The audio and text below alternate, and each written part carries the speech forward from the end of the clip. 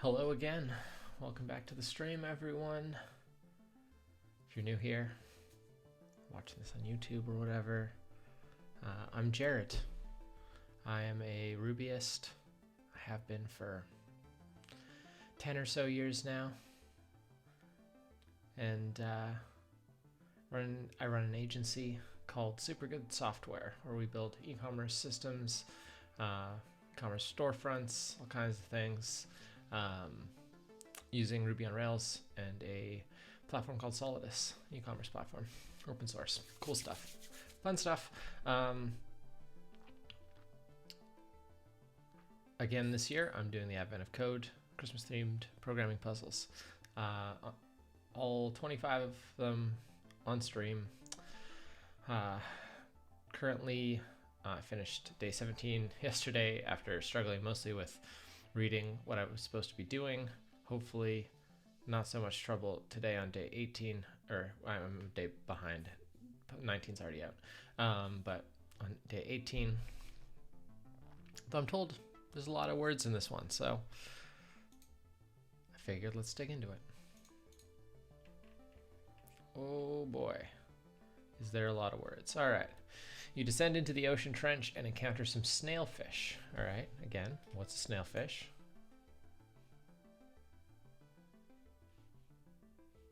Okay.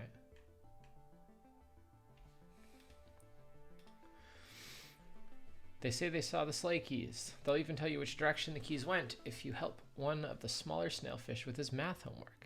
Snailfish numbers aren't like regular numbers. Instead, every snailfish number is a pair, an ordered list of two elements. Each element of the pair can either be a regular number or another pair. Pairs are written as x, y, where x and y are the elements within the pair. Here are some examples of snailfish numbers. One snailfish number per line. The snailfish homework is about addition. To add two snailfish numbers, form a pair from the left and right parameters of the addition operator.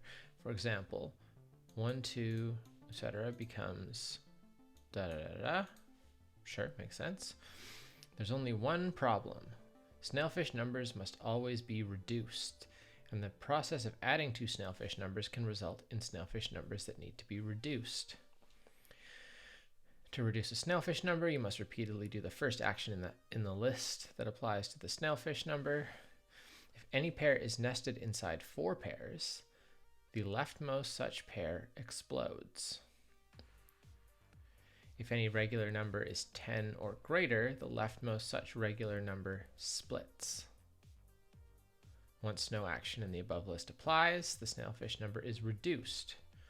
During reduction, at most one action applies, after which the process returns to the top of the list of actions. For example, if split produces a pair that meets the explode criteria, that pair explodes before other splits occur.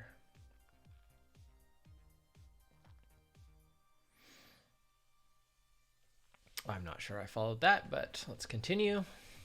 To explode a pair, the pair's left value is added to the first regular number to the left of the exploding pair, if any, and the right pair value is added to the first regular number to the right of the exploding pair, if any. Exploding pairs will always consist of 2 regular numbers. Then the entire exploding pair is replaced with the regular number 0. So 9, 8.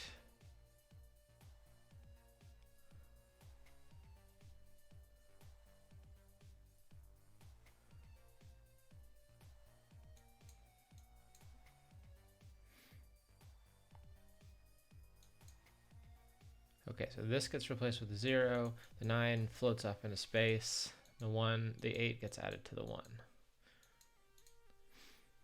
Okay. That all makes sense to me. To split a regular number, replace it with a pair. The left element of the pair should be the regular number divided by 2 and rounded down, while the right element of the pair should be the regular number divided by 2 and rounded up. For example, 10 becomes 5, 5, 11 becomes 5, 6, 12 becomes 6, 6, and so on.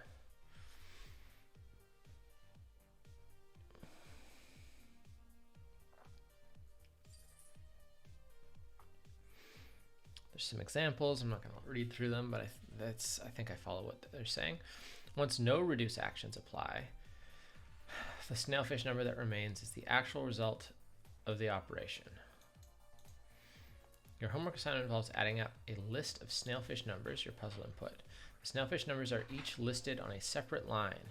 Add the first snailfish number to end the second, then add that result and the third, and then add that result and the fourth, and so on until all the numbers in the list have been used once.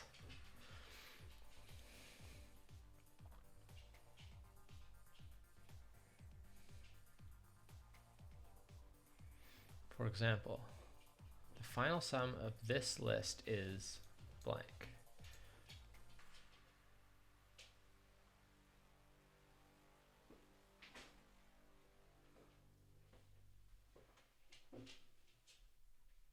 Those are some examples we can use. Slightly larger example.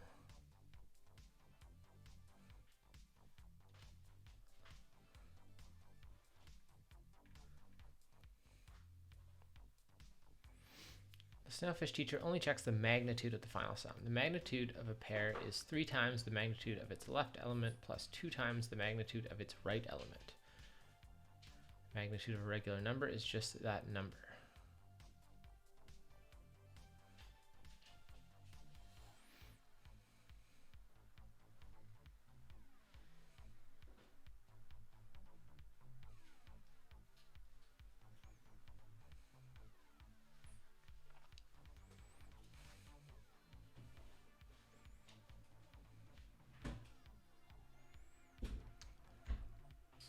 Now, using the terms left and right here is a little spooky, because we're dealing with like figuring out what's to the left of something. If we implement this as a tree, seems difficult to me.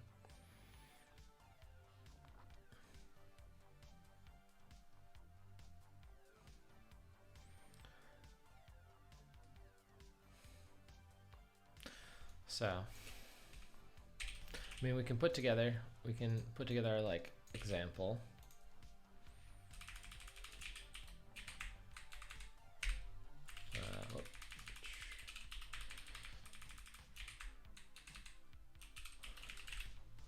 And we expect this to be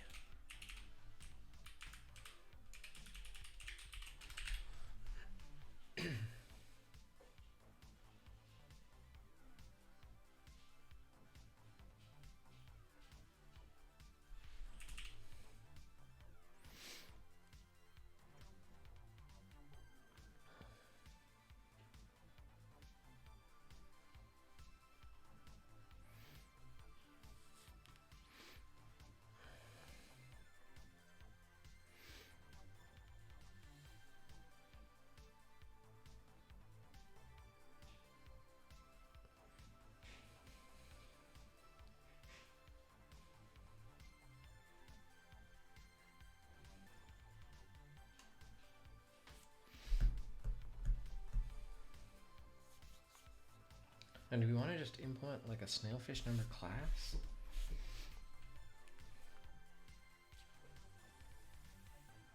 That seems like a fun way to do this. Tea's very hot. I got these Yeti mugs that keep my tea really, really warm.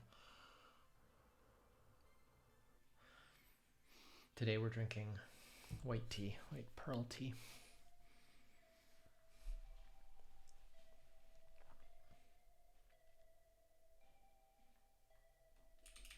Because like fundamentally I just want to like make a class that's like snailfish number and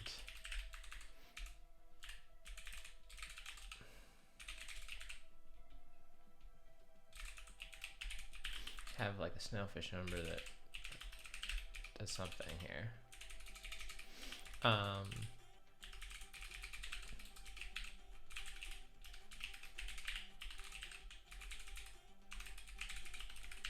Hello, welcome to the stream.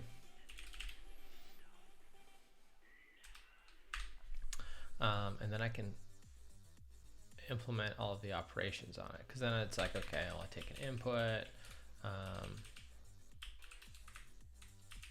do something like number. So I'll take my input, strip it, split it into new lines, not make the same mistake I made the other day, and split them on literal /ends. Map these.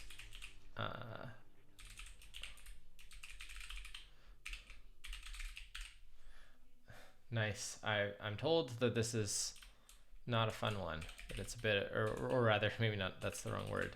Maybe that it's a hard day with just a lot of work to get it to work.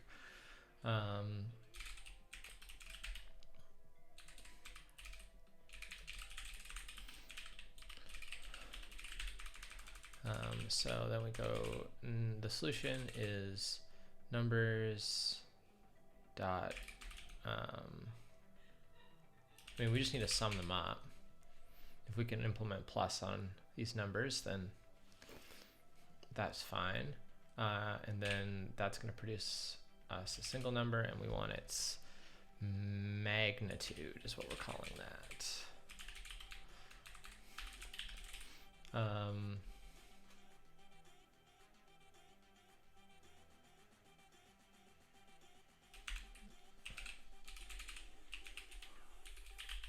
I'm just going to turn self here. I just want to get code that works, then we can try and go from there. That's not how you spell magnitude. Return 0.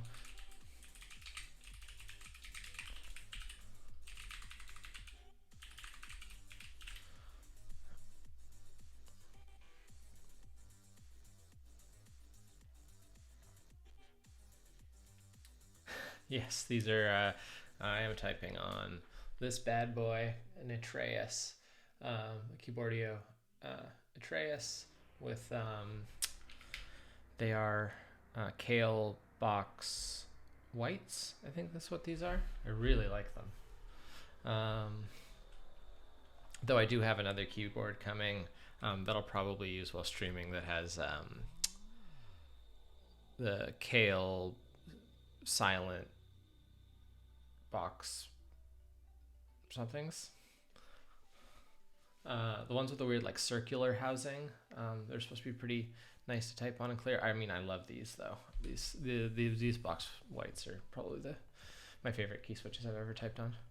I have this keyboard, which has full RGB rainbow under the things with Silencios, which is what I was using previously. Yeah, it's tough. I've sort of stopped buying keyboards. I have like partially built fully custom things that my friend helped me like did all the PCB work for me and stuff on.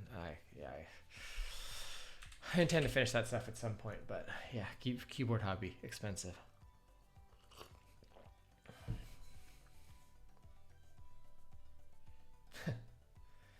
Yeah. I watch other people build cool things. Bunch of people at work have some cool projects on the go, and I leave it to them. They're getting into like building custom Bluetooth things and stuff, and very cool. But I'm happy with my Atreus. I honestly have these Atreuses, or this Atreus, and I'm getting another because they're like one of the few keyboards that I found that I don't get any wrist RSI issues on.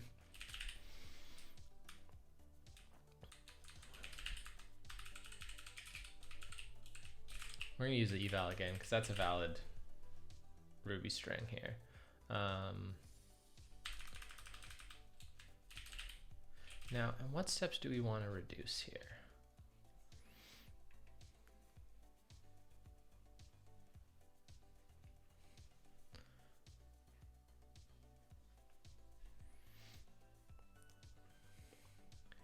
So, one problem. Snailfish numbers must always be reduced, and the process of adding two snailfish numbers can result in numbers that need to be reduced.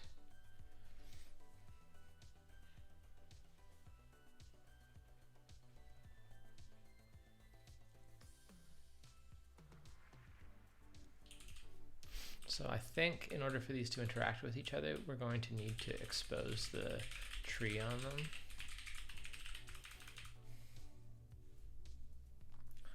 IKKI. Well, I'm not sure I'm familiar with that one. Oh, that's a nice looking keyboard. It's a nice layout. For sure.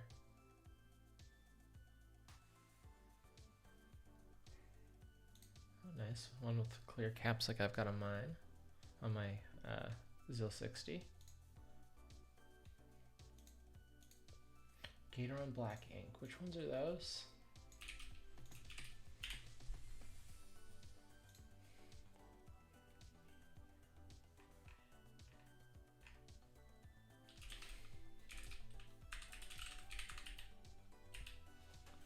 Linear 60.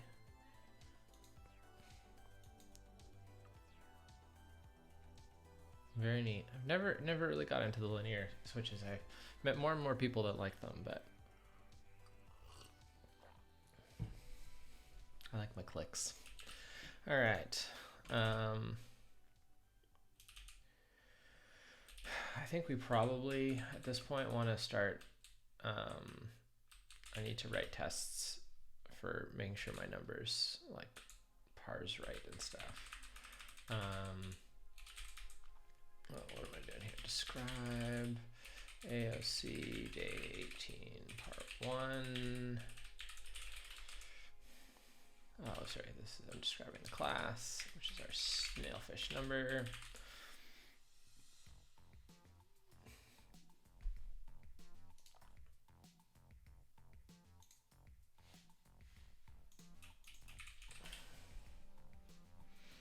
Oh wow, that is a lot of tests. Here, I'll open it on Streamos. Forgive me, I've not opening people's links on screen until I know they're safe. Yeah, doing it in Go could be fun.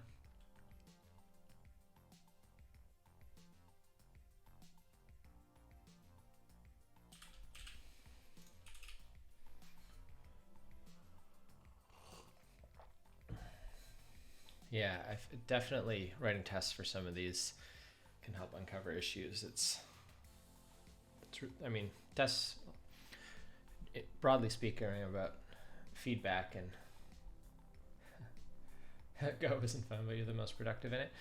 Yeah, I've not written a significant amount of Go, but when I learned to program as a teenager, I started in C, so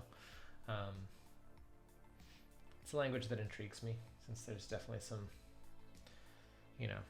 familiarities there, but suddenly you get all this concurrency stuff. So I want to be able to initialize one of these. So I'm going to just describe parse here. Make sure we're parsing things correctly. Focus this back. I'm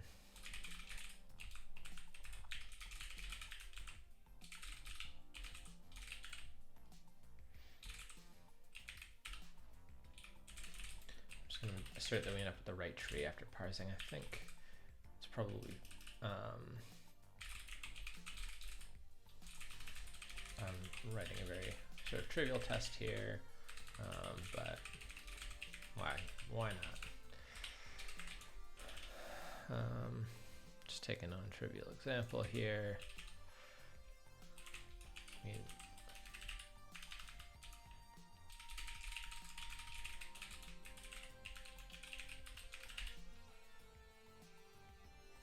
is that a reducible number? I don't know. We'll find out.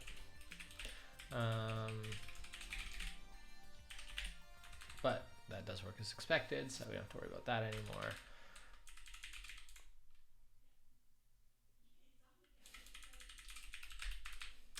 Yeah, definitely had to do some optimization around my implementation of Dijkstra's on day 15. So if I hadn't been in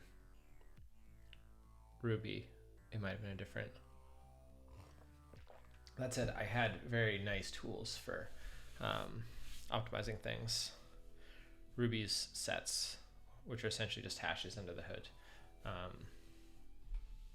are very nice for performance.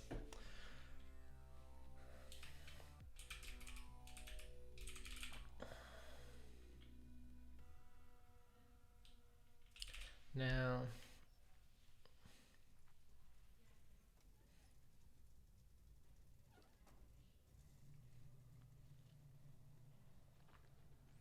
you repeatedly do a thing. Yeah, okay.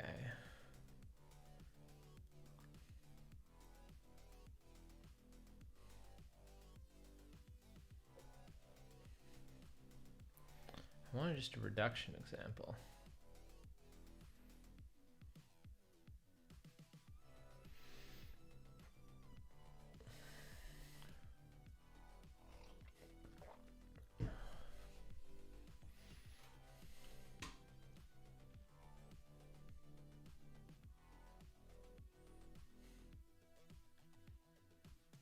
These are all single explode actions.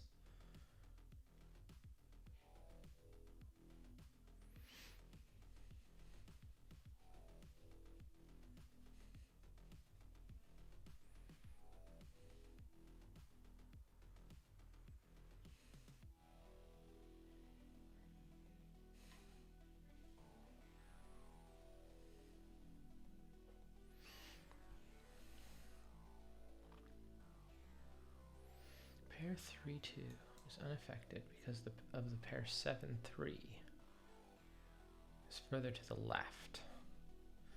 Yeah, feeling like implementing these as a tree is going to make it really hard to figure out what's left and what's right. But maybe once I visualize it.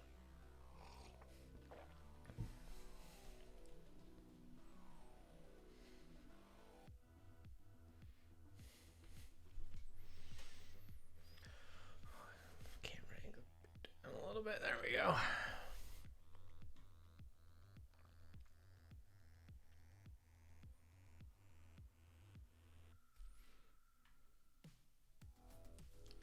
Yeah, these are like nice big examples. I just wanted like to see reduction in action, not just one step, but like all the way. Unless this, so let's see. If any pair is nested inside 4 pairs, the left one. So this leaves us with 1. It is nested inside 3, so it does not need any more reduction there. And regular numbers. So this is fully okay. So we can use this.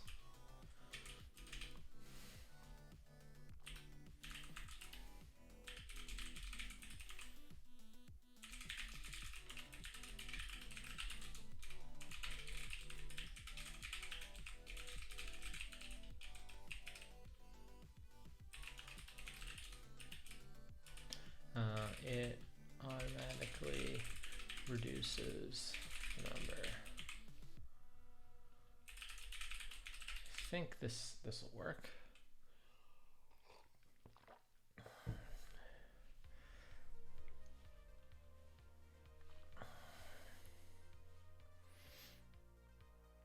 Yeah.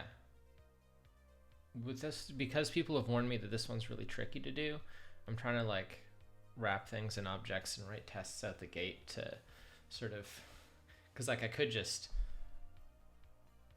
take the parse the arrays and start trying to manipulate them and just be calling like first and last on them till the cows come home. But that seems like it would just be like really hard to wrap my brain around, and I'd probably just end up with like all kinds of weird edge case issues, or it'd just be super hard to make sense of.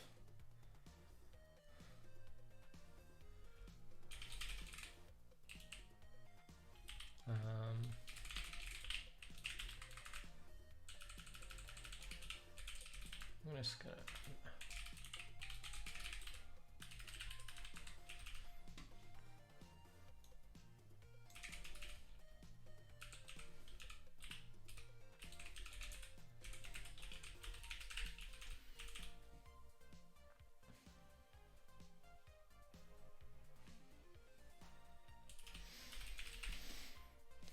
Okay, automatically reduce the number. I mean, that's a pretty reasonable test for us to cover.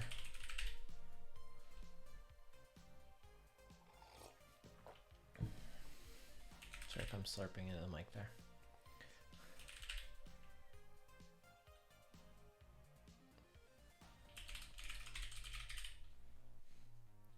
Okay, as expected.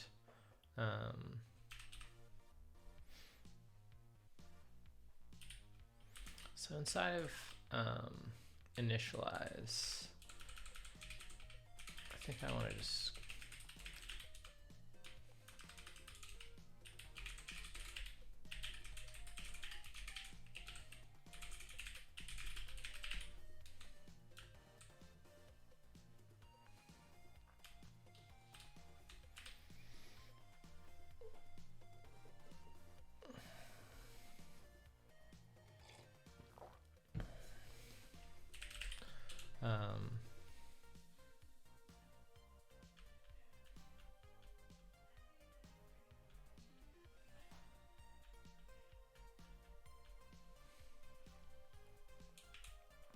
so we've got so we want to essentially be like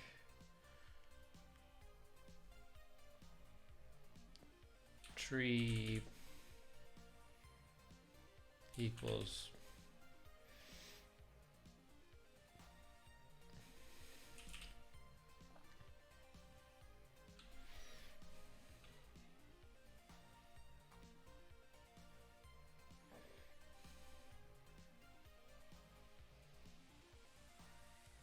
during the reduction at most one action applies. After the process returns to the top of the list of actions, split. So we want to split.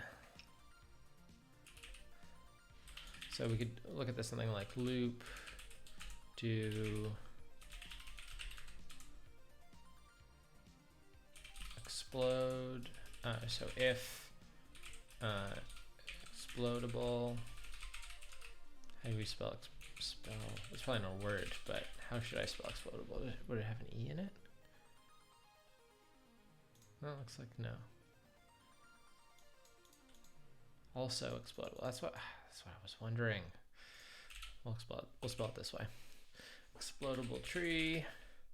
Then we want to tree equals explode tree.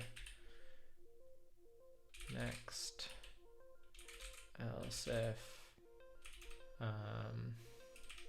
splittable. Then we want tree equals split tree. Next, else break.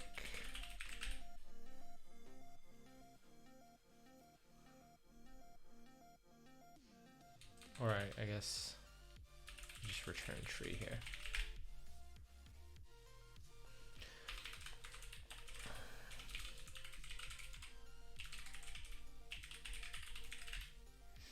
Oh yeah, go for it. Yeah,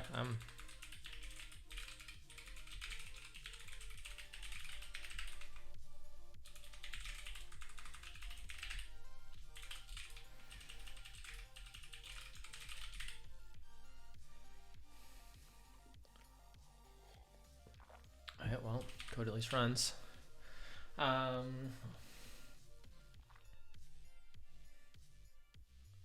Could make explode split idempotent-ish.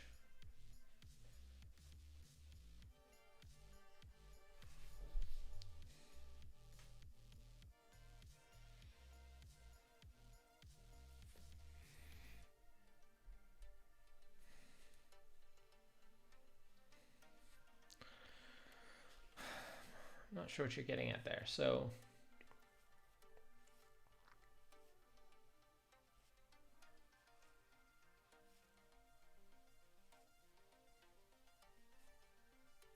I could, yeah. But I still need to know whether it did anything so that I can know whether I'm done.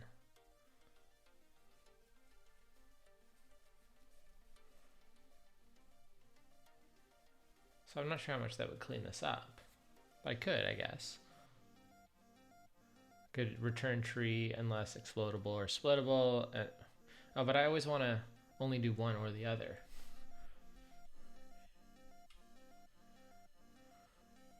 Sure, sure.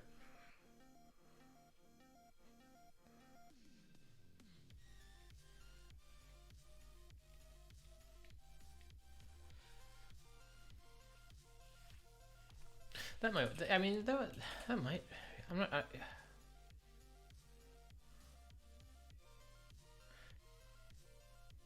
so then I could write like, next if tree explode, if explode tree, next if split tree, otherwise we,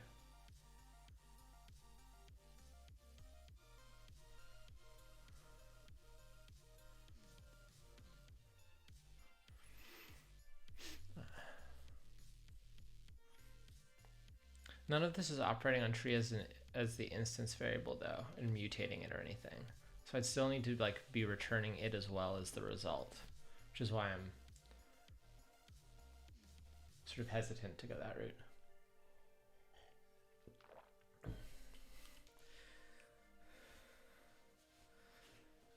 I mean, that would be fine though. I like that idea too. Good suggestion. Good suggestion.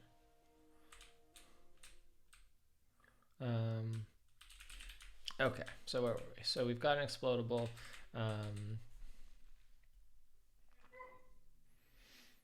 Now,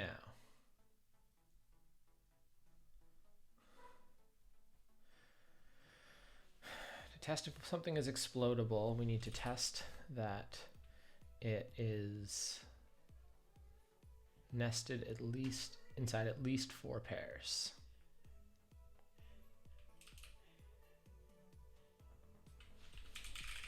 Let's just get in there and start playing with it. So that's not gonna work. Why is my control L not working?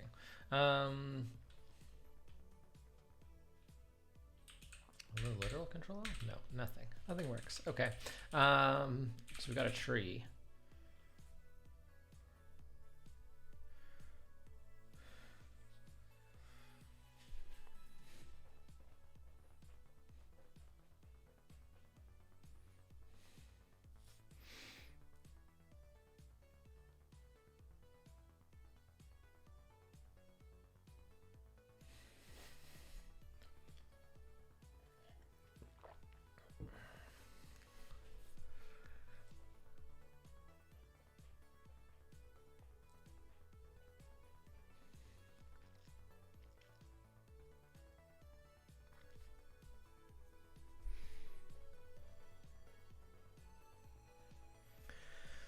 I mean, I can recursively find its depth.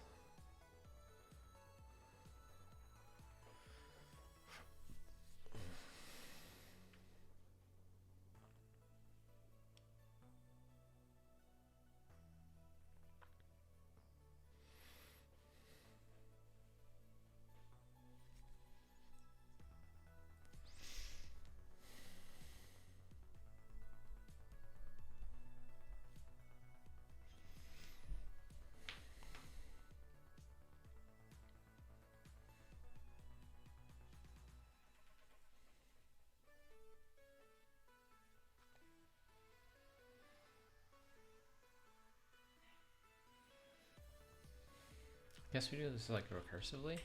So we can do like tree, any, cell,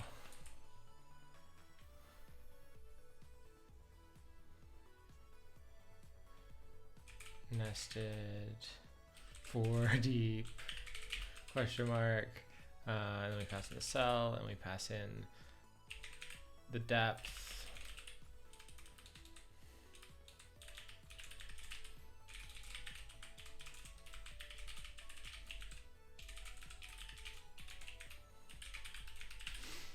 And then it's like if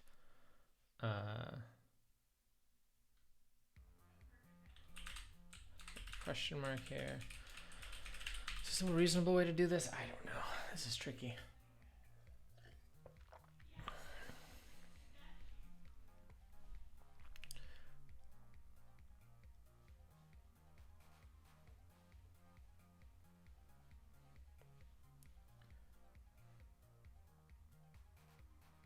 So if it's a number,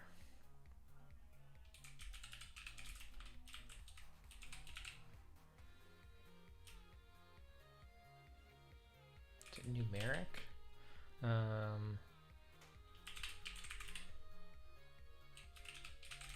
Just integer, numerics that, yeah.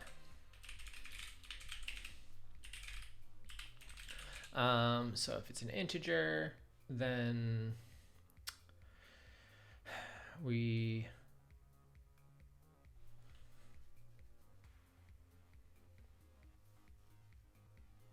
should never get to, oh no, we will get into integers. I guess we return false, because we care about the situation where depth is 4 and we're looking at an array. So that's what we're looking for. Depth is 4 and cell is array. Then we return true.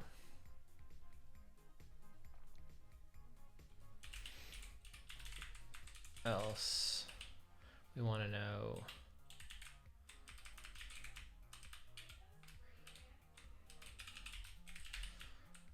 cell, whether any of its cells are nested 4 deep, and we go depth +1 here.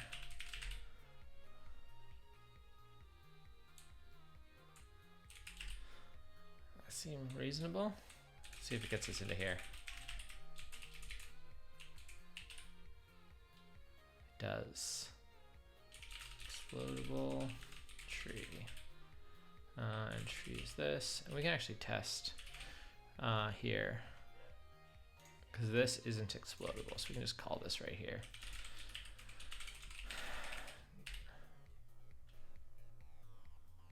Well, works. Okay. It seemingly works anyway.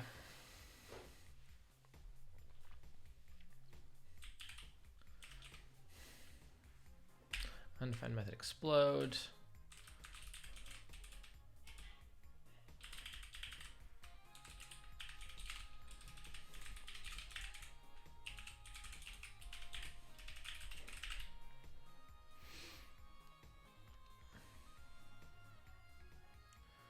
Now, if we take we're doing just a depth first search will find us. This is where I'm worried that this is going to be really, really, really hard to do, leaving this just as a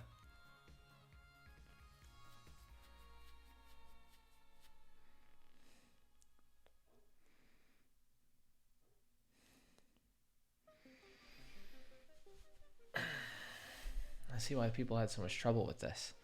I know some people are just doing crazy string manipulation.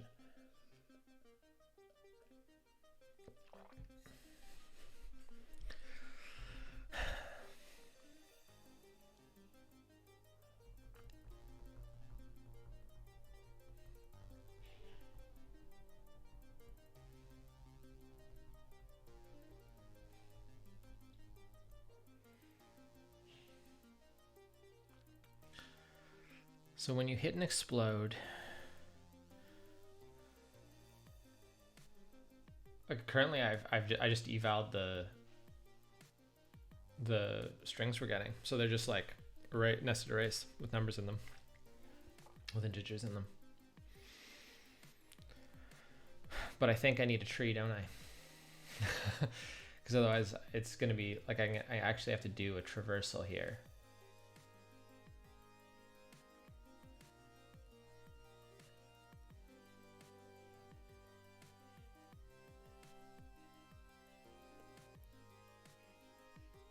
Which is fine.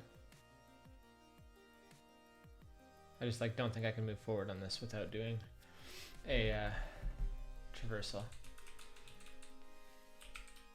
But that's fine. Whoops, that's not what I want to do. I want to unfocus that. Let's just take a little step back. Let's make sure we can still output these array structures because they're useful. But I think we need to convert the tree into something more useful. Yeah, full of trade-off no matter what the approach. Yeah. Okay, so we're gonna focus back on the parsing step because I want to refactor how we're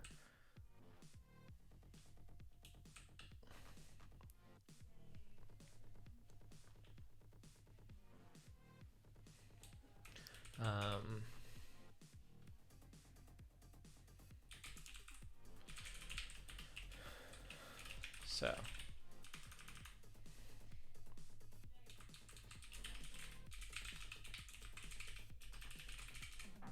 toTree, so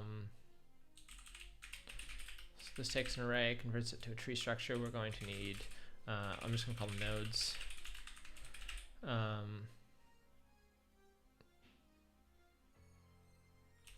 We'll just make them structs.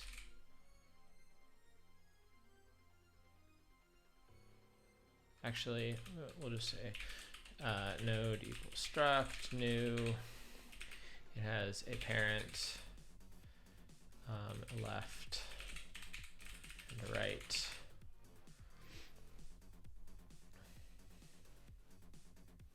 And we'll use keyword in it.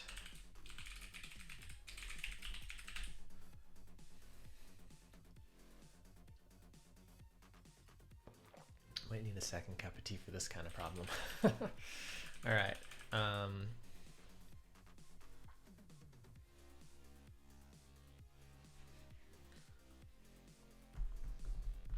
So toTree is just going to be a recursive method here, where we return node.new.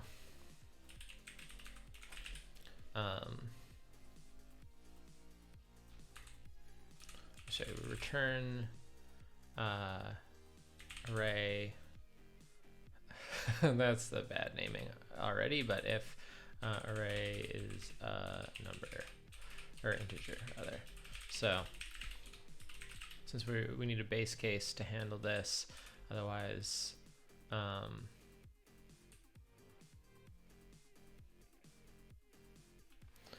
we need to figure out what parent. Oh, interesting, right? Oh, we have to pass in parent here. Tricky. Building tree structures. How do we do it?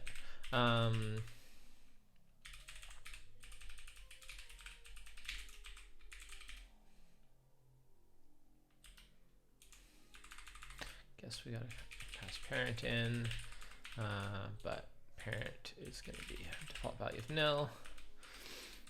So we're going to build a new node with our parent here because we need a reference to it. We can just use tap here though.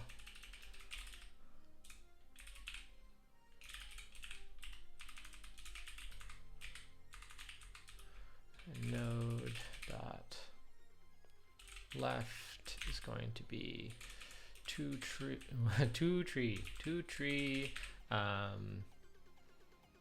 array dot first. Node is the parent. Right, it's going to be the same. Array dot last. Larst.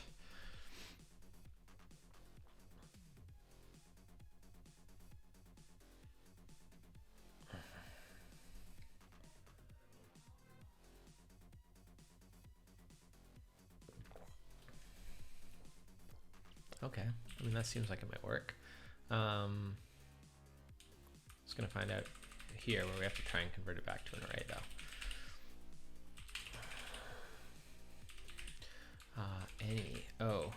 We need to stop trying to reduce these on initialize here. Because we not updated that code to handle the situation, and I changed tree to be called 2a.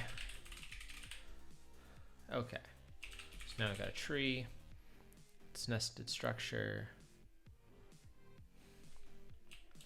should be able to look at this.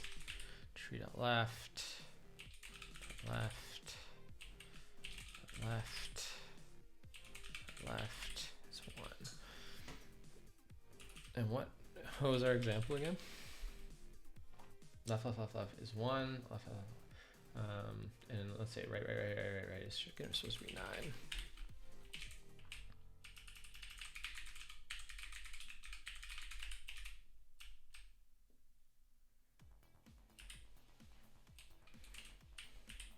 Oh, I see how the structure is. Yeah. And our test. This is just the right. Okay. Cool. Yeah, the problem is I'm behind, and I really don't want to be like behind heading into the rest of this week. I already have plans this evening, so I can't do day 20 tonight. So I want to get ideally 18 and 19 knocked out this afternoon. One of my friends posted that he was like, "Oh, 18 and 19 is brutal," and then he got 69th and 62nd for part 1 and part 2 on the global leaderboard. So I'm never quite sure what that means. He's very clever though.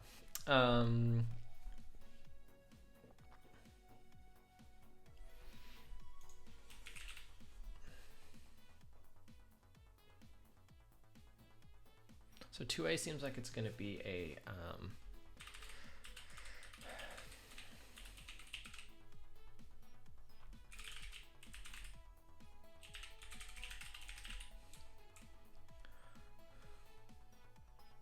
so I think we can just do another recursive thing here.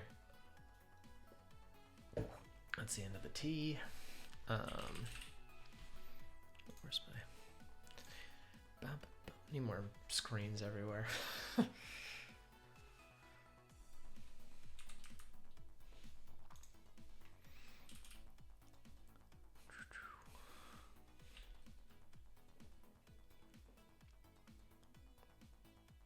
So we can do our base case where we return node if node is number. If I keep typing number instead of integer. Otherwise, we return an array where we convert node dot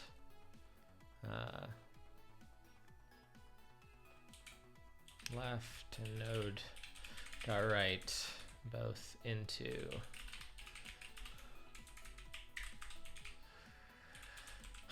arrays.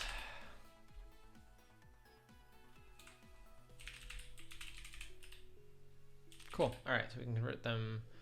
We can parse it into a tree structure.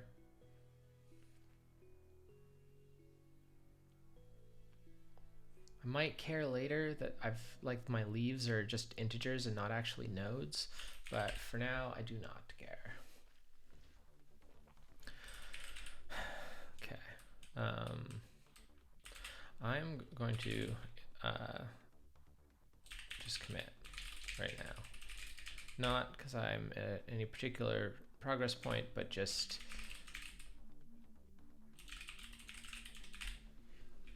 I don't know. This seems like there's a lot of stuff in this puzzle, and I don't want to. I want to be able to go back, even if these are not coherent commits by any means.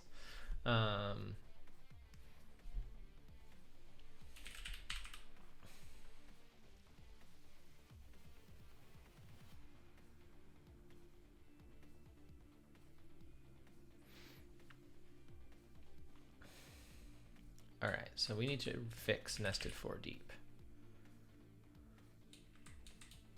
So our tree is now an actual tree.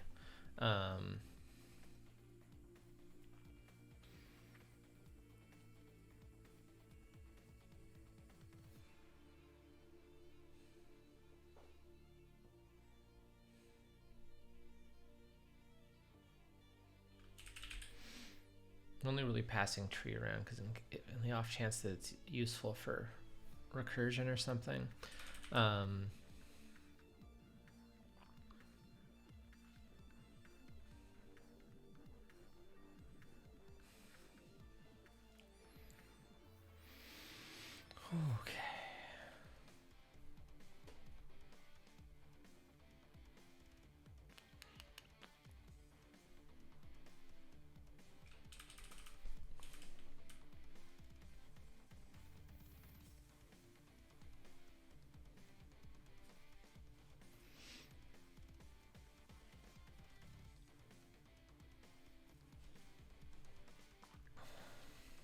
So tree is going to be a node.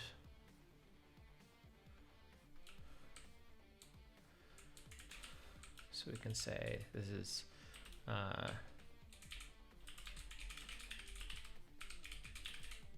node.left or nested for deep node.right.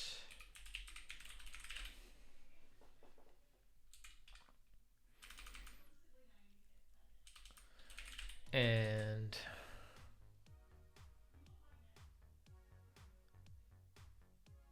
I'm just going to shut the door behind me here.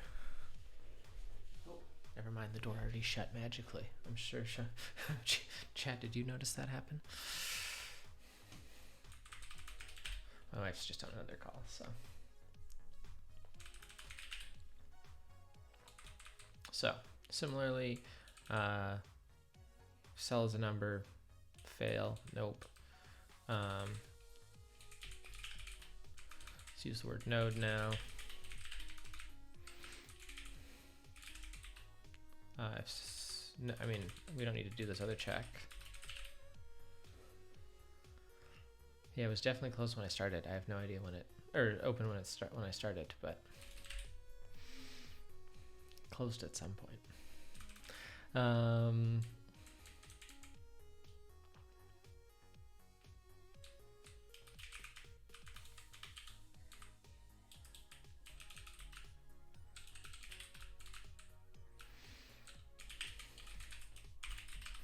Okay. That looks like we fixed.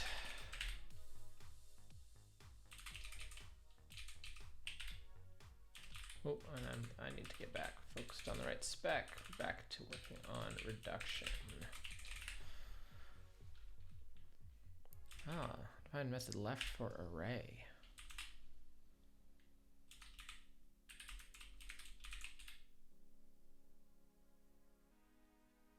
Explodable is receiving tree.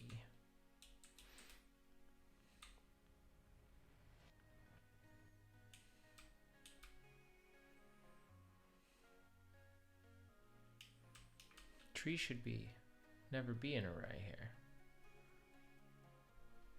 Oh, aha, but I pass it an array right here. So let's just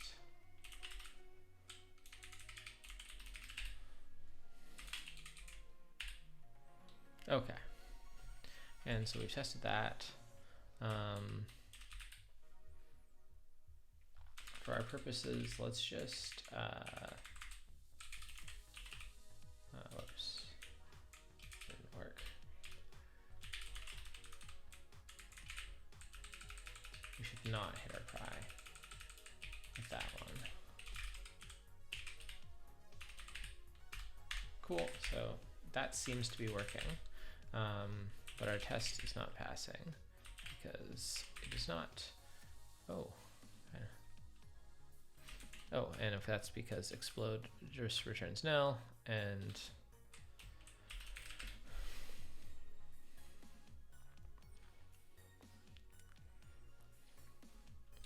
so this is a node, current equals node.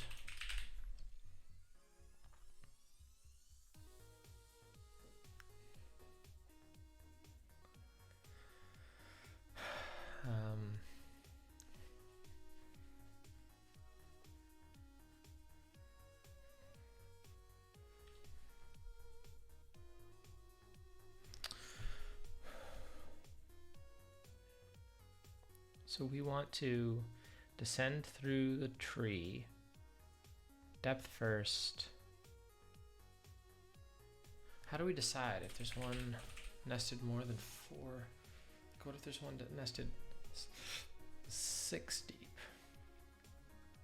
I guess it's the deepest one. Pair is nested inside 4 pairs. The leftmost such pair explodes. Any pair. 4 pairs. The leftmost such pair explodes.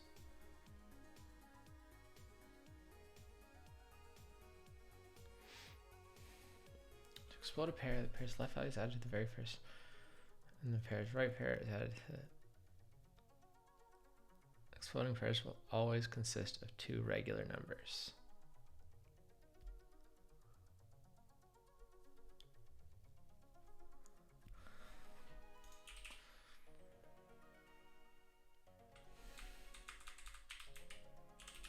So I think what we actually want is node.left is a integer,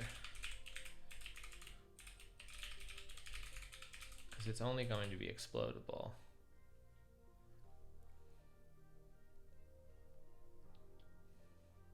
I see what you're getting at now that I'm this deep in it. If I'm gonna find the explodable pair, I might as well just explode it.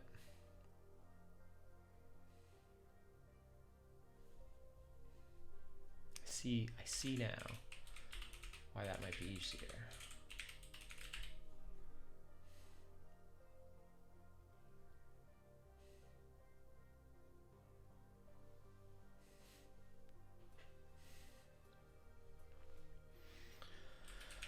Okay, well, we'll move forward like this, but let's see where we go.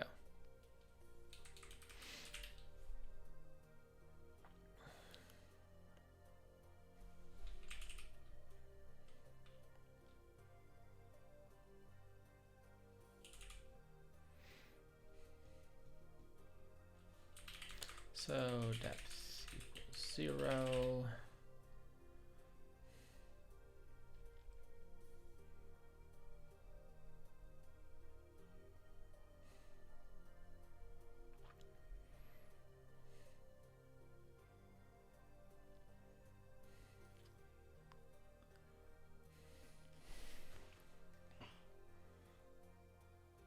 Or is this another case of writing out cursive?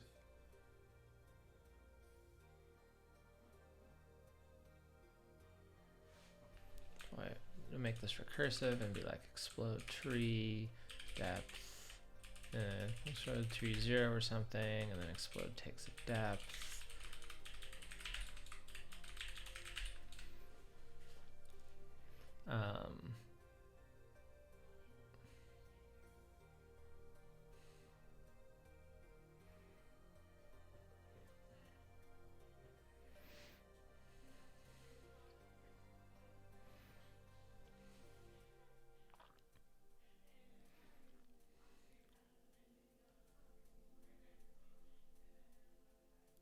It's tricky. This is tricky.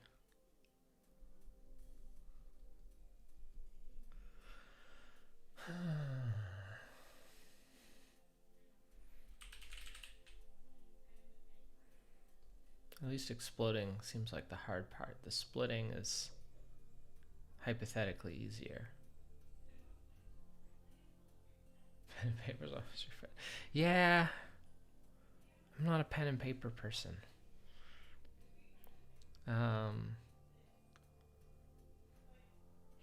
I mean, I should be. I'm sure it would help me.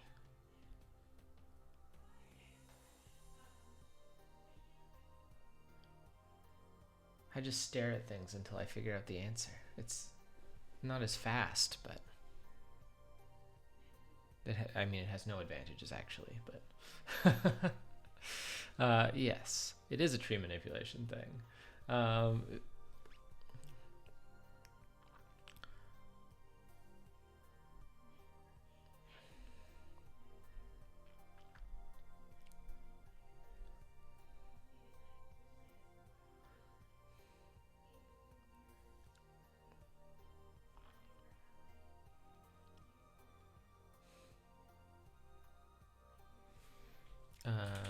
return true if explode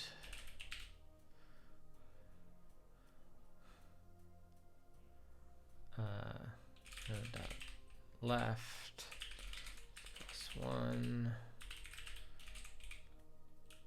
Return true if explode node dot right depth plus 1.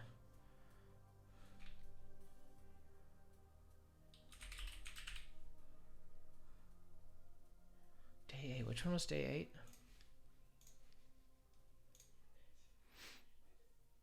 8? Oh. Yeah, that one I just kind of logicked it out. I actually no, you're right. You're totally right, because I put the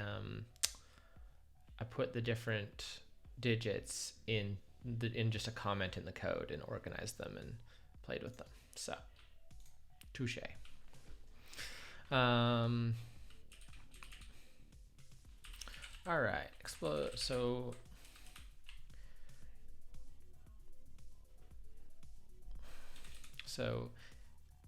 if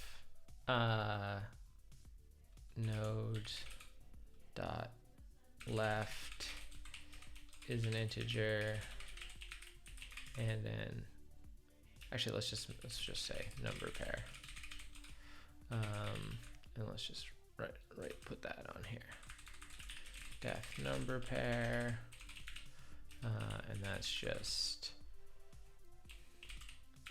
left and right are all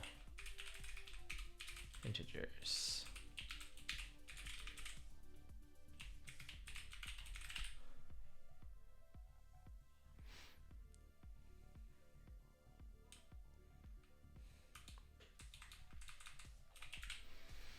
Number pair. So this is a number pair, and depth is greater than or equal to 4.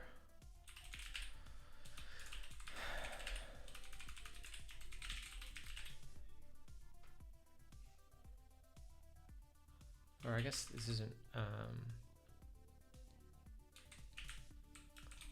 These are short circuiting. That was all I really cared about there.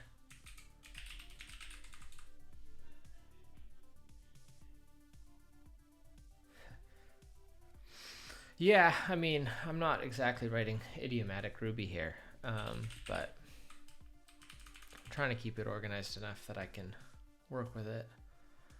I'm a very big how do I want to put this? The book Growing Object-Oriented Software Guided by Tests is like how I build software, broadly speaking. Sort of that ATDD flow normally, which doesn't work as well for programming puzzles. So I'm kind of just winging it, but that's what my coding style comes from. So if this is a number pair and the depth is equal to 4, we're definitely going to return true. And we need to then do exploding.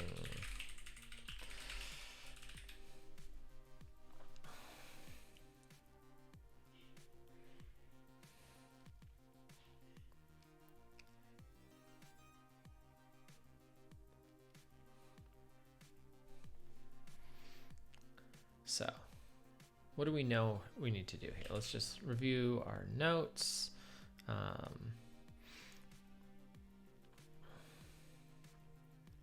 Left value is added to the first right number to the left of the exploding pair, if any. Pair's right value is added to the first regular number to the right of the exploding pair, if any. Exploding pairs will always consist of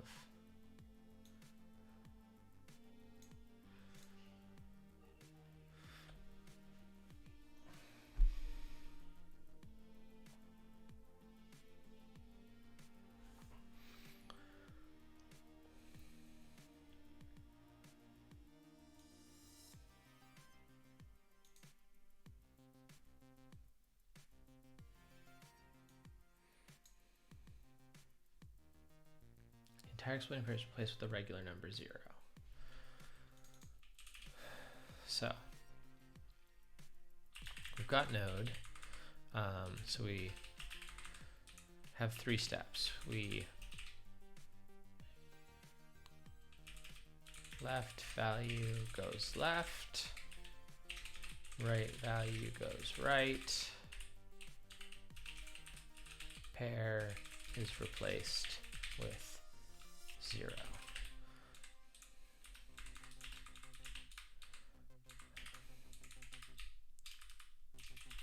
Okay, well, we know how to do this one. Node dot parent. Oh, I need to know which node this is.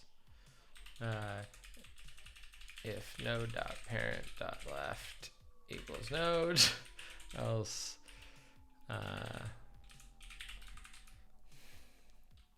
node dot parent dot left equals node. Now node dot parent dot left will be 0. Otherwise, the parent right is 0. Not equals, just assignment.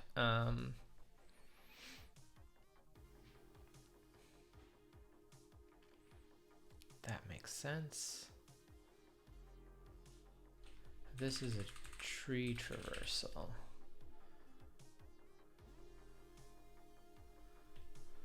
So we'll say, the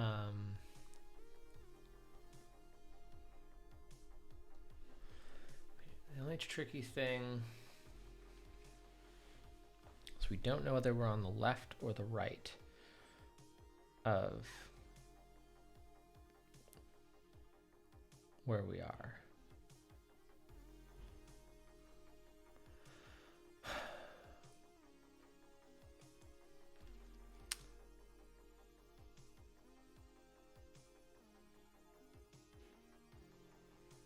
So let's think about that. If we're on the left, means we go up to the parent, realize we were already in the leftmost one, go up to the parent of that, and then we search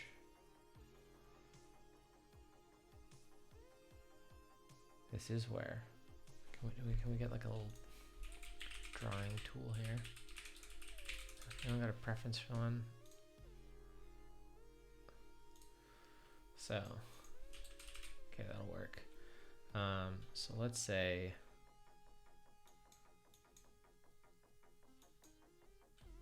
let's use our example.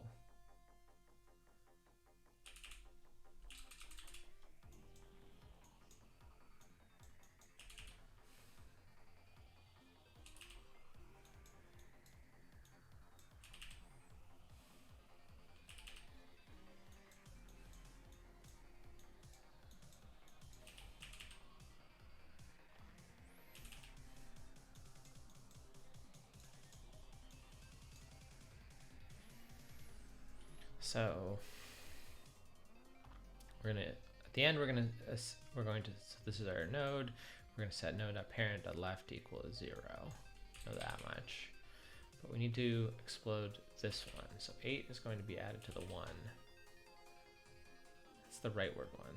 I mean, we don't have, I guess we should just, we can ignore left for this one, and we'll just let a different test step force us to write that. So we go up, we look, we want to at least go parent, so parent, and then we say, okay, it's left. I mean, we always want to descend like left, left, left, left, go up. Let's say, if we were in a different structure,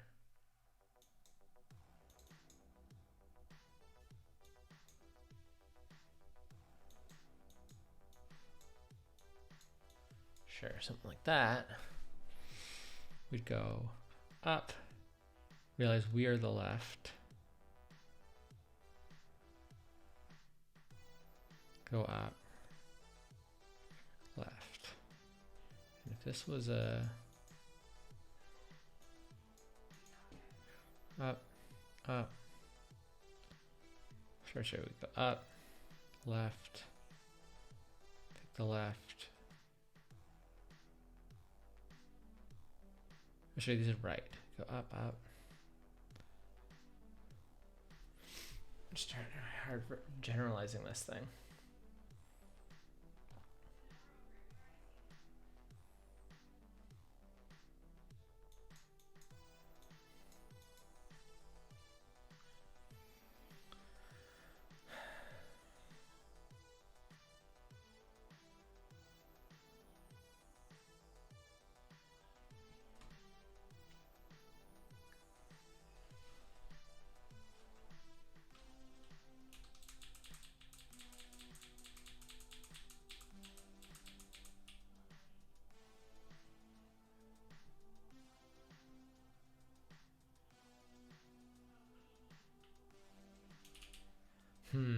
All right, so we can ignore for this test, but we need to do this one. Current equals no dot parent unless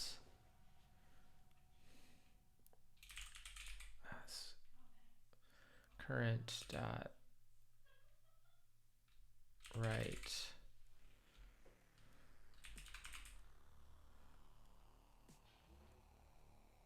so we know at this point that we're either the left or the right. For the left, we need to look at the right. If we're at the right, we need to keep going up the tree. So unless, for now, current dot right is us.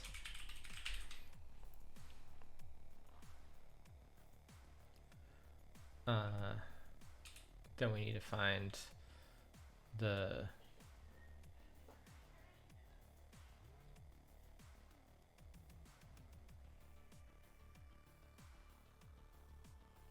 is there like a situation where you can ever dual model the data?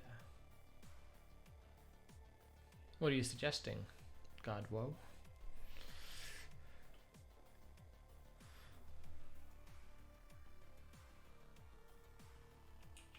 I know a lot of people that just do like crazy string manipulation. Tree and as an array of nodes.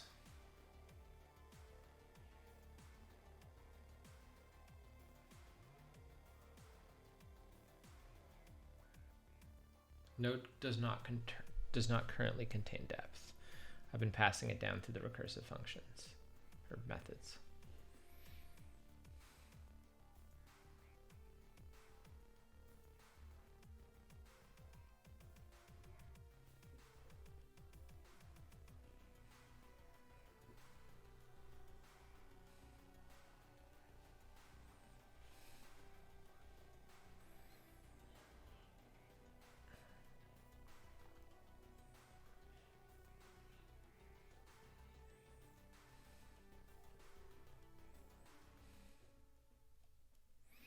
Yeah, I mean, I like that idea.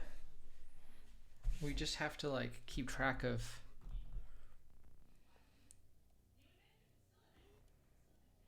like flattening it would be a little tricky.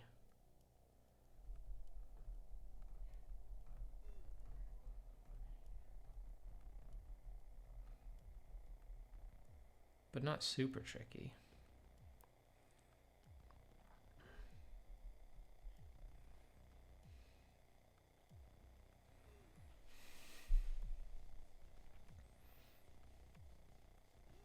Yeah, keeping it up to date is the hard part. So like the way I would approach doing what you've just said would be to, when I need to do one of these operations, flatten it into an array of elements that know their value. I mean, it would be tricky because I need to know which node each one of the numbers came from, because I need to update the node itself.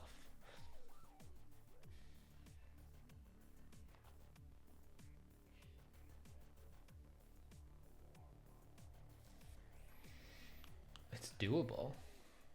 It doesn't seem that hard. I'm just not sure whether it's harder than doing the traversal, which also doesn't seem that hard. I'm just having trouble wrapping my head around it.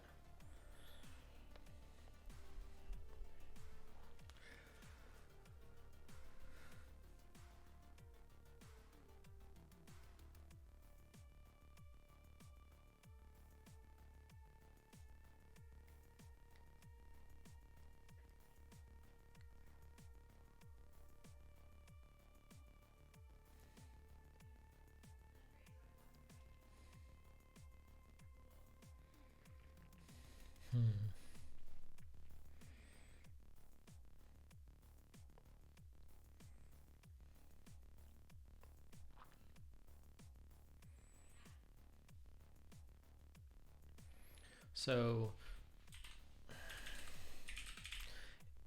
if this is, I think, I'm trying to figure it. So like, maybe we should draw another number.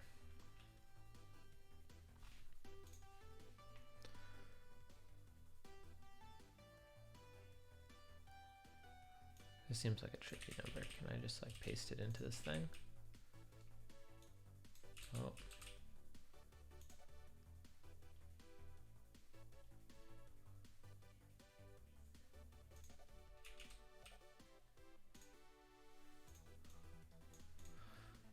Okay.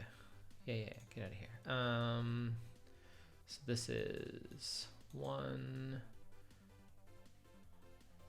And on this side, we've got a 6, and a 5, and a 4, and a 3, 2.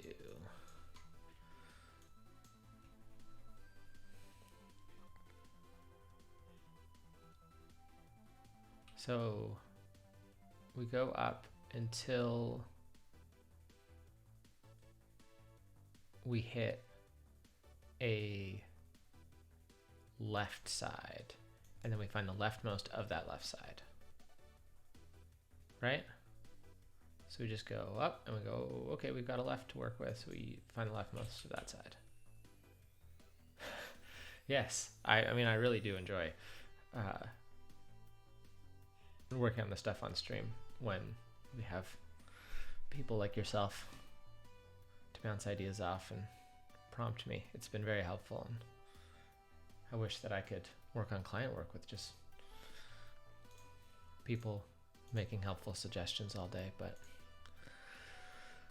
something about NDAs and proprietary code, I'm not allowed to do that. That's why we do pairing and stuff at work. Pairing and mobbing.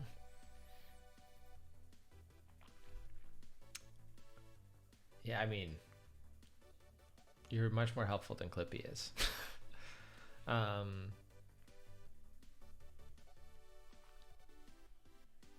So we can say, so now we know last equals node current until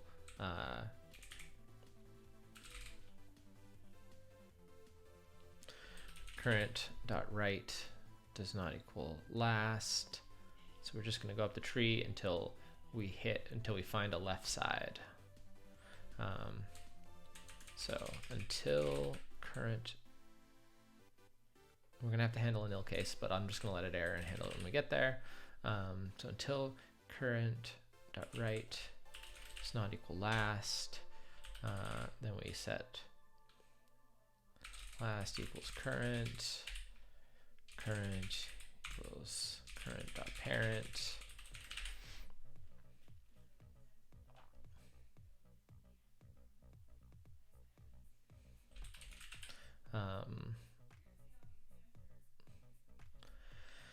And somewhere we're gonna find this is clunky, but I almost want to model the edges of this thing somehow. Anyway, we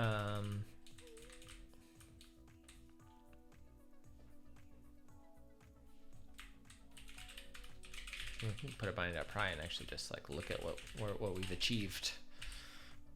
See if this works. Oh, and Okay, so first of all, I gotta bind out price somewhere that I don't need one. There. Second of all, we are hitting an error on line 77 and explode. Node dot number pair. Did I call it the wrong thing? It's right there.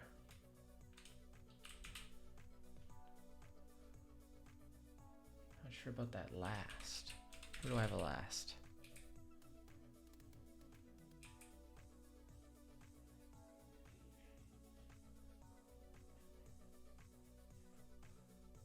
I don't think that's, I mean, maybe I'm missing something.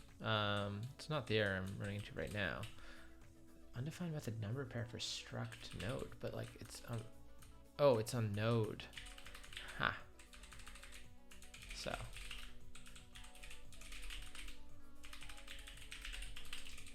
Defined on the wrong class. Cool. All right. So now we get here and we should be looking at a current node where the, where we just need to evaluate the right side of it. We need to get the leftmost value of the right side of it, which conveniently is just 1 already.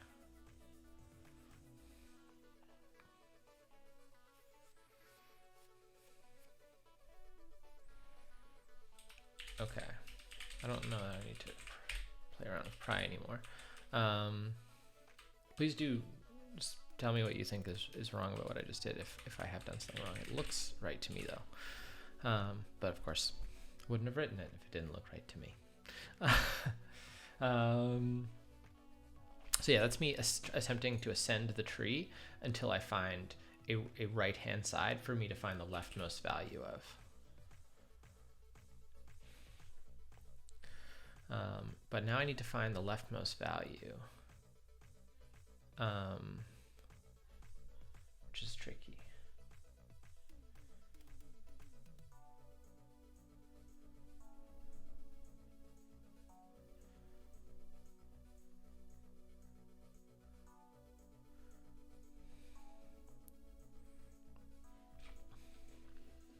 So I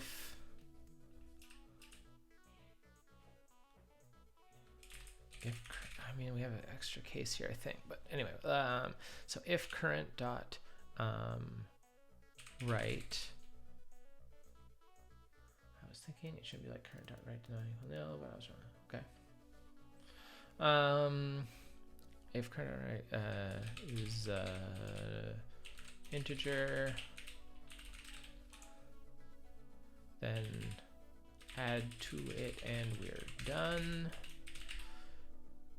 Otherwise, this is just a weird extra case. I think we just call, like, if this were like,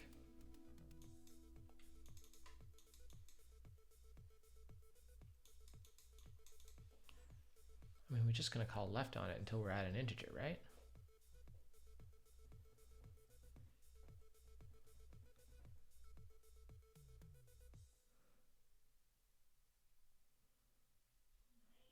It's always just gonna be the leftmost thing in that subtree. Yeah. So I think until current dot left is a integer, or sorry, current equals current dot right. This could just be a loop.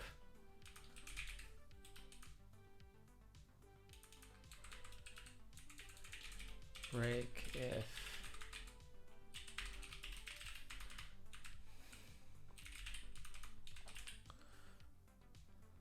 and then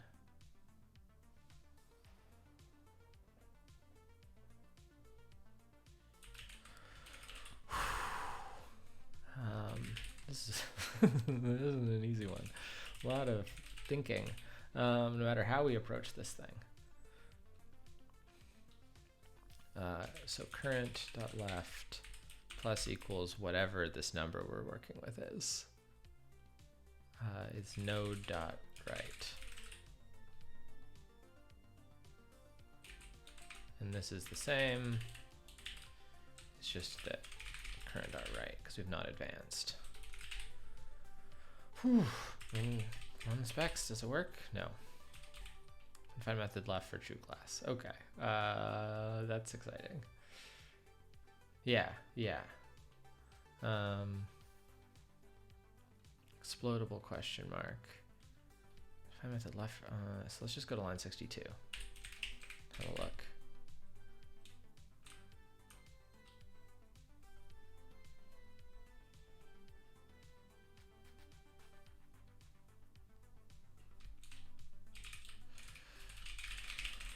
See how we got there.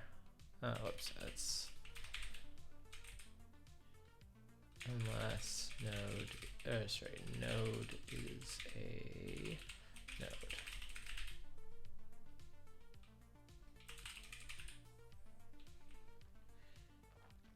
So node is a number. So let's just go up the stack.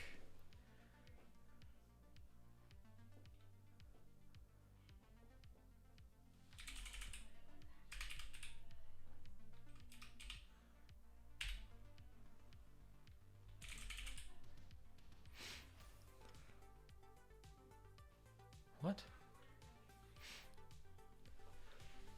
Excuse me.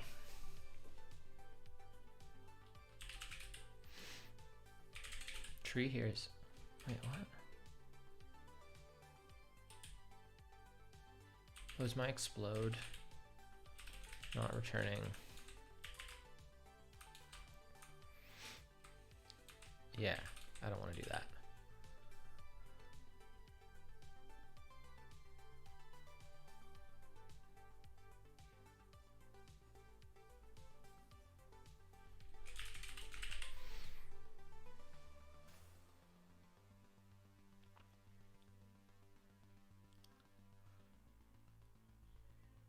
I mean, I'm just manipulating. I don't think this is doing anything.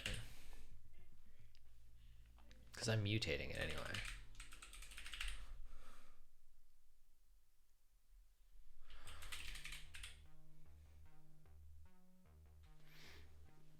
Okay. 177.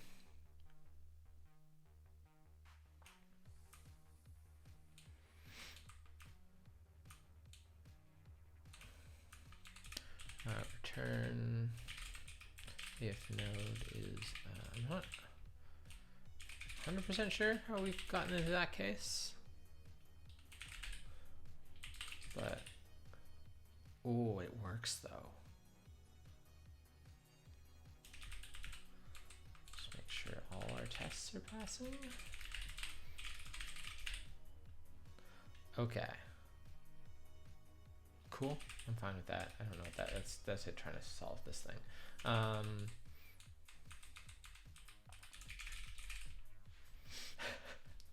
Okay. Gonna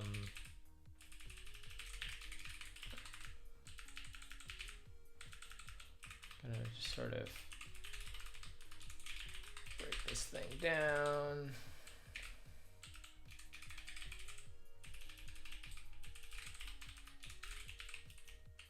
Ah.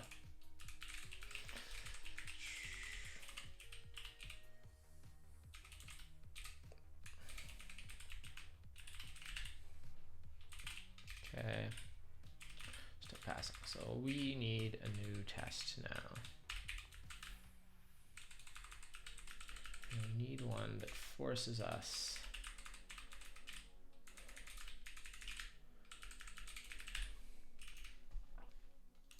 to reduce the other direction. Fortunately, we have that power.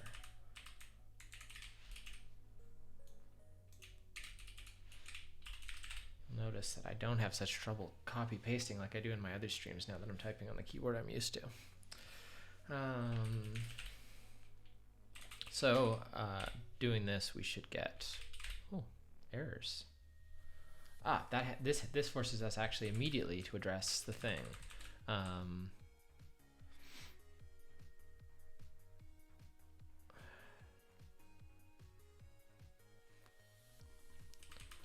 break if current.nil. In this block, we only want to do current isn't nil.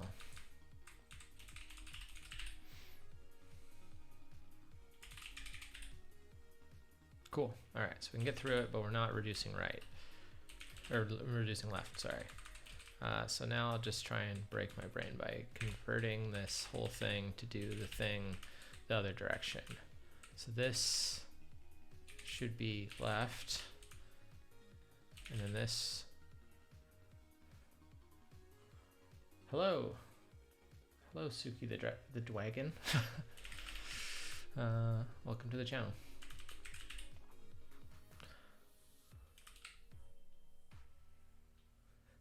Congratulations.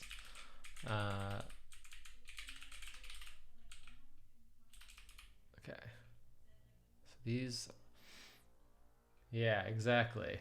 Left, up, left, left, left, right, right, left. Oh, it works.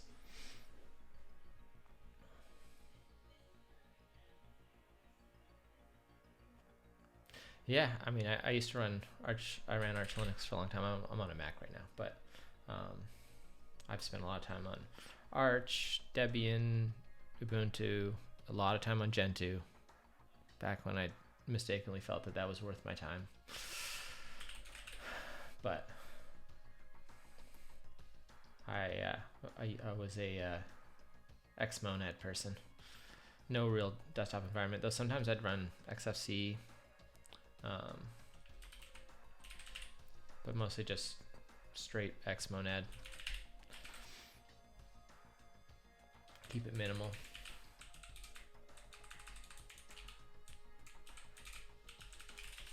So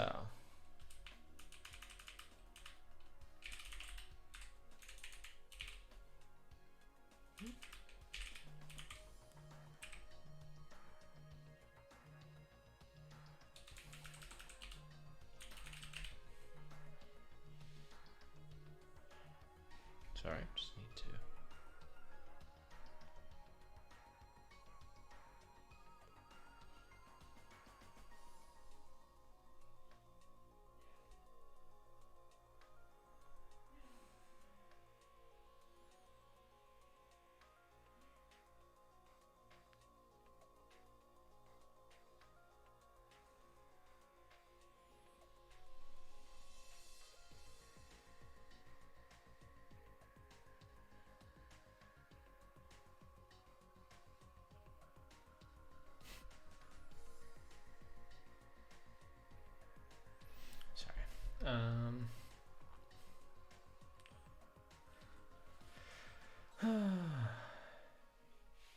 Oh yeah, Wayland. Well, I got out of the Linux game before Wayland got popular, so let's try reducing some additional numbers.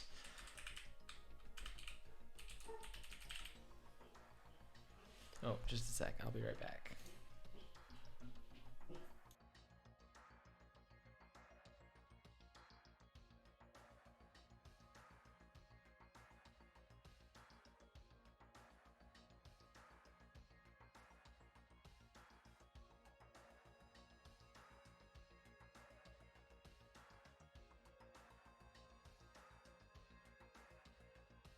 All right, sorry. People trying to buzz in.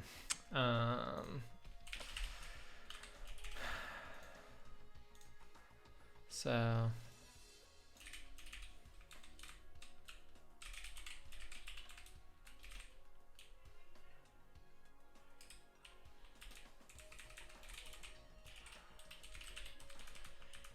and this should become,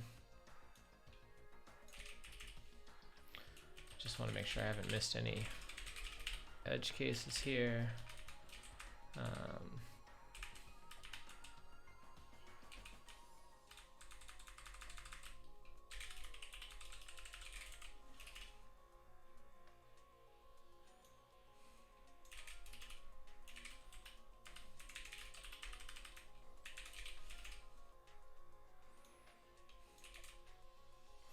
Is that it? If these are more than single explosions, we're gonna get a failure here. So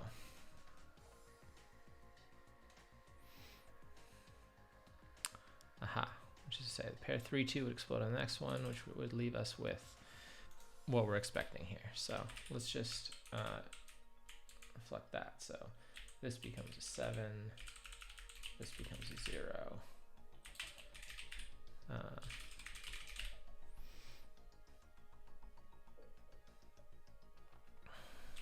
So yeah. And finally, one more test, but so far everything seems to be functioning as expected.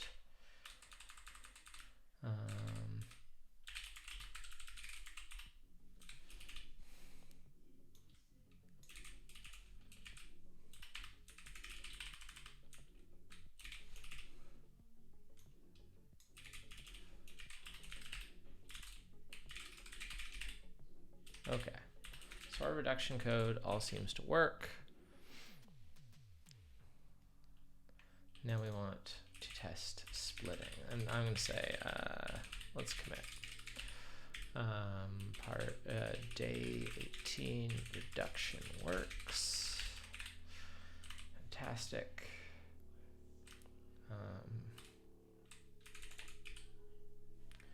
Table-driven tests. I'm not sure I'm familiar with table-driven tests. Is that like...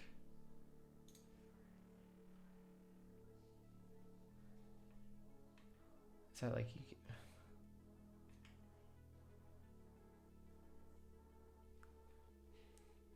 oh, like you give it a bunch of inputs and assert and expected outputs, and it sort of... I mean, I could make some kind of facsimile of that functioned similarly. Certainly would be nice to... like I could write a loop in my test. It's just a style thing. I don't like to do that.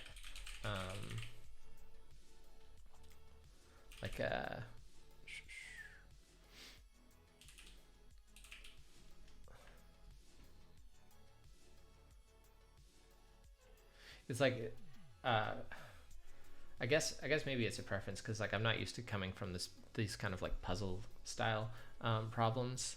That definitely would be useful here. I'm used to like using tests as like a design feedback, so it makes that's like not somewhere where I'd want to typically use tests like that. But you know, you're right. I probably should. So this is splitting. And I think this would be the same. Let's just copy one of these examples.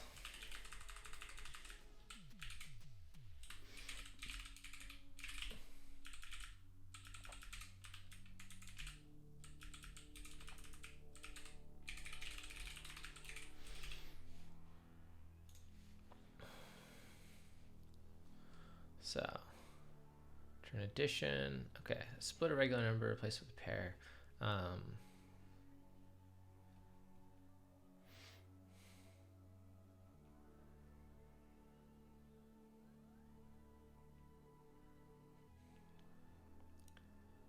This is trickier though, because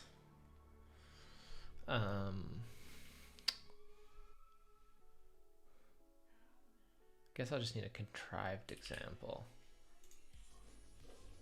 I'll have to produce one myself. Because normally, so let's say 1,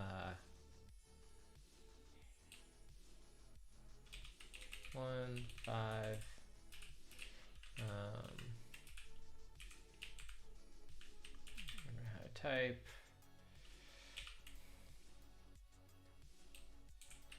Three, nesting this adequately.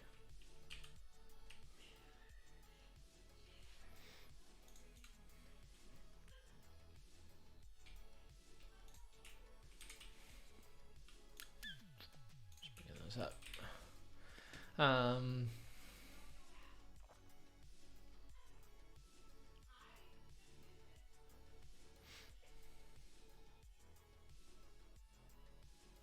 Yeah, mine's gonna split all of them though. So I need one with just one. I guess I could use this one. Why not?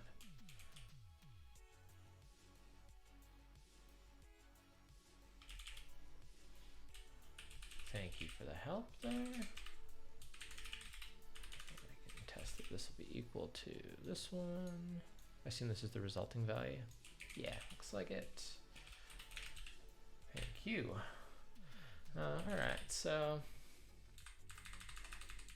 let's fix this, and I expect that we'll get expected it to split. So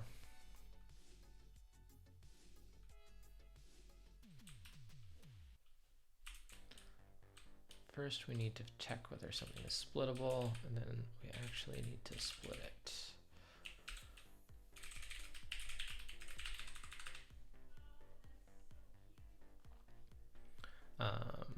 So we'll return true if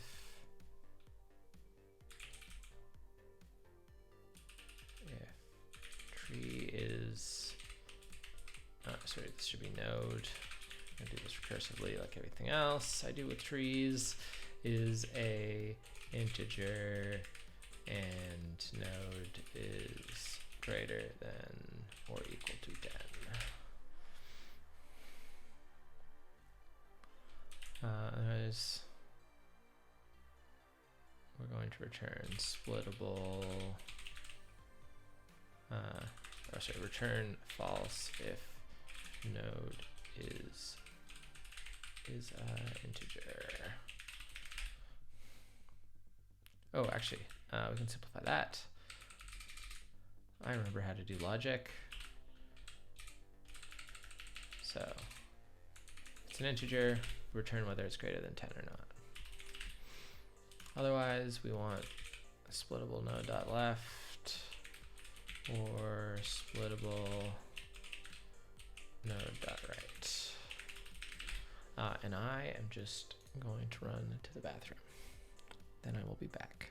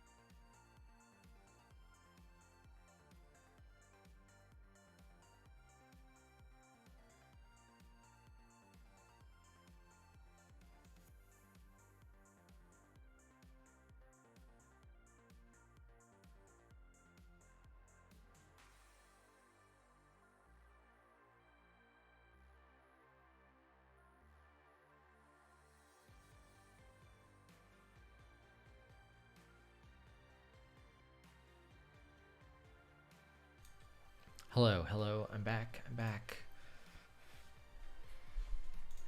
But I've just been, streaming for a while, drinking tea. It was time. How long? Oh, 2 hours almost here. All right, I think we're making progress though on part one. I now understand why this took like some of my friends like 4 hours. So we can determine whether a node's splittable.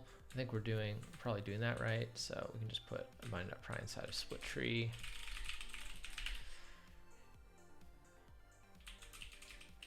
Our tests. We get there, cool. So yeah, it's just gonna forever try and split it, and it's not gonna do anything. So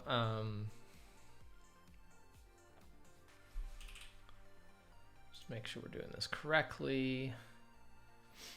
Introduce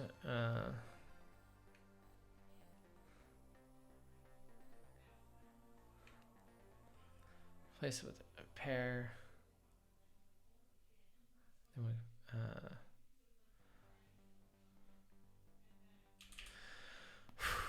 okay.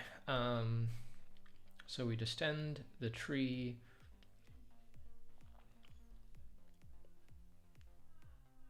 Left first, looking for something to split, and then we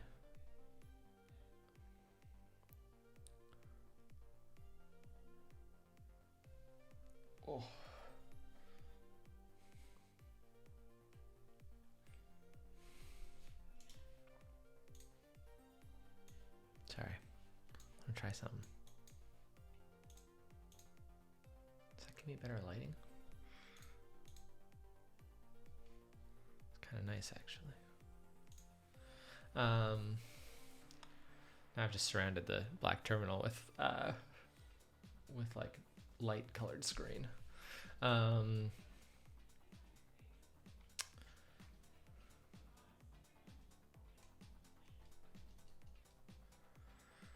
Okay.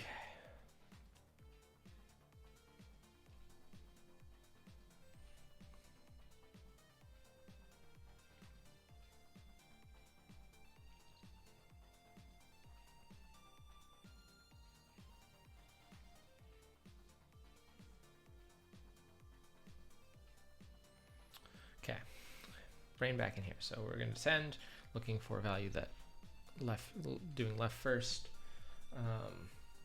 That is 10 or more, and then split it.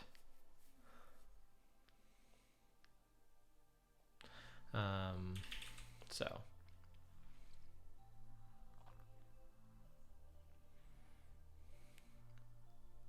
it's only called when something is splittable. So can we traverse all the nodes?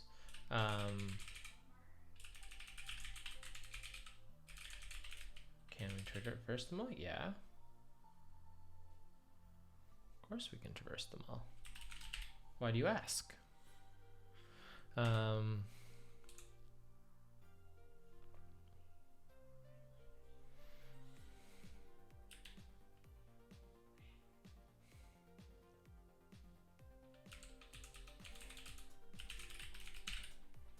For splitting, I mean, don't we only split?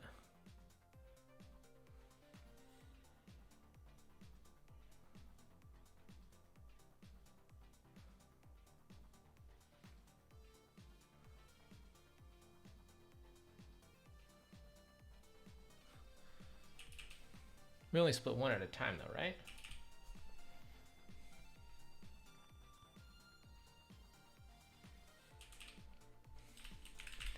We need to traverse all the nodes.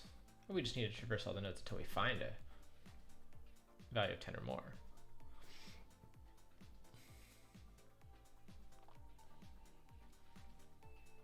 Yeah, okay, yeah, I think we're good. So if current dot left is integer, I should just like define an integer question mark method on an integer. Save myself some typing. And current dot left is greater than or equal to 10. We're going to do something. Otherwise, if all of this is true for the right, why am I doing this?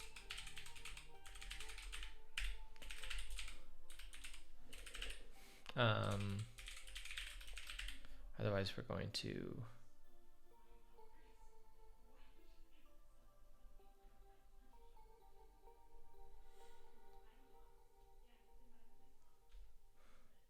maybe we'll do this recursively anyway, but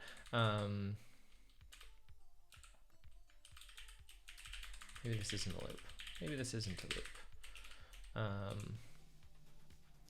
Current dot left equals current dot left I think it's two.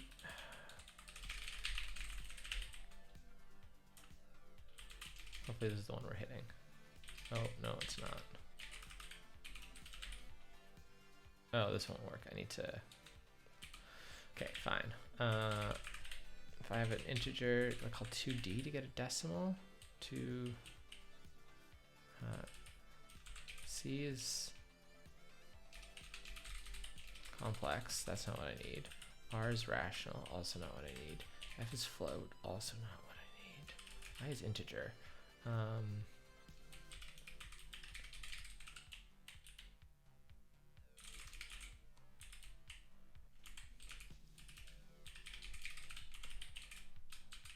Big decimal? Here we go. Big decimal. Notice that.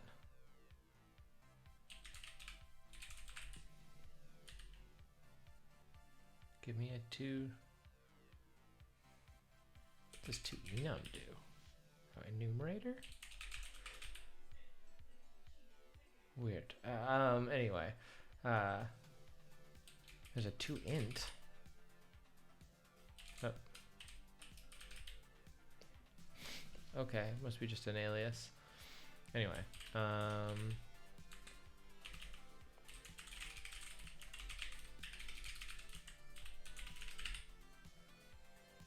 no, I just didn't want to use. Oh, I guess there's no. I didn't want to use a float because I was worried about precision. But sorry, I work in e-commerce. I get worried about float stuff just irrationally. That I definitely didn't need to be worried about that here.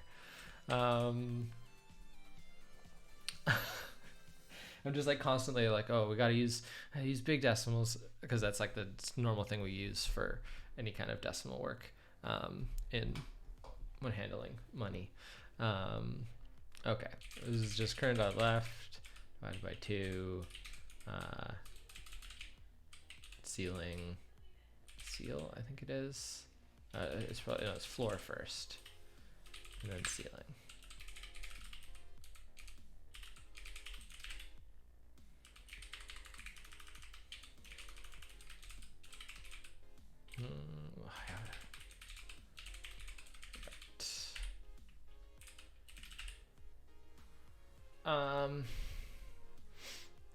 We store everything as cents, as integers, and thus as cents.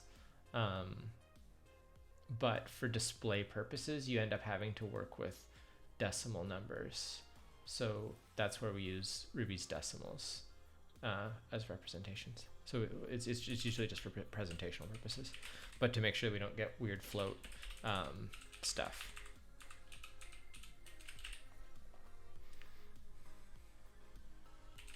Yeah.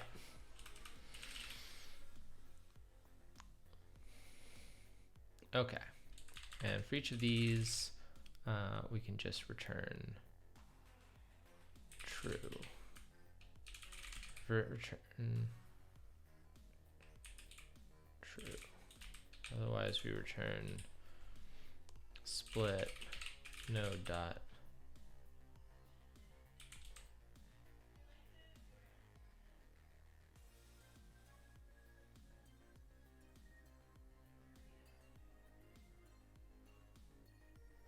Okay, we have to. Okay, anyway, sorry. Split dot left or split dot right, split node dot right, and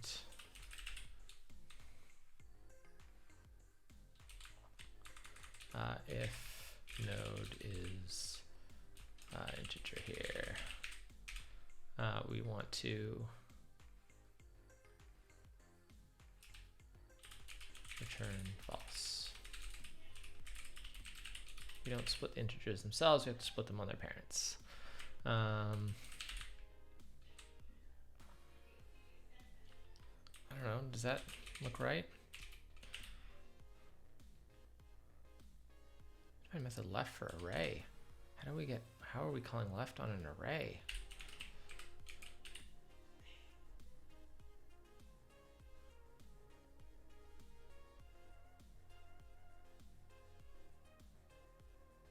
Oh, yes.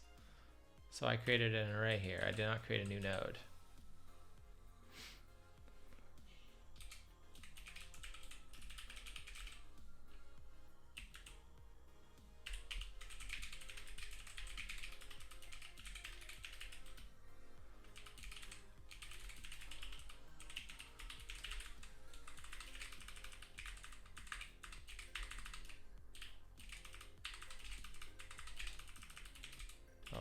Nope, I can't just do the find and replace because that's what the fields are called.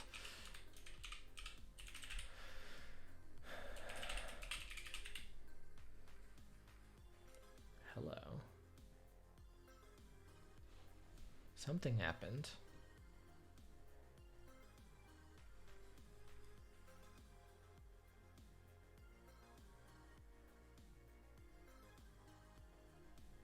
It wasn't a split.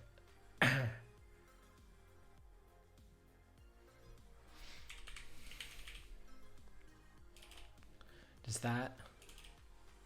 Oh, did that... Did my code... Did your example cause it to also... So I'm doing full reduction on each one of these, so I need something that won't go any further. Which I think hosed us here. Let's just remove a level of nesting.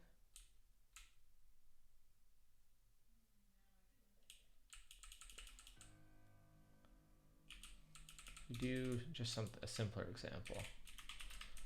I think that's what went wrong, but please shout at me if I've completely misread. And then we can manually do this. So the 7, 8 won't change. 0 won't change, but 13 will convert to 6, 7.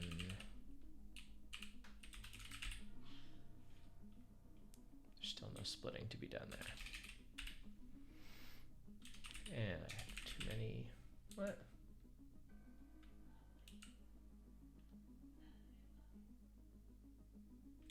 Oh, do I have too many in here? Go.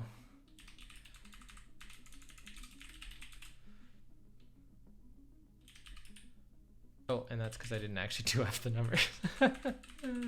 I'm just gonna make these.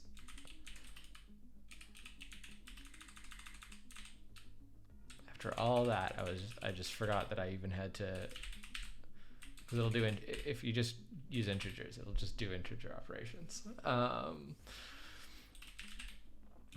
right. So now we have a reducing.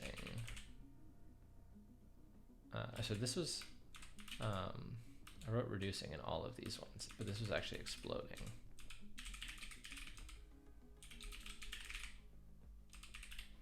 So we're all pure explosions.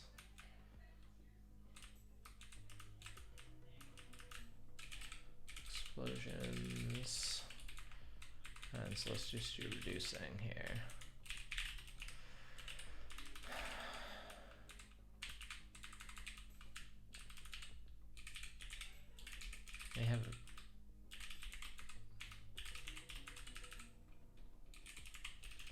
They have this example. Oh, it's an addition though.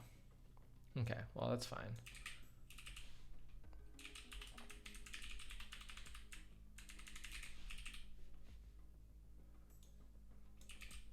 So now, once no reduction self-fish remains the actual result. Cool.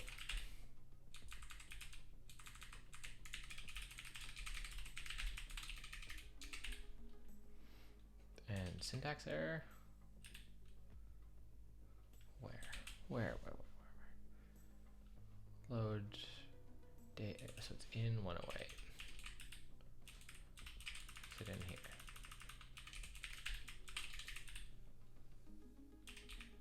Okay, yeah. Somewhere in here is a syntax error. Oh, it's a period. Copy the period in. Okay. Okay, so we can successfully reduce numbers based on quite a number of their examples.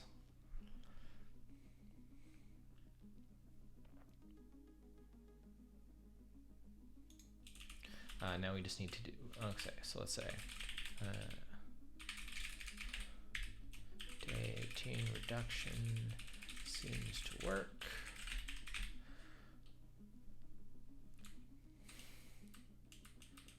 So now we want to describe addition.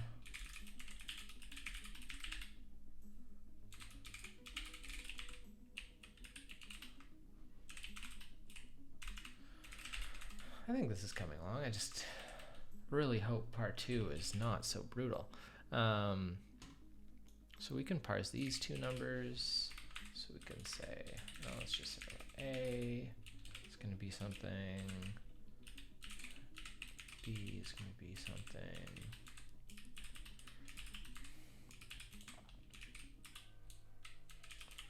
A is that one,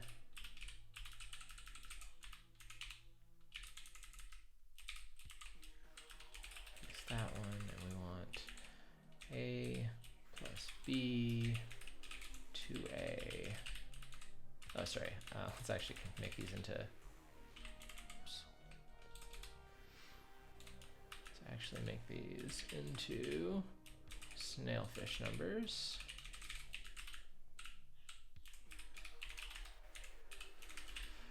And we should be able to add them. Call 2A.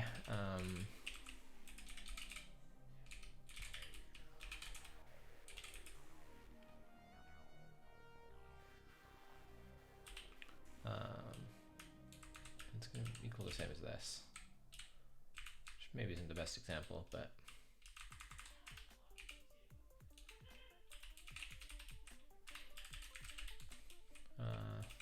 making syntax valid. There we go. Let's focus this one. Oops. Unexpected syntax. That's fine. That's fine.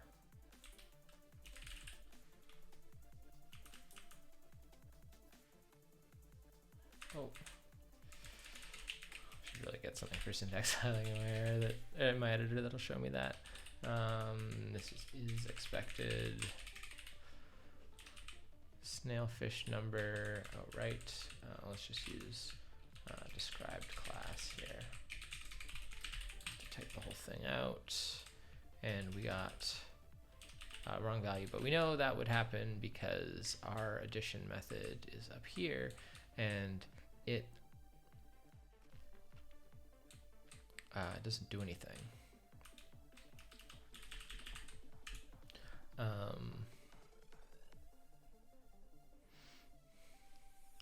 So we need to expose the tree,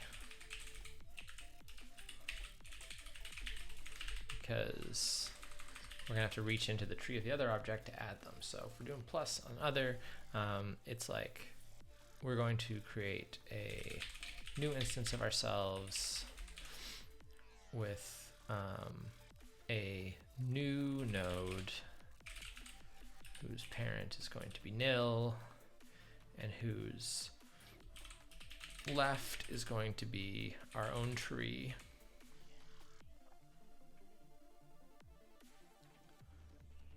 And whose right is going to be the tree of the other.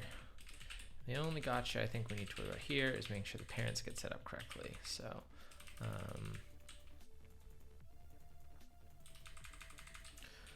tree dot parent. Oh, okay, we gotta do node equals right.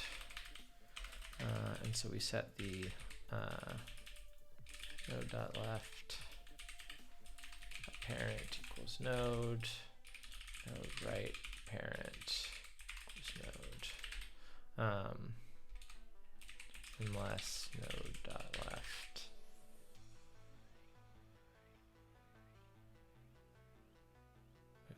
Well, this could only happen if we get like raw numbers, but I guess it's conceivable.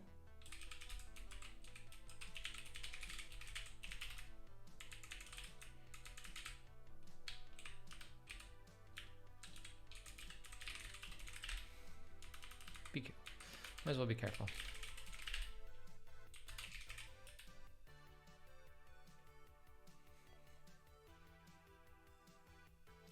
Wrong number of arguments. Kernel 18.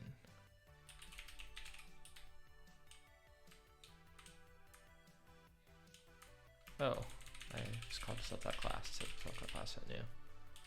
Okay, well, we can add things together.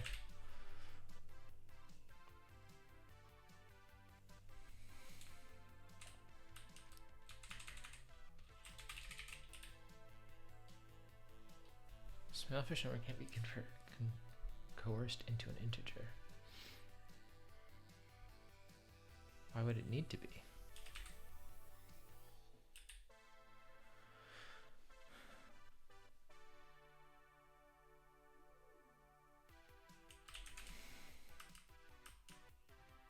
I would expected maybe some really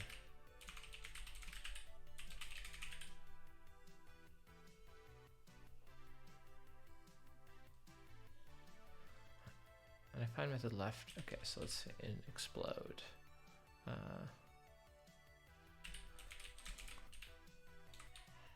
It's a lot of code we've written.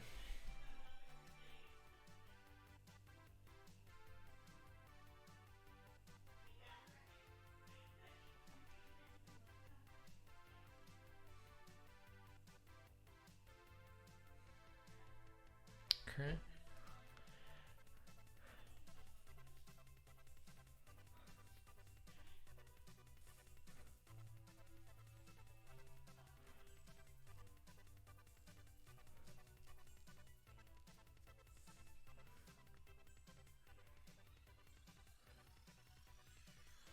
Current.write is an integer, we never get into here.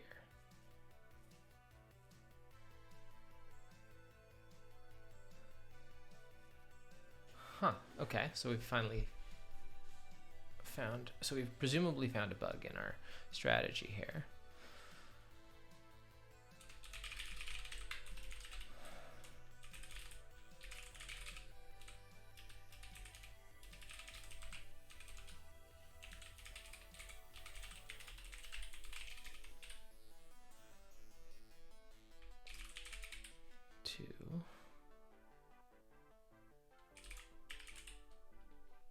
It's gonna be super hard to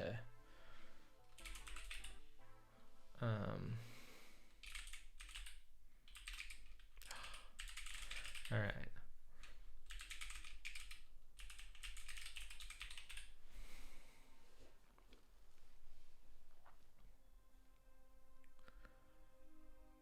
So this is while we're attempting to send a write value right. And as we go,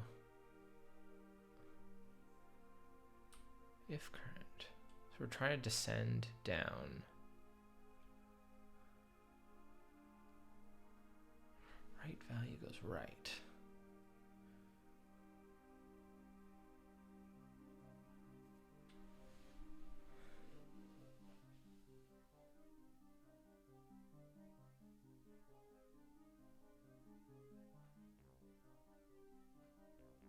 This code doesn't make sense to me now. Oh boy, all right.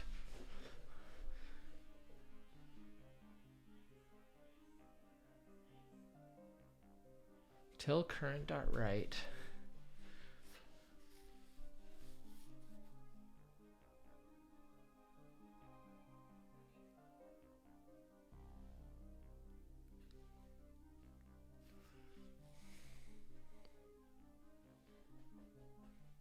That until doesn't make a ton of sense to me in this moment. Let's go look at our diagrams we drew again.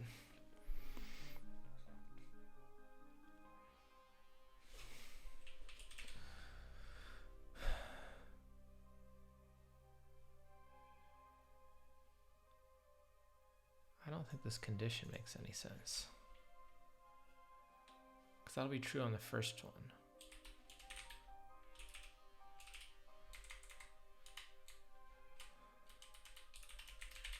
Like current.write. This is like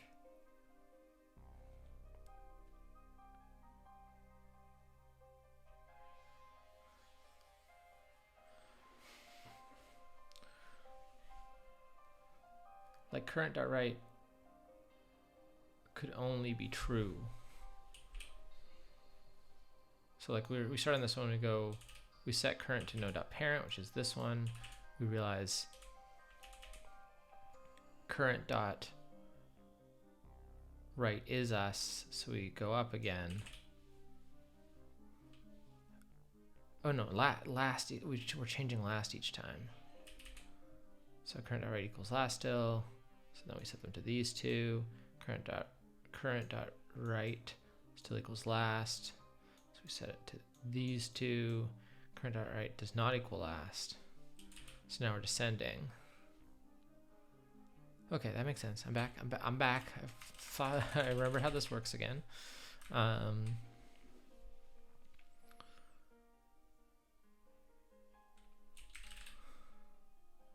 So then if current.write's an integer,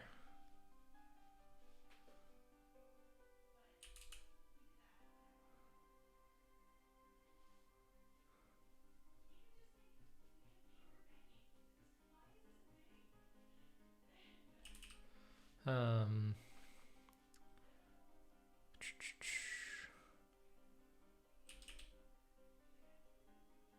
if current.write is an integer in this scenario, then we're like, sweet, that's an integer. We can just handle it. Otherwise, we look at, so let's say this is not an integer here. Say this is some,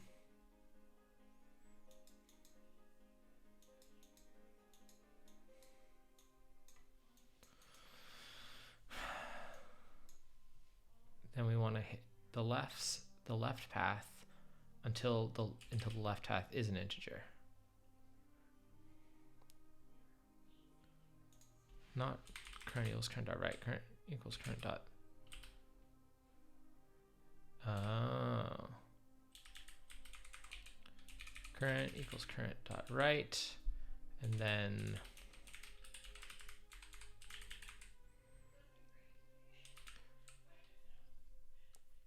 break if current dot left is an integer. Current equals current dot left. Okay, I think we had a little bug in our logic here. We can apply that again up here, except in this case it'll be left, right, right, right, left. Let's just run only this file. That shouldn't have broken anything. Ha! Okay, so now we get through the whole thing so that all our other tests are passing. Now we just need to do magnitude.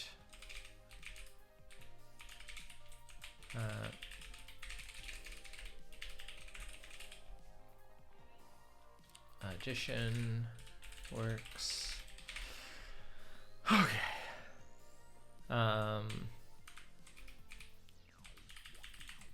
Let's revisit the rules around magnitude.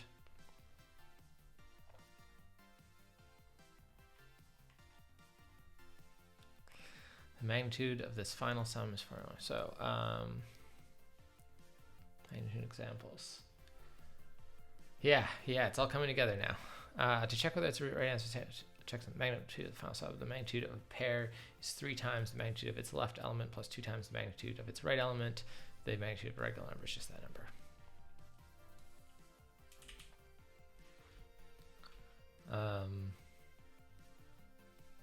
So magnitude of a pair is 3 times left magnitude,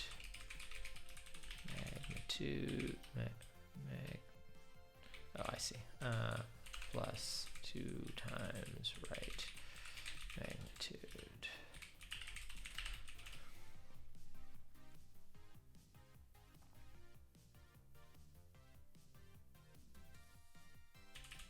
Okay.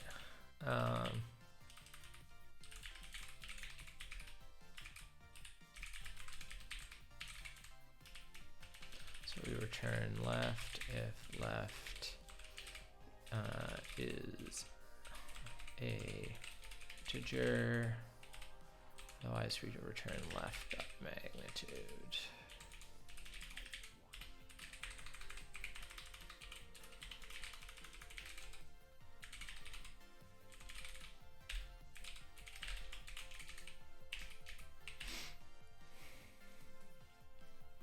And we define these methods in the wrong place.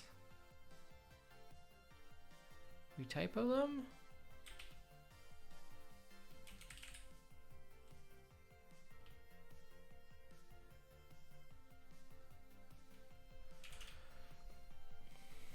So what did I do wrong here? Yeah, I mean, it looked like it would be hard to do it this way, but oh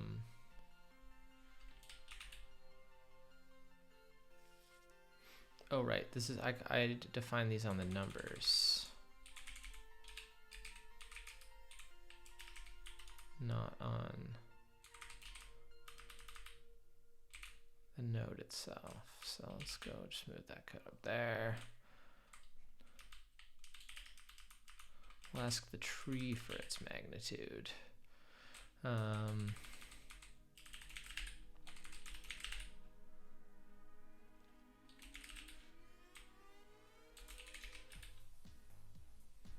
We're close. We've somehow gotten off by 16 though, which is curious.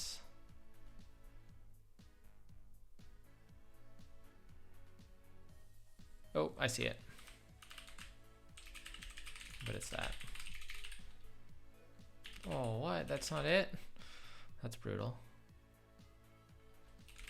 Really? Come on. How am I supposed to debug this? Okay.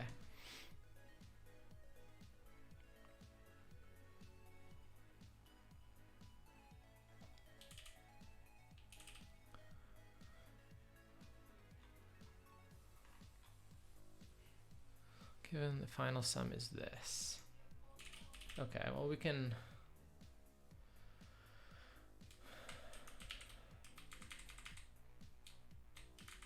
I think I can do,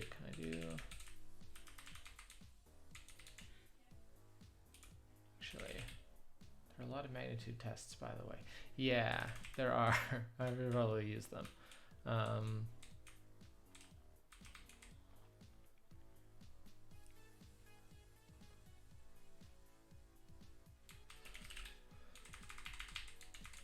I, however, am going to first just do a quick cursory. Oh, this is so much code.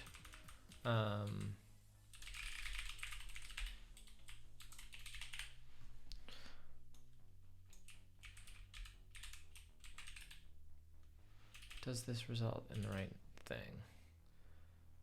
676, oh, 76, 7770, 777778. Oh, this is not. It's very close. Okay.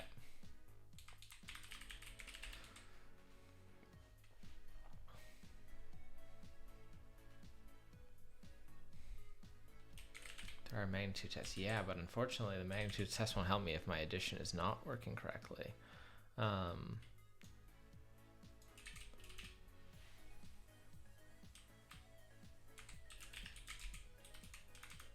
Describe homework.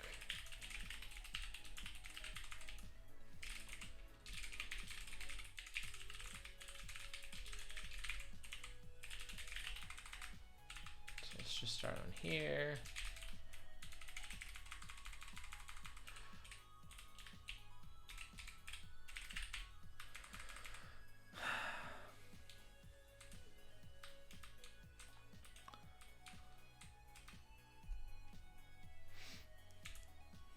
Numbers is going to equal input dot split on new lines.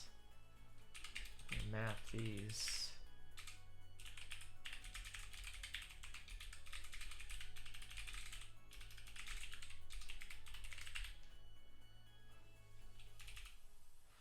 One, two, three, 4, 5, 6, 7,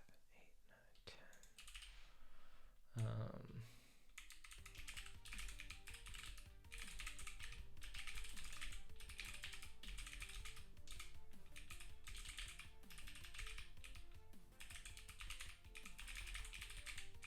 This is going to be a wonky test that I'm about to write, but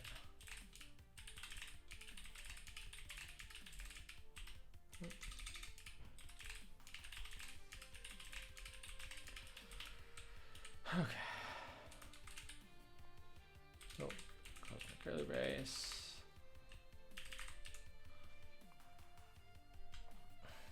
I'm sure I could format that in a more sensible way, but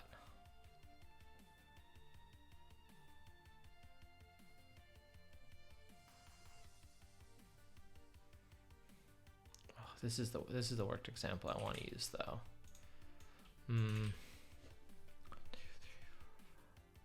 Let's use that example.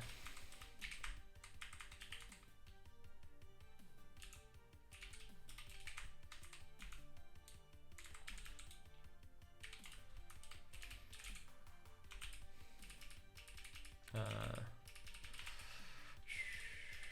don't want to do this. Macro.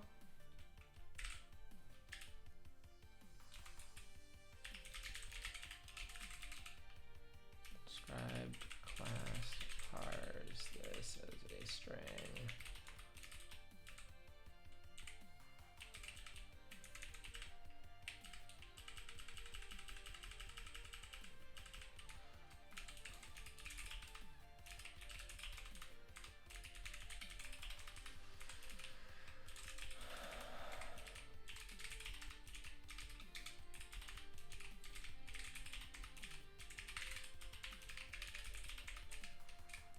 Got 10 values, and we should be able to sort of construct something to walk through this and assert that we get the right values as we go. So we can say that like sum equals 1 plus 2, and then we can expect sum dot 2a to equal that. And now we have sort of a starting point. Oh, I have another focus. Oh, I focused this whole group. That's just our magnitude continuing to be wrong. So presumably that worked. Let's say sum plus equals 3, and we can expect sum 2a equal that.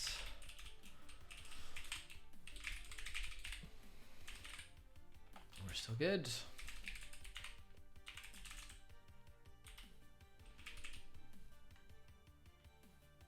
I mean, I guess let's put them all in here.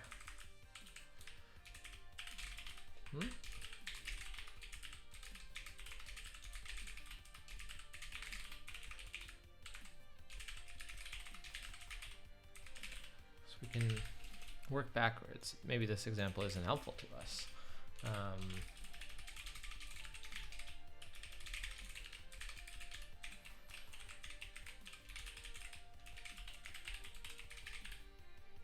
Okay, so looks like this might actually be helpful to us.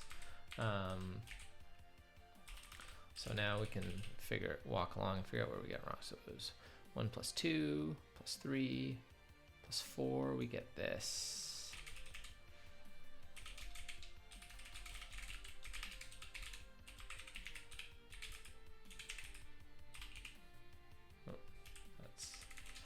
Not the right kind of paste. Okay, so it goes off the rails there, which is exciting. That tells us something. So we are taking 6, 7, 7, 7. Like it's all as expected. The right value here. We're adding this 2, 4, 7 value, and we are getting something that looks right on this side. 7, 7, 8, 8, 7, 7, 8, 7. Wait, no, that is right. What? Where's our? Oh, sorry. Of course, this is still gonna fail because we're. Wait, what? Which assertion is failing? 51. Did I make a mistake here? Am I misreading this thing?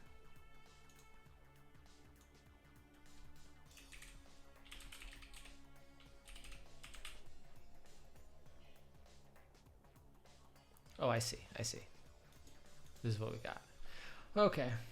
This is what I get 2.5 hours in the stream. Brain stops working.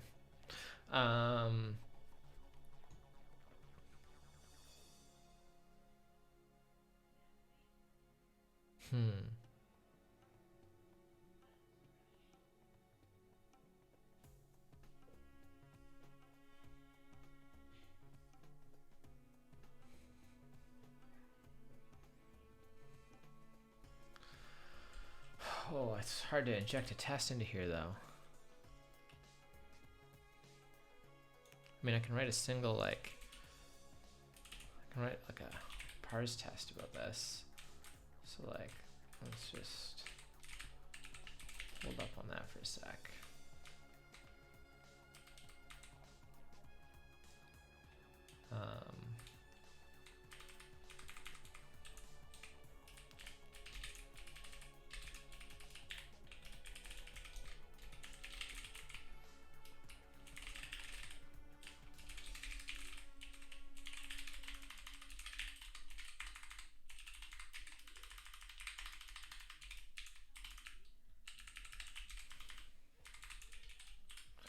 So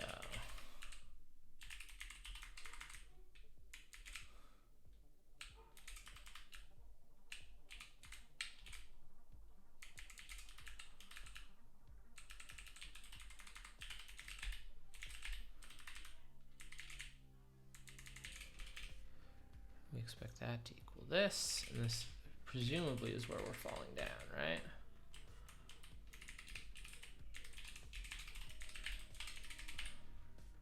Yes. Okay. So we have an example that doesn't work. Question is, do I focus right now on reading this sheer amount of code?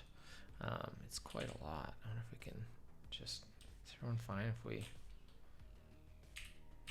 shrink the code just a little here? That's still readable for everyone.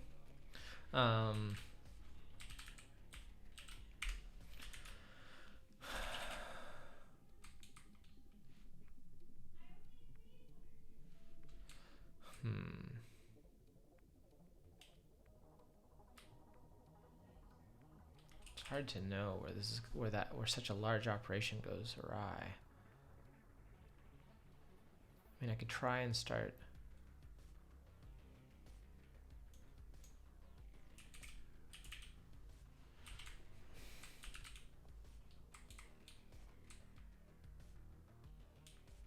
Trying to uncover it this way. I mean, I'm worried I've made some sort of assumption here.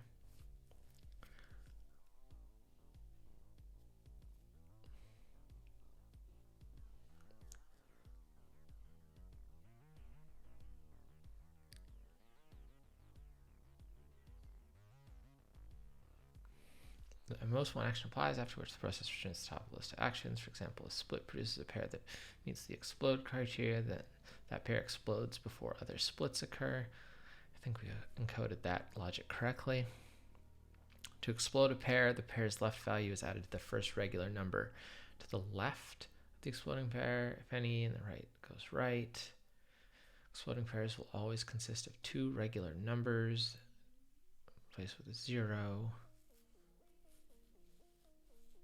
Split a regular number, replace it with a pair. A pair should be a regular number divided by 2, rounded down. Right element should be rounded up. I mean, I could write better tests around that.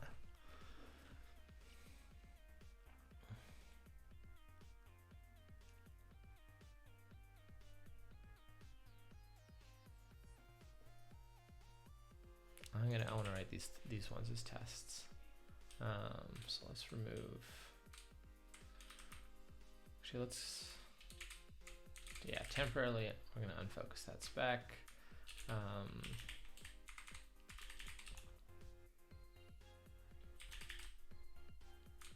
just put a bunch of examples in here. Context with homework example 1.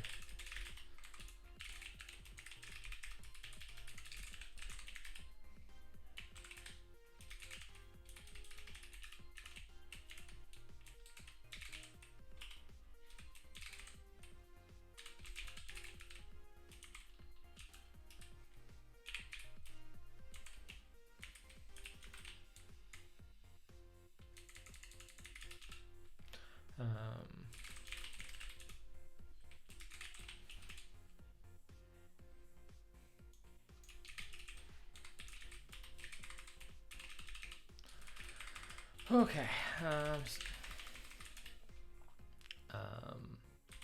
And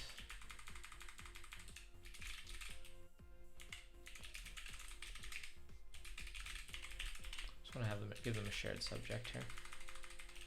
So subject is going to be homework dot map n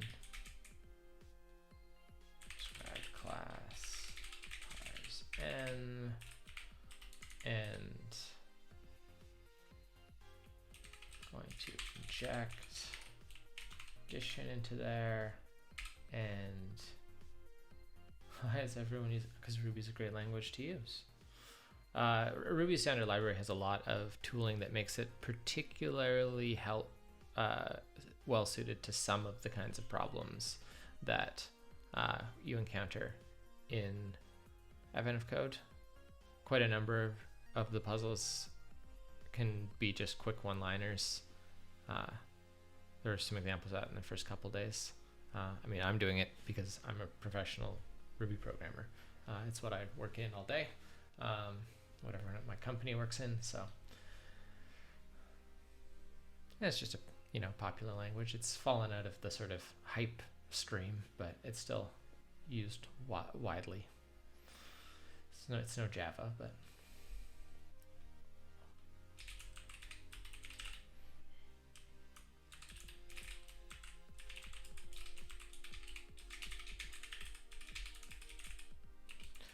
all right. So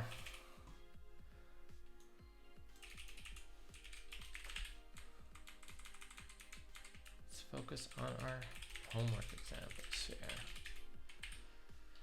So that's sort of to be expected. We know that there's a bug somewhere, but it's somewhere a little more subtle than that. So let's see if we can add this list and sum this list a little more. Okay. Oh, that didn't work.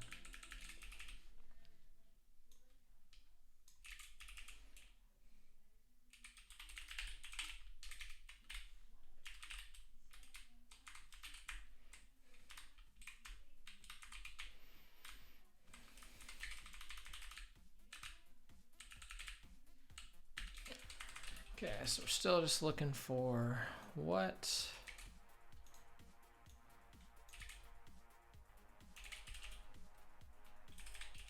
I have done wrong. See if any of these simpler examples uncover us any hints.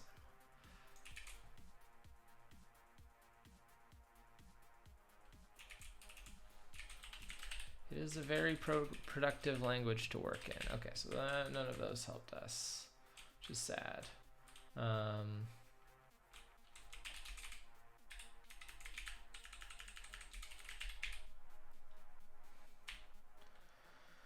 Which means I'm gonna have to look at this piece of garbage. Just mapping this so that I can read it a little better.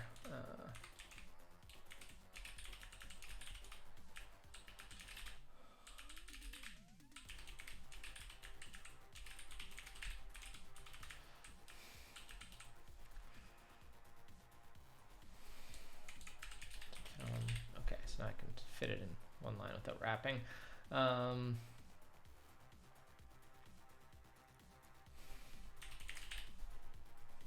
Yeah, our enumerable methods come in really handy when working with some of the data that comes in through these. Tally, group by, that kind of thing. You can kind of just mix and match and solve some of the problems just that way. Also exceptionally good for golfing. Some of these problems, getting them down to very few characters. That's always fun.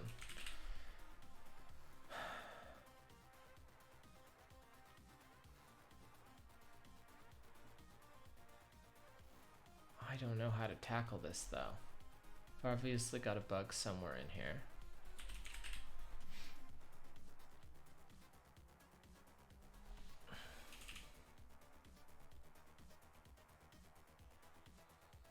I really don't want to just manually do this, but maybe I have to.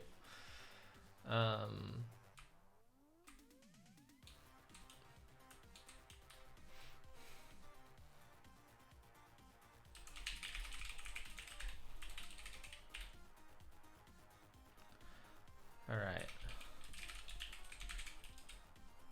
I don't know. All of my split and explode examples work correctly currently. So this is not, whatever this number is not explodable, and it's not splittable. That means we're probably just constructing this number right now.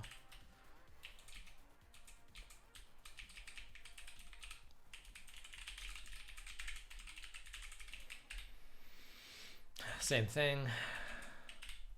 Okay, so now we're presumably adding these two numbers together.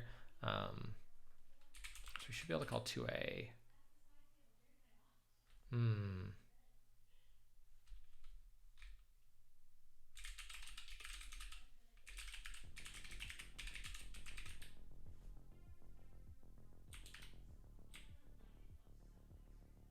Oh, I can't. It's tricky. Yeah, yes, I know that's wrong.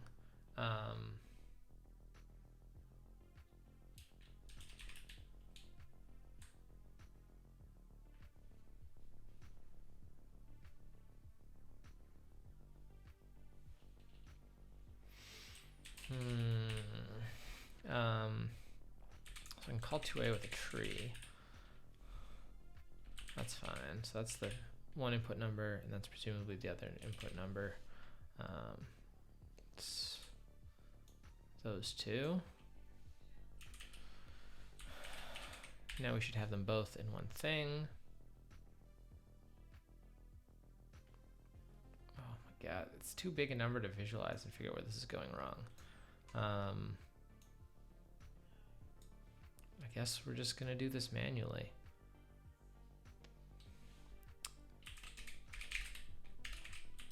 Okay, so you know, 1, 2, 3, 4. That's nested 4 deep. So we want to explode it.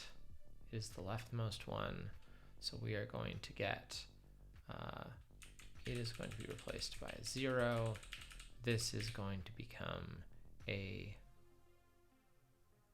7 plus 13. That is the first step.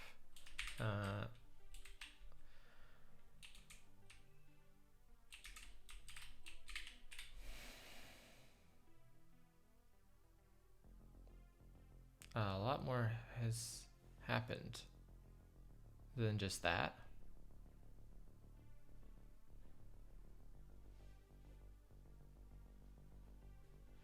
Maybe we've got some kind of like early return. Maybe we're not returning early.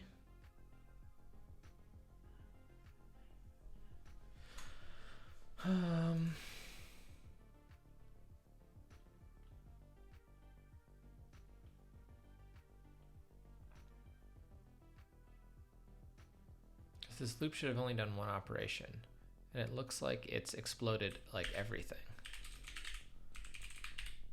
So maybe we can construct a simpler example. Let's try.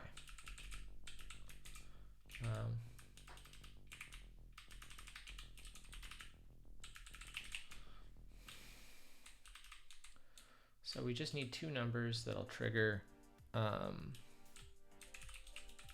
explosions. So this is 1, 2, 3, 4 deep. It's pretty easy.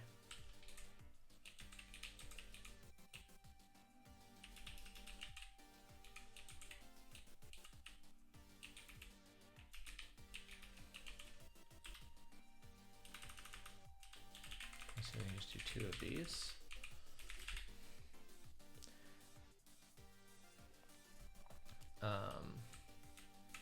In fact, we don't even need to go all the way. Let's simplify this.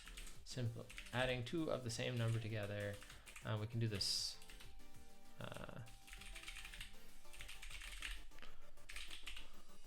Oh, I didn't actually copy that to my clipboard. Oh, okay.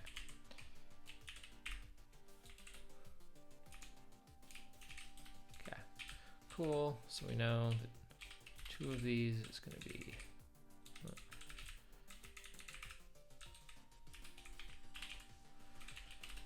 Okay. So we should find this. Split it. Makes it a 0. Turns that into an 8. Then we find this. Turns this into a 9. Turns this into an 8. And the 0. Now, oh, that was wrong. Ooh.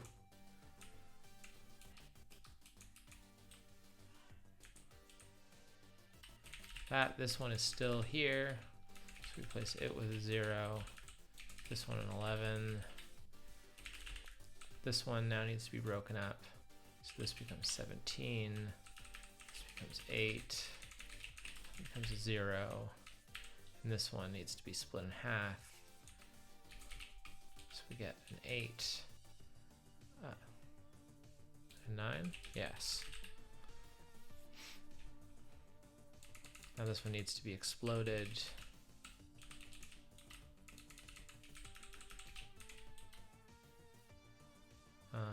How do I? Something bad happened there.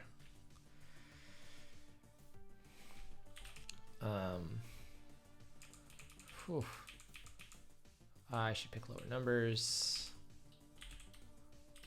So let's make this 1, 2. And this 1, 2. This is actually 5 nested.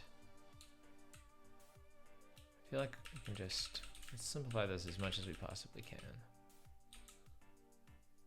Okay.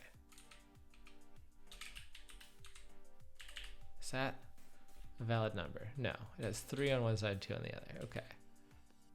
We need it to be at least 3 deep. Okay. So that's our number we're going to use.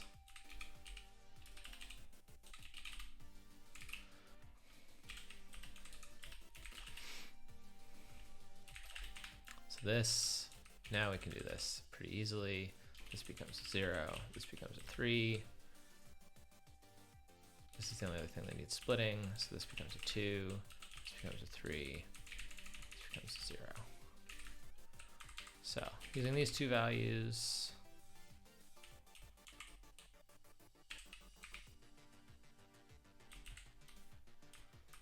should be able to write a test here. Those are both going to be here. Let's just.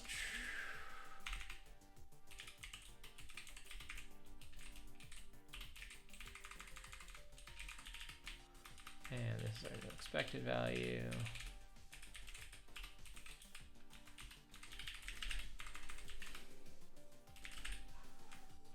And we can focus this. Whew, okay. I need to have this pry open. Yes. Okay. So expected something.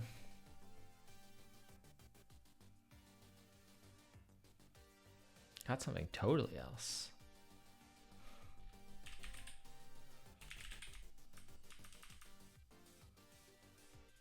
It doesn't look like they reduced at all.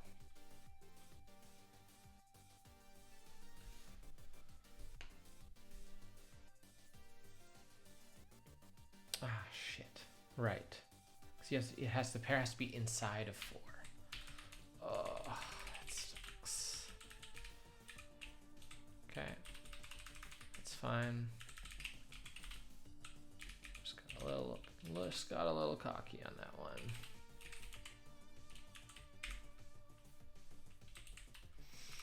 So instead, let's work with that number and do this again.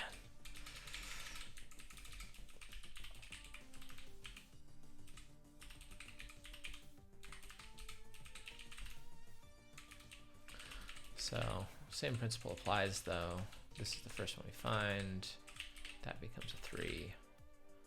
Now the only one remaining is this one. So this becomes a 3. This becomes a 0. That becomes a 3. Oh, sorry, that becomes a 1. 2 rather.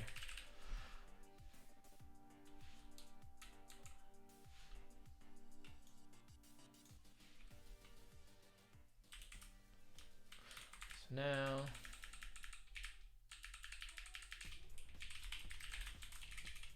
Better example, still have a pry where we don't need it. Oh, and it works, damn it.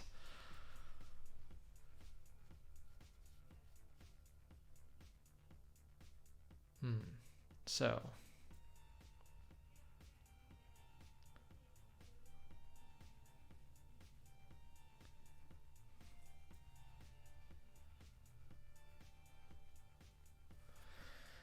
I still feel like that might be the issue though, from looking into this one. So let's see if we can, I don't feel like that's ruled out our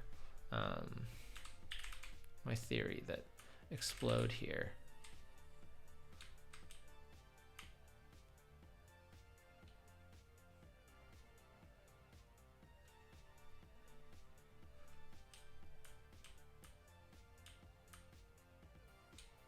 Aha.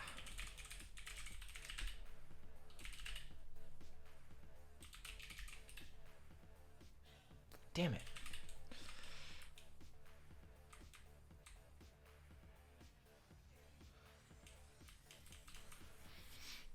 If it's a number pair and its depth is greater than 4,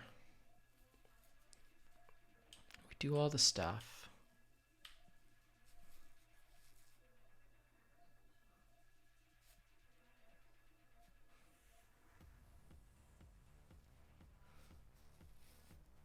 Man, that looks like the... it looks like what I was missing though. All right. Let's go back to reduce and see what happens here. No, get out of here. No, not now. So the first two will be us instantiating things, and then should be true. Specifically, explodable should be true. So tree should just be a combination of the two. And so we're expecting this one to split. So there'll be a 0 here. This one will be 13.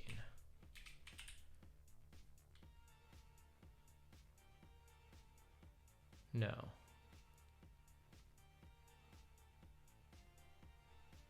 Okay, well that gives us something to work off of. That's not what happened. This one was correctly split. Or sorry, correctly exploded. It was like the right one was exploded. But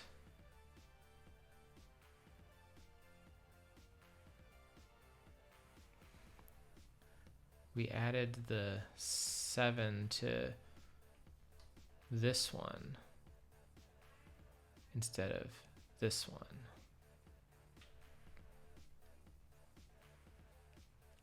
Okay.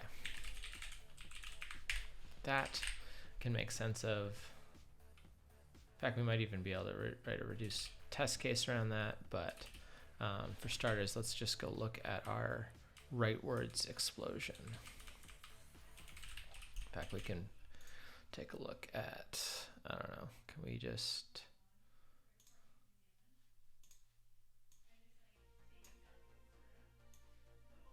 I want to resize that. Oh yeah, that's not at all what I wanted.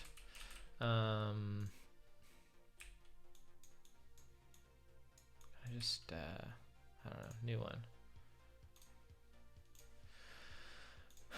Okay.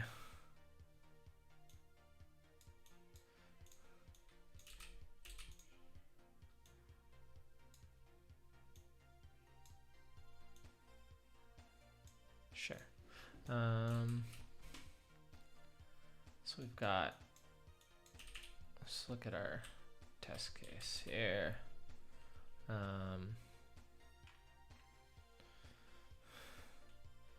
So it's 1, 2, 3, 4. So it's like, I don't know, many levels deep. We've got a 6 and a 7. And then its parent is another 6 and a 7. and then its parent is this other chunk of a tree that has 7, 7, and a 0, 7. So yeah, to answer the last question answered in chat, it appears to be the explode that is not working. So take a look back at our code now. So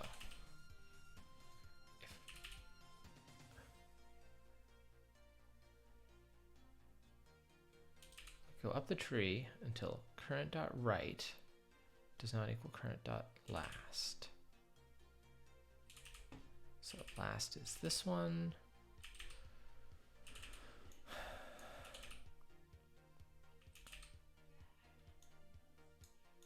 Current is this one. Current.right does not equal last.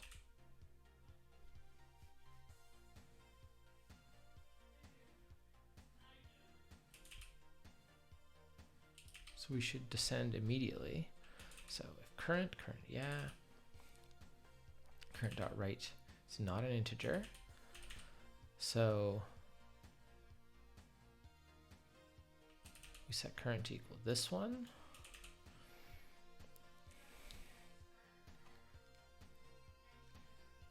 We break because current.left is an integer. And then we increment it by node.right.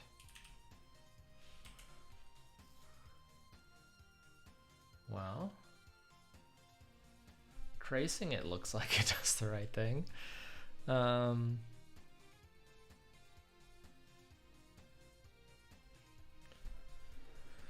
Oh boy, that's tough. Okay, well.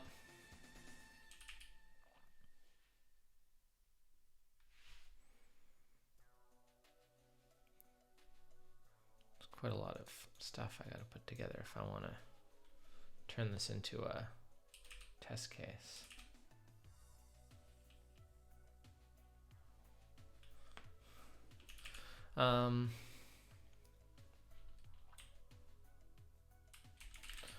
But I mean, we've already got a test case, so we can kind of, I just need to figure out where to put the pry, I guess. Might need a lot of them.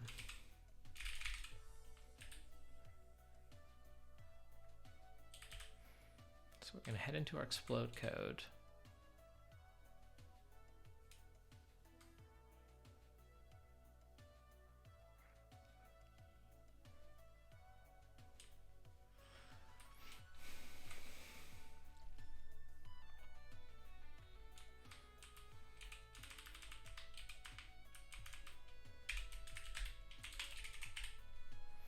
Okay.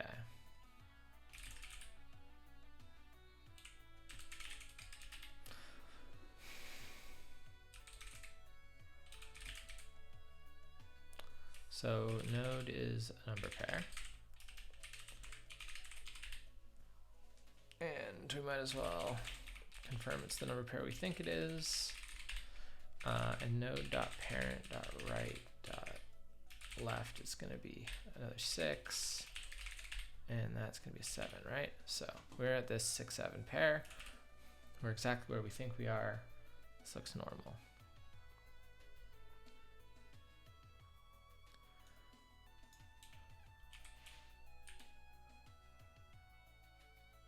Current.left. Current. Current.right.left.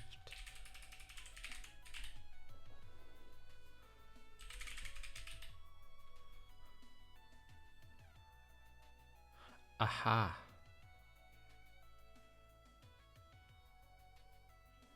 That's hilarious. Does anyone else see what this is? I relied on the equality of my struct objects, not realizing that what I needed here was their identity. Because they are different, even if they have the same values in them.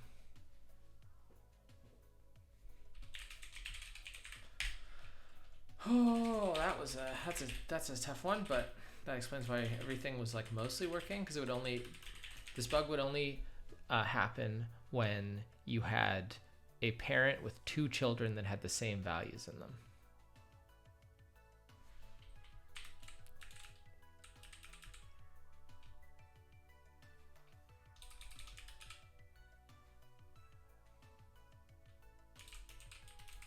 Think, how do I compare object identity in Ruby? Object identity Ruby.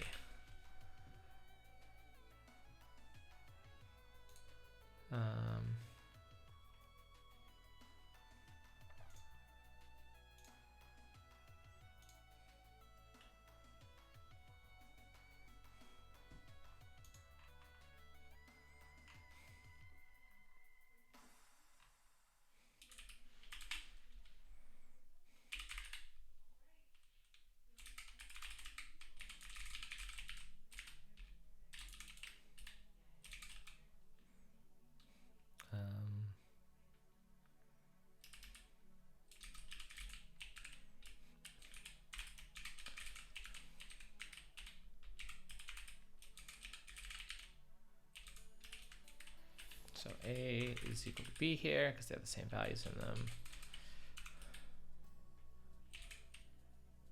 Price just a debugger. It's kind of like super powerful because you can like list the local variables and things, and I can like change context so that like I'm inside of other objects. It has some tab completion facilities. It's like a, it's very it takes advantage of like pretty much everything that that like Ruby's hilarious amount of dynamicness offers you. Yeah, it's kind of like GDB but on steroids.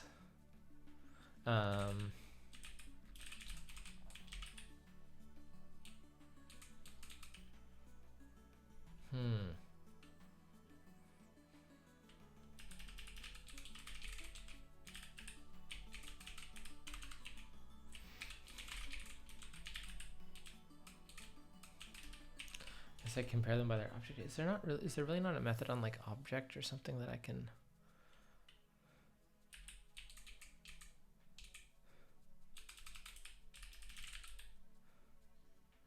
No, I want that to be true. I want that to be false. All right, I'm just gonna use object ID.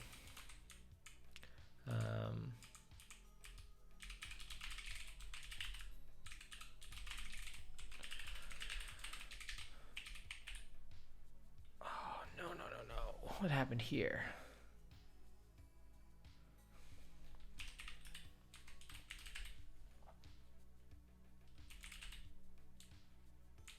Okay, well, at least I can know where to put a pry to examine if this is the same issue. So, tree, 2A tree. So this is our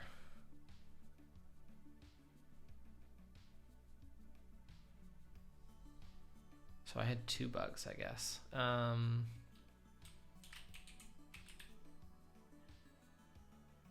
the bug persists. Which is strange, because because it's the other, it affects both directions. Whew. I was changing the left code, but we care about the right code.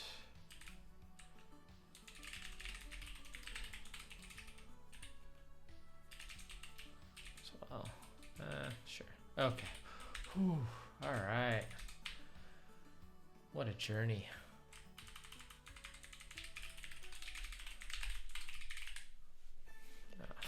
Left my Brian. We still get the wrong answer. No, I wonder if I have any similar bugs.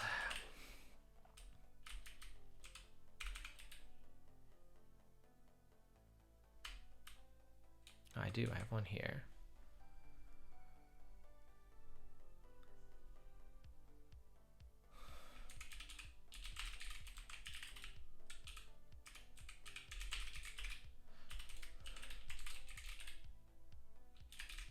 Okay, I gotta take that private. Okay. Didn't change anything. But whatever our current bug is, it is not exercised by any of our tests.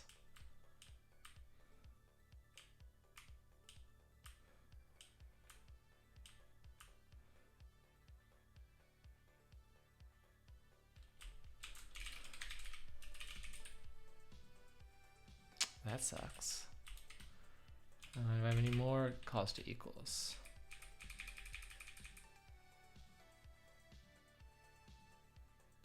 Or not equals?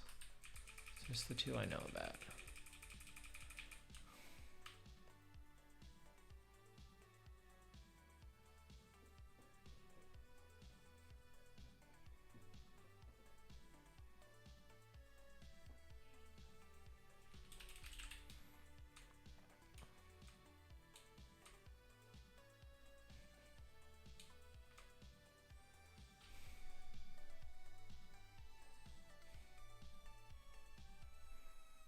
Well,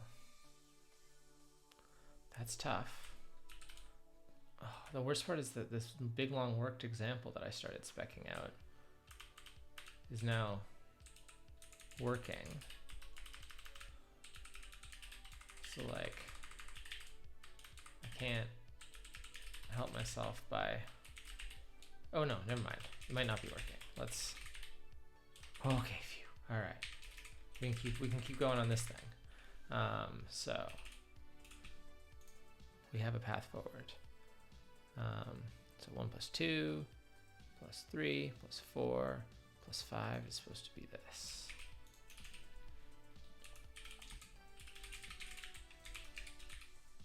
Well, thanks for coming out. Look forward to seeing you another time. Always a pleasure to have someone helping out here. Okay.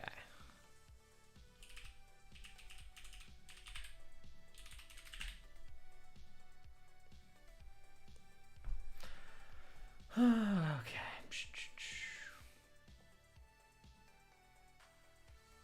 I feel like this stream might end up being just part 1, unless part 2 turns out really, really easy.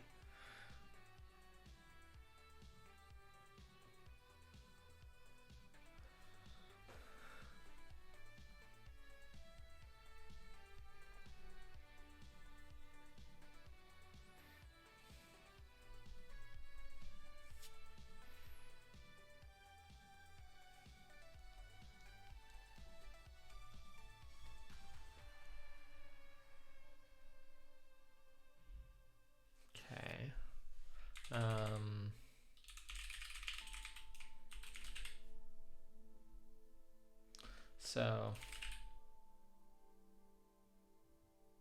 I can step through this one, I guess, and we'll just try and use our brains, figure out where the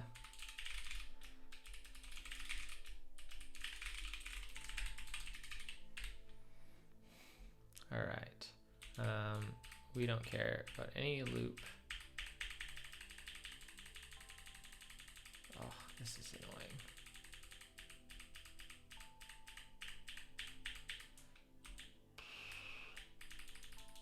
I don't actually know how I'm going to do this.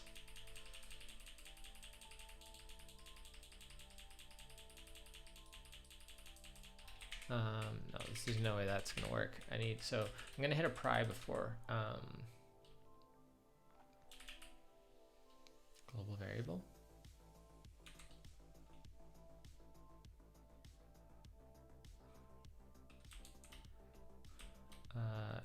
If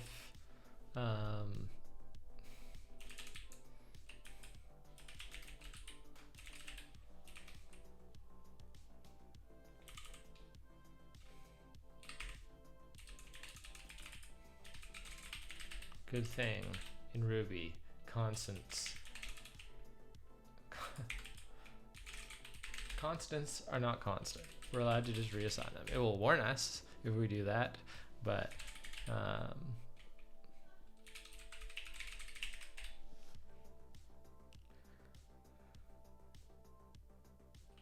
so what's we're expecting, this doesn't look right.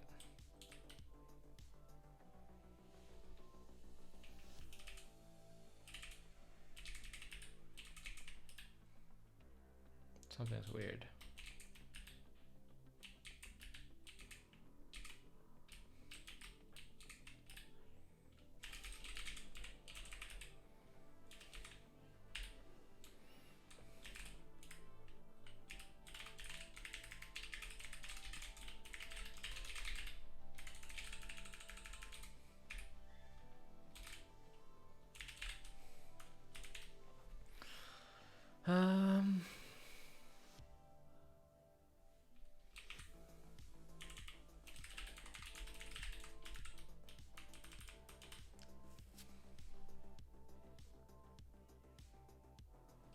So we should have numbers starting with 70 and ending at 87.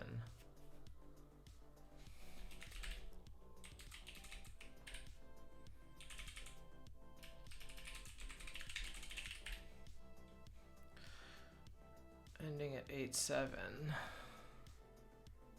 Being added to, this doesn't look like the right number though. Is it? Starting with 7 and ending at 14? 5 is... Oh, it is the right number. Did I copy paste from the wrong thing? Okay, no, we're in the good. We're good. We're good. We're good. We're good. We're good. Okay. Our specs again. Verify. So we have what we expect. We have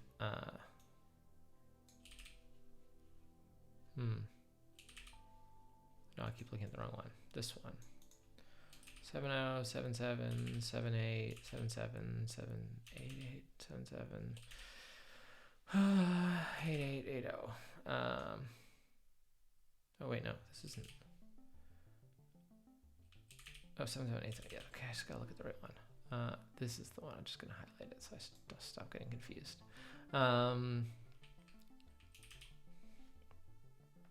So we should be able to determine manually, because I know everyone loves watching me do this manually, what the next operation is. So the next operation, we see we got 1, 2, 3, 4. So this is the leftmost that is chomped, that needs to be chomped out. It's just getting replaced by a 0.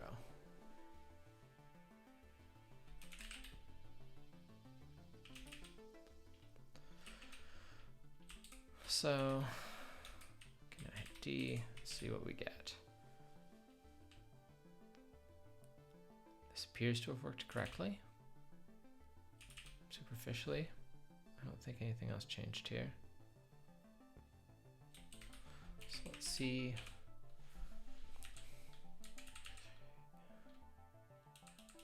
That's not 4 deep. This is though. So this is going to become 14. This is going to become 0. And this is going to become a 14.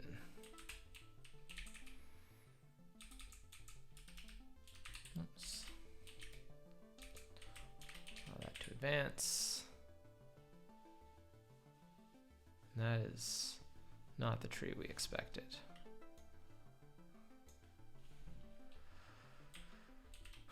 So what we got was this.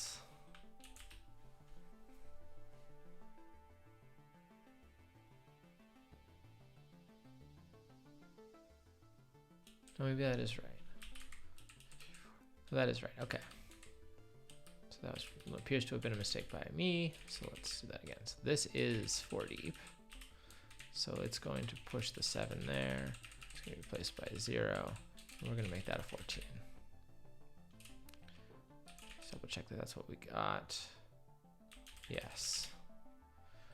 Okay. So then the next operation, that is only 3 deep. This, however, is 4 deep. So that's going to become a 14. That's going to become a 14. This is going to become a 0.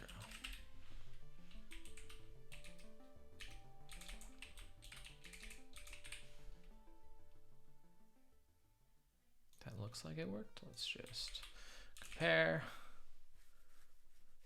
Yet again, this has worked. The brain is going to be fried by the end of this exercise. So that's now 3 deep. This is also 3 deep, but this is 4 deep. So it needs to be exploded. So that becomes a 14. This becomes a 0. This becomes a 15.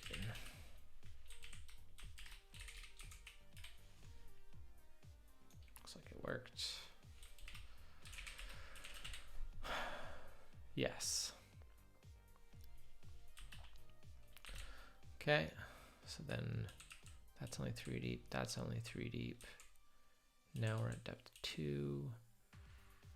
That's only 2 deep, 3 deep, 4 deep. So this is going to be exploded. Comes to 0, 15, comes to 15. This could take forever. I may go insane before we get there.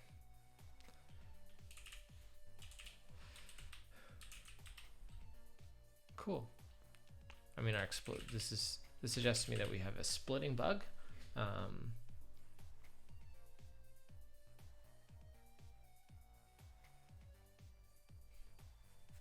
curious as to what we'll find. So.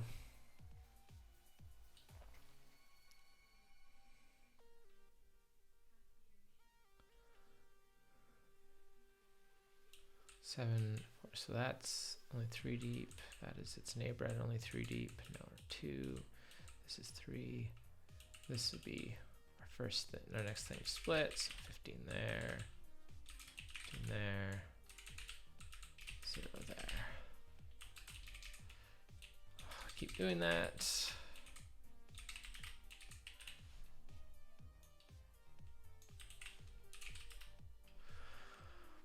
Okay.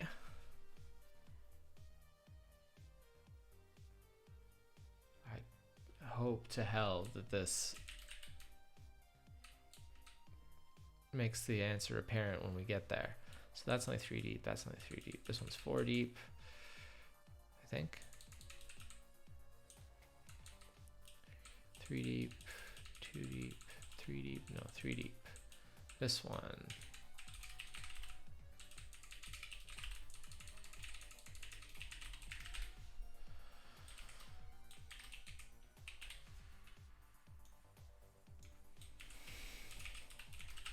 I'm hoping as soon as we get to splitting that it'll become apparent. Okay, so that was not the same.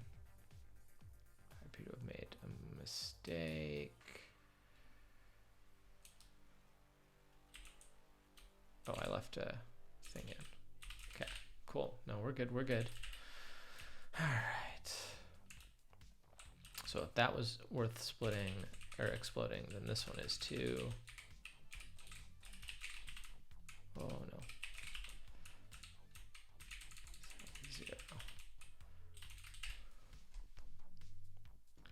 We're getting there. We're getting there.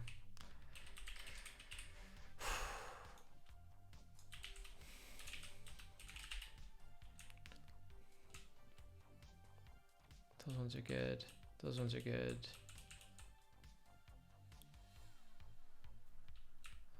This pair is surely deep enough.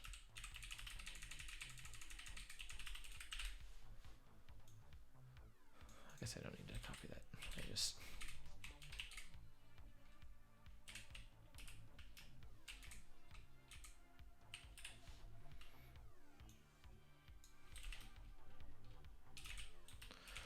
Okay. And this one is going to turn that into a 9. Just turn into a 0 itself.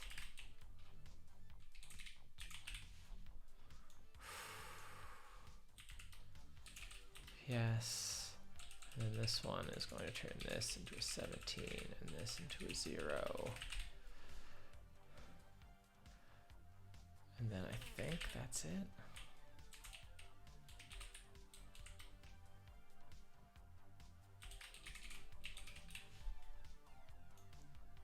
Uh-oh. No, I must have done that wrong, but that's fine. We can, so. Let's just verify here. So this must not have been.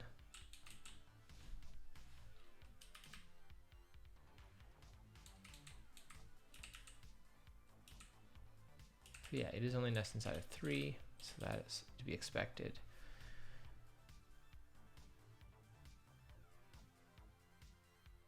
So 4 splits.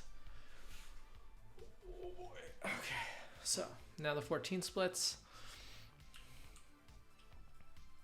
This is gonna be one of my longest recorded streams ever. But thank you. We're down to 1 viewer, but appreciate the experience. This has got to be the most boring thing anyone's ever watched me work through. So 7-7. This is now going to split. This is going to become 14. This is going to become 0. This is going to be 21.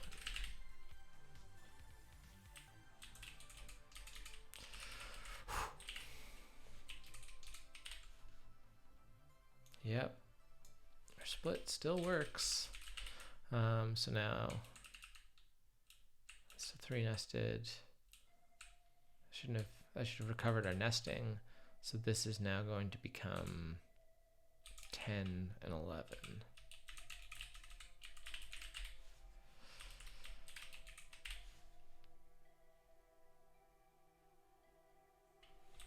Did I miss? Oh, yes, I'm wrong. This is now going to become 7 and 7.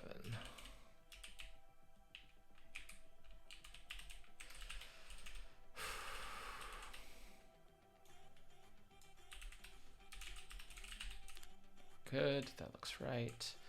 But then it'll split, so it'll become a 0. This one will become a 7.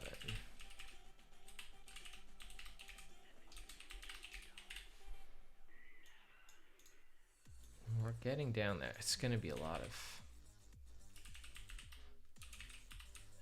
Okay, so this one splits and becomes 10 and 11.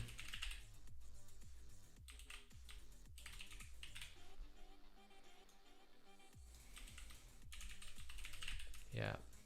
Then it needs to explode, so this becomes a 17, this becomes 26, and this becomes a 0.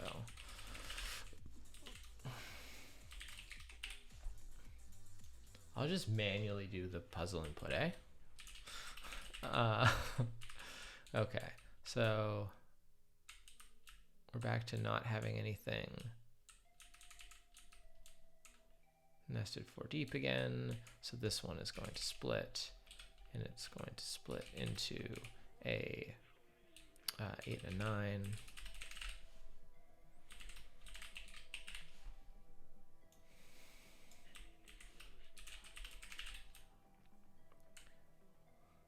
Now we've got the nesting again, so that splits into an 8. That 9 moves over there. This becomes a 0.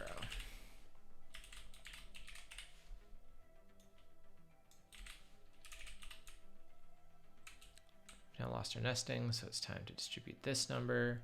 It's now going to become a pair of 13s. Now if I could just memorize the sequence of things I hit. So that works. But now we have nesting, so this is going to become a 21. This is going to become a 0. This is going to have 13 added to it, so it's going to become a 28.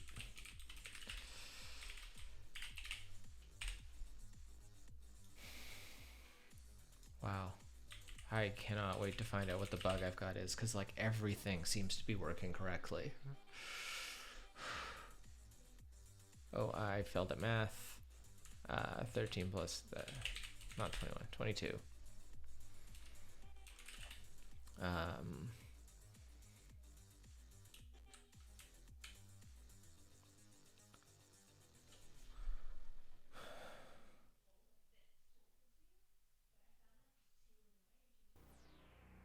So now we split this into a pair of 11s. This is going to take forever. This is brutal.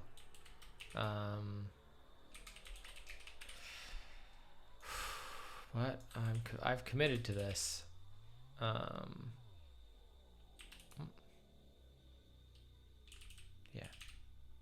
What happened here?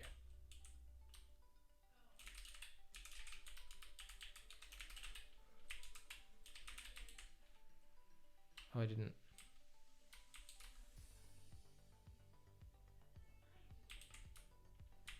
What's going on? Anyway, I split.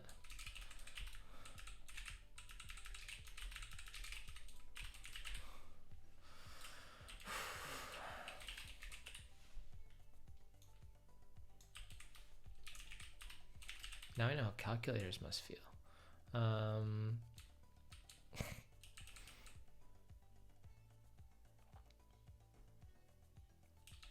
So this one needs to split.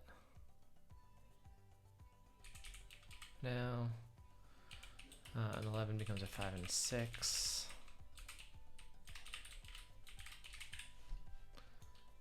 Correct. That one will now explode, so this becomes 13, this becomes 6, this becomes 0.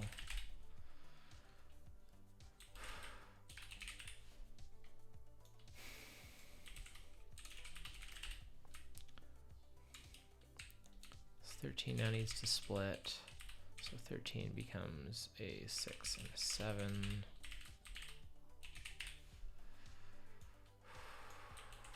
My brain will be mush soon. Now our 6 and a 7 is nested. So this becomes a 0. This becomes a 7.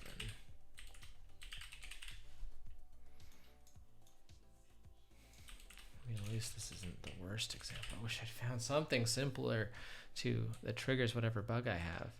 Now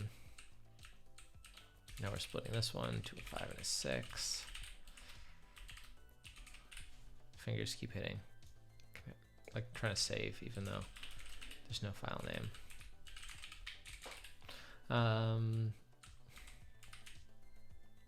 That's gonna turn into 11. Let's turn into 0. This is gonna turn into, oh my god, it's gonna take forever to do these. Where's the bug?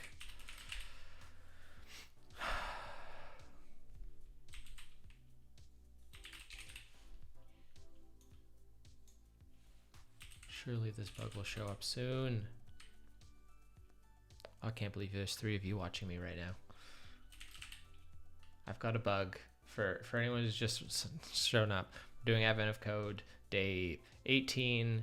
All of my tests pass except for one. I'm getting the wrong result out of my thing, and I have not been able to produce any kind of minimal test case because I found some bugs in my code, and I've just got one of the bigger test cases. Examples they give us, the addition is not working, but obviously like it must be deep in here because I'm working through step by step seeing what this thing produces, and it seems to always be right. So this is the worst. Okay, so this 11 is the next thing that's going to split and become a 5 and a 6. Yep, it did. Our solution continues to produce correct results. So this 5 and a 6 then need to be exploded. So this is going to make that a 12, and that a 6, and this is going to become a 0. Oh, and it does. So now this is going to need to become 2 6s.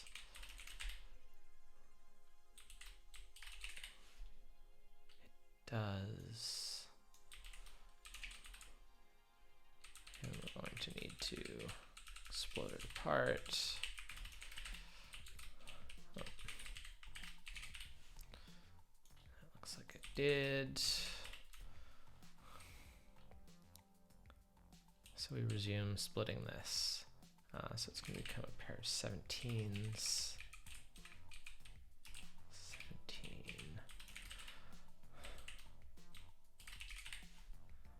Huh?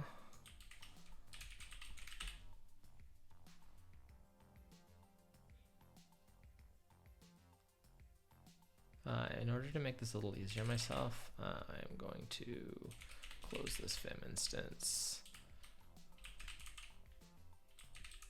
switch over here.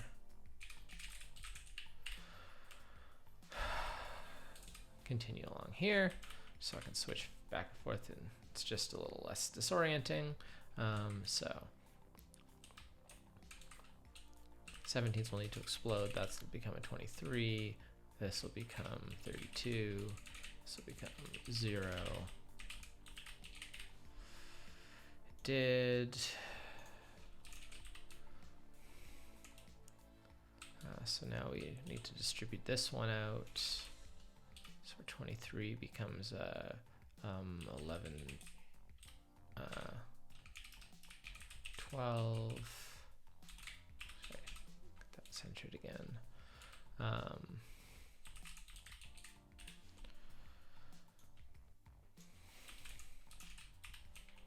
Yep. And then that's going to explode out, so that'll become a 17. That becomes a 0. 12 goes over here.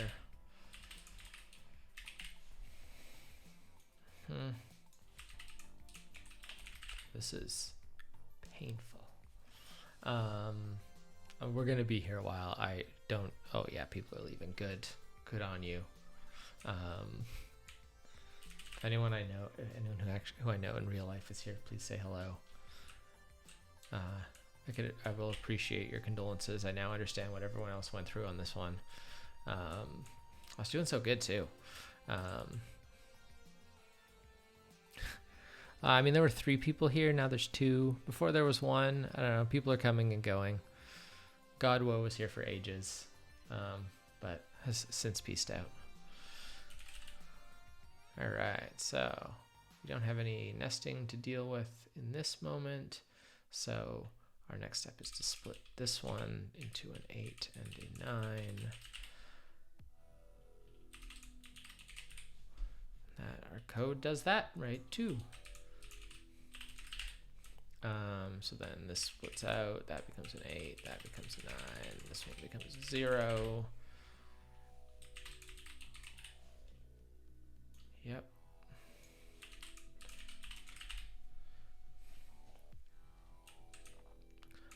So then this one is the next one. At least we're through a digit.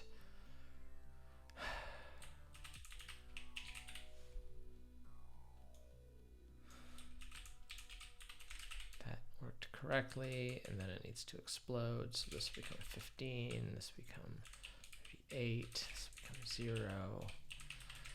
Whoops. This will become 0.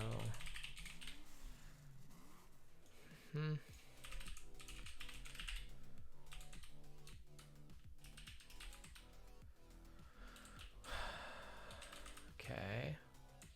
Then no more nesting, so this becomes a 7 and an 8. Yep. Now we do have nesting, so that 7 moves over there, that 8 moves over there. This switches back to a 0.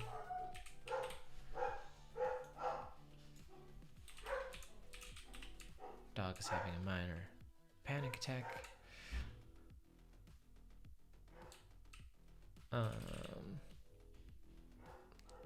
So this is all looking good. Now we attempt to split this 38 again, and that's what, 19?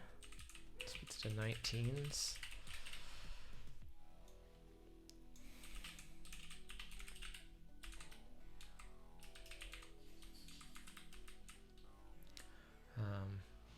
As expected, that worked. 19s are going to explode out, so this will become 27. This will become 34. This becomes 0.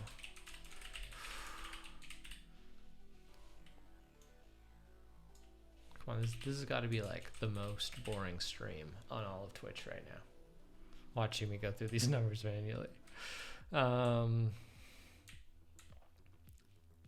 that splits out. We're good there. So this is going to be 13, 14.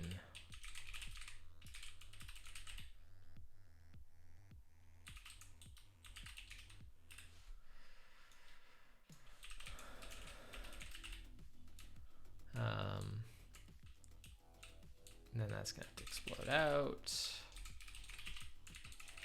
0. I mean, it's a really interesting algorithm they've come up with for this. It's not sort of degenerative at all. This splits into 6, 7.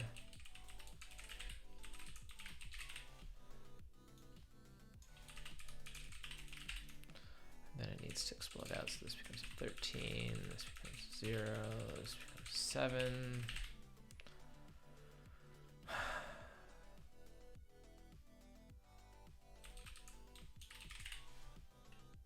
Starting to get really hungry, so suspicious food just arrived. That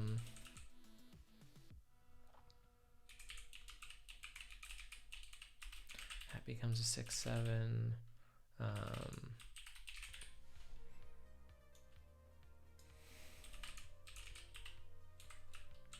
That explodes out. That becomes a 14. That becomes a 7. This becomes a 0.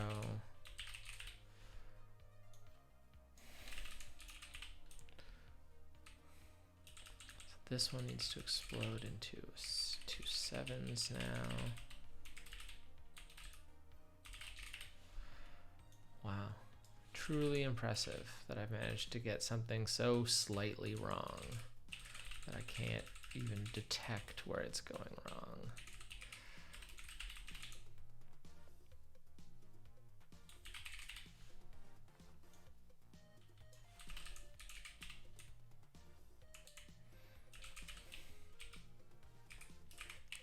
That's a 6, 7. Yeah. You know what's going to happen here. That's going to be a 7. That's going to come to 0.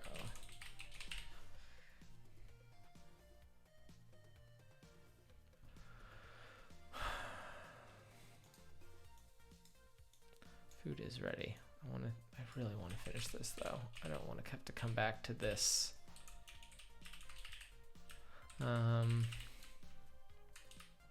So now this is all distributed. This 7 is going to be split up.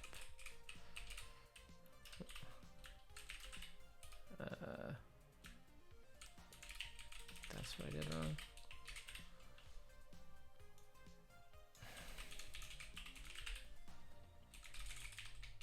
I guess I can maybe make, I mean, that syntax I think doesn't really help me at all. I need rainbow brackets or something. So those are all there. This 14 split, so this now needs to, this is now nested enough. So this becomes 14, becomes 0, this becomes 41. Oh, that number is, it's gonna be so annoying to split out.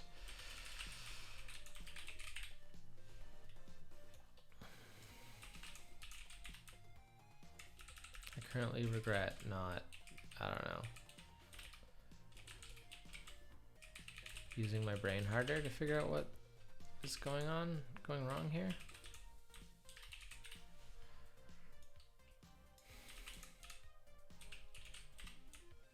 Oops. So I might change that to a 1. That's a 7. Becomes 14. Becomes 0.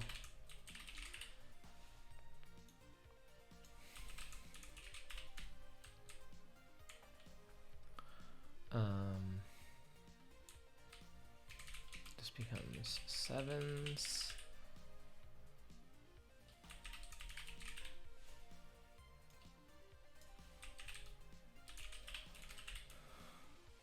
Sevens explode.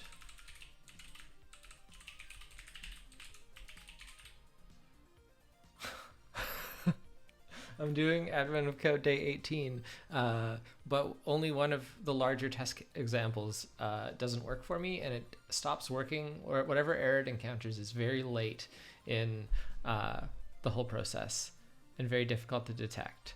So I am just manually writing out everything that happens in that example and then comparing it to the code that I get, or to the results in my code, and having a, oh, that I accidentally jumped 2 steps there.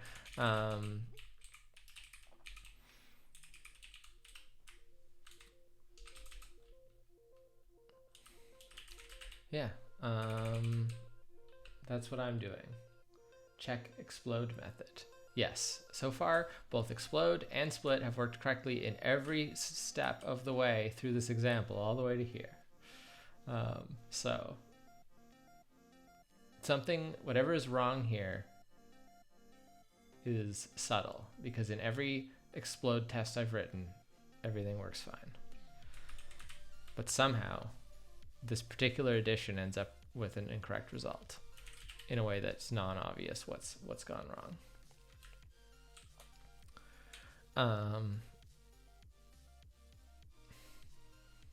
But yes, split is trivial. So now we split again.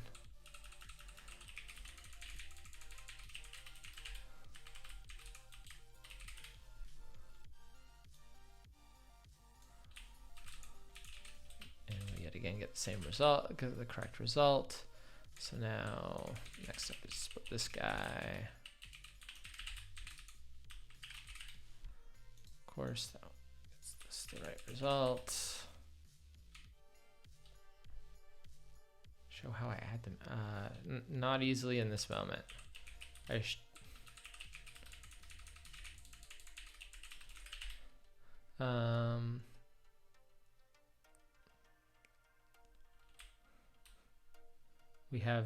We've turned almost every single example in the problem write-up and some from other people's test suites into tests, and they are all currently passing. It is only our test that actually tests the full example that they give us that is currently not working, and I've narrowed it down to which step of the addition of that homework example isn't working. And I'm getting really hungry, and there's food that I could go eat if I stopped doing this.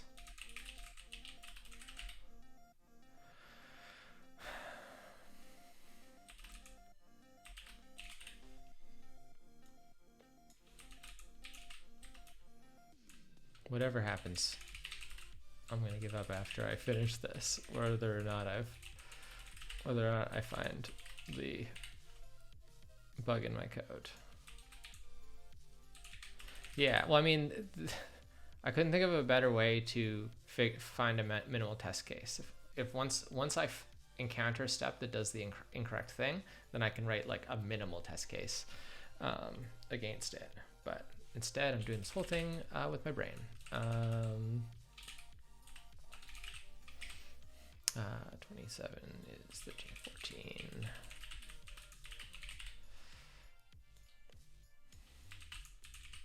So yeah, but welcome Random Next to the most boring stream on Twitch right now.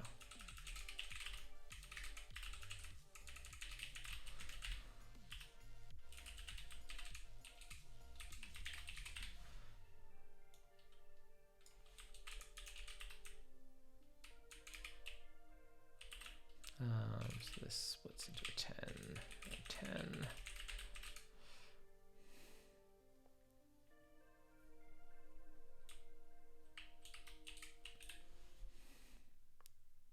Ooh, I wonder if I have like an issue around tens. So does it say greater than? If any number is 10 or greater. Okay, yeah. So we would expect this could be my bug.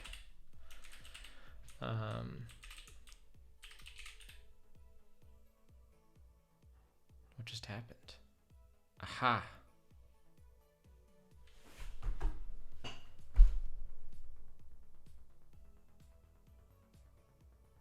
I mean, we've just found it. We've just found the step. I've got it. I'm doing. It's 10 or greater. We can fix this. Okay. Okay. Splittable node.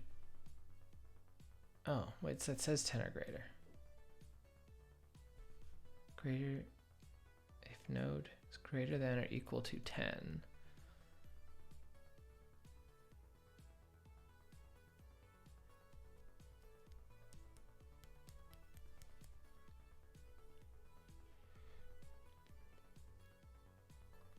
Weird. Okay, well anyway, we can still write a splitting test on this. Yeah, no 10s appear in here. All right.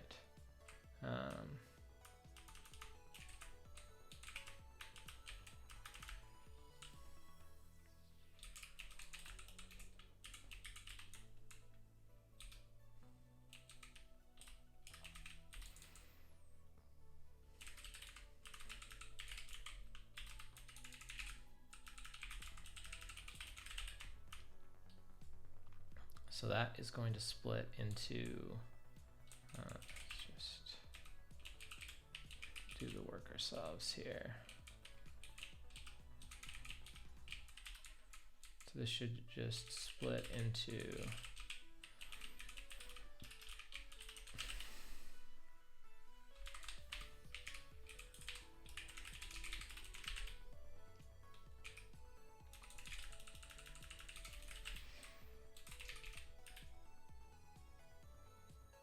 what? Oh my god. Okay. Regardless. Oh no, I was wrong. Oh, was I wrong? Oh, it was nested enough? No. Oh, I was supposed to explode.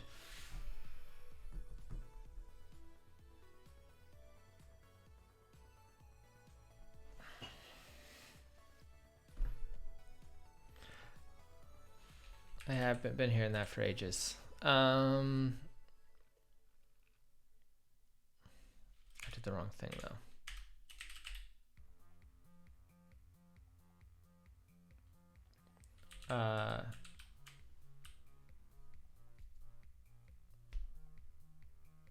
What input do you use? I mean, in this test, I'm using. I'm specifically doing the thing that I was working on is specifically this one. I'm not getting the right result of it.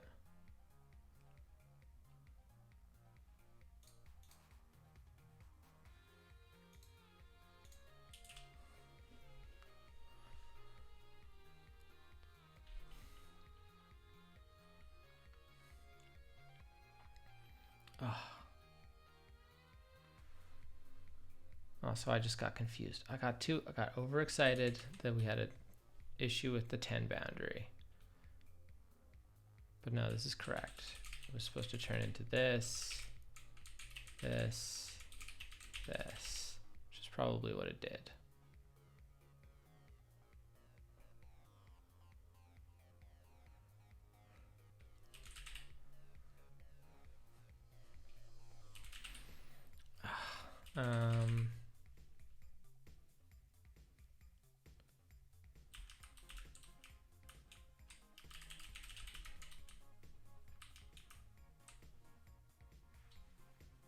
No, I don't. That's why I was doing this manual step.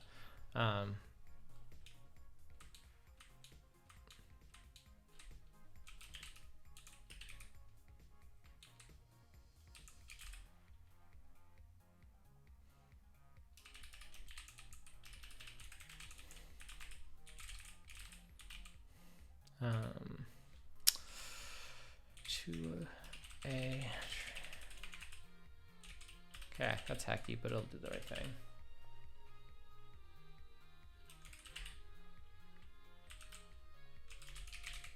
Okay, sadly this test did not demonstrate the bug.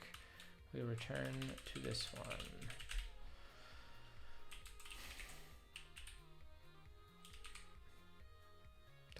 Sorry, syntax or dynamic comments? Since when? That's literally what I was doing before.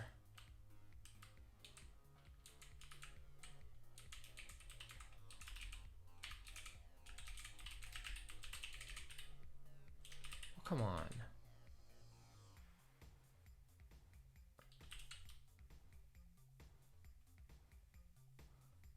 Interesting. I didn't know there were actually any limits on constant reassignment in Ruby.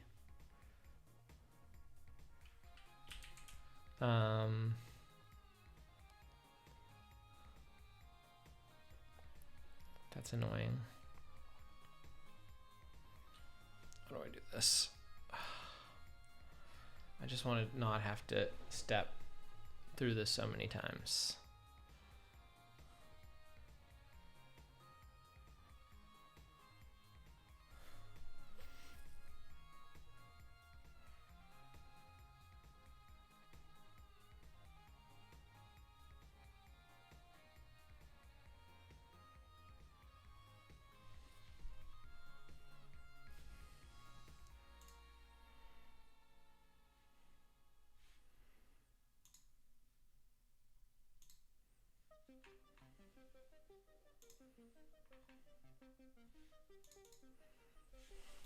What am I gonna do here? Whoops, come on, don't.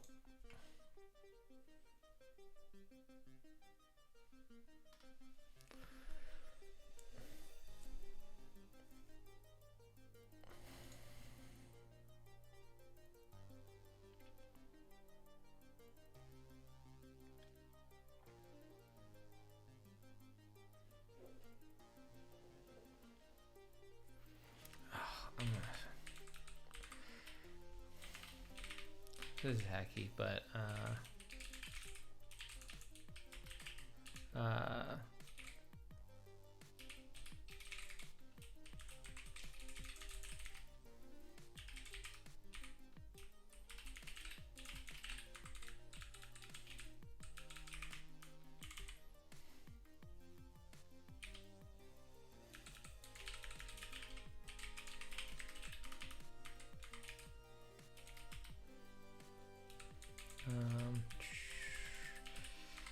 let's just not make that too horrible.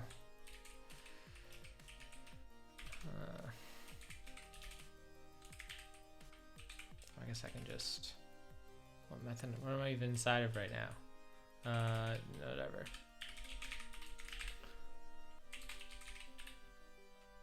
Syntax error.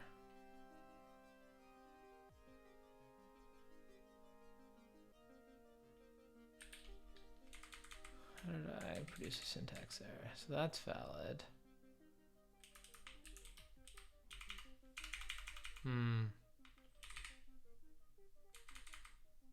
How could I possibly have just introduced a syntax error?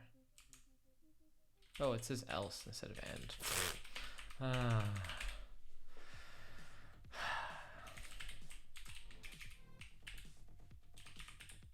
Oh.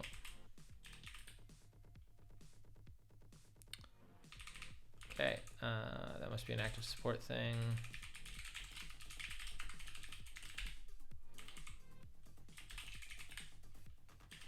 Oops, and I didn't actually fix that.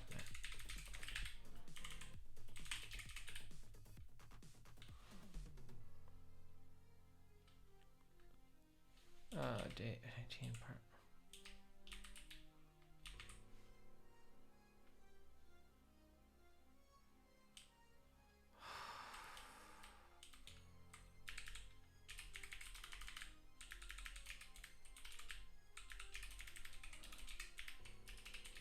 Okay, my brain's now fried. Okay. Whew. Okay. So now we are at the step before I got too excited.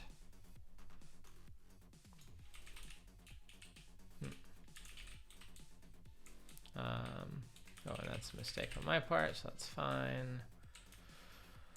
All right, back to continuing on our journey here.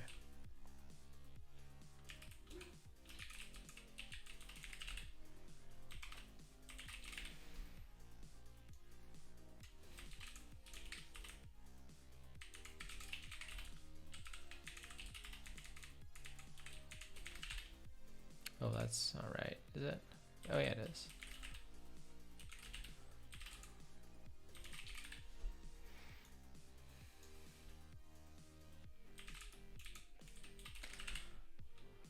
A lot of things I can do in Ruby that are not possible in statically compiled languages.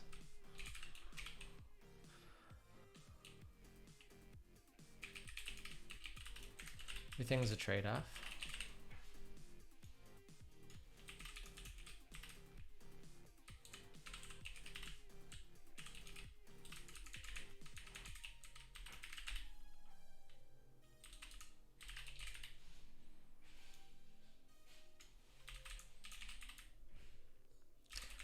Plus, I can check syntax errors. I just don't have anything enabled in my editor right now to do it.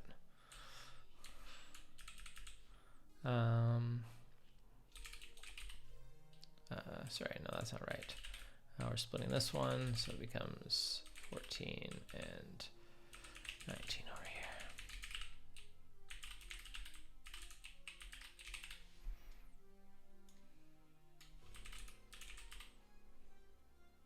Or what happened?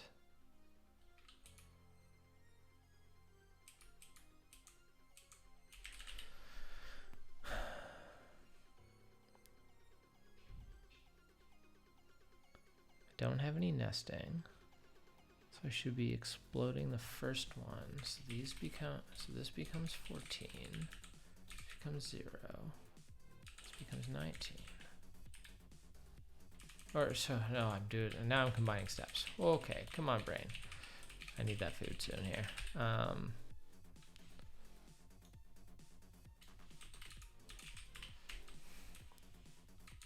Then this becomes 14, this becomes 0, this becomes 19, and I get the result that I thought I was supposed to get last time.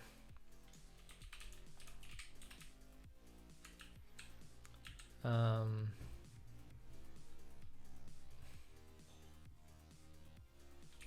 splitting this one. Oh, bad at typing here. This is for part 1. Been at this for a while. We're 4 hours into this stream right now, which doesn't feel great. But I know a bunch of my friends took similar amounts of time to get through this one. So of course they didn't, I'm pretty sure, do what I'm doing now. So I mean, I'm not sure I should be doing it, but I didn't have any test cases handy that would get me anywhere close to this thing, so. And at least this will eventually poop out a incorrect step for me to test against.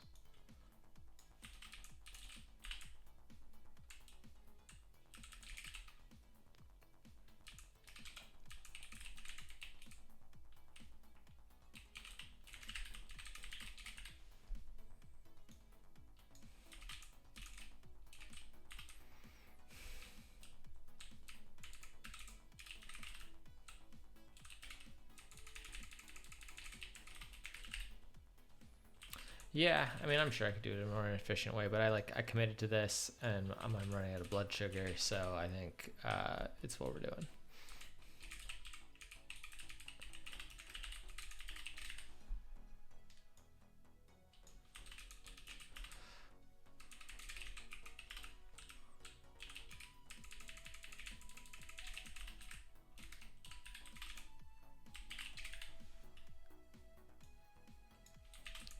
Truly impressed that I've managed to come up with something so almost right that we're this deep into computing this value and it's still producing wrong results.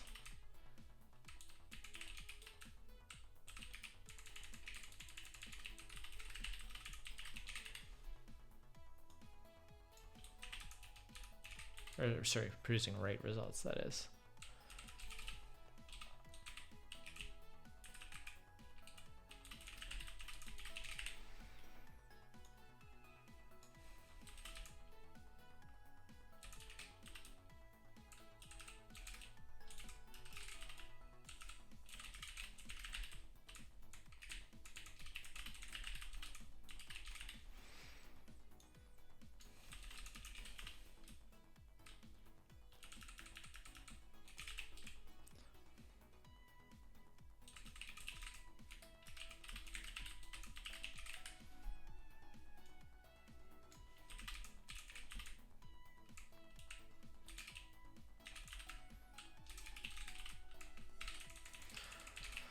Okay.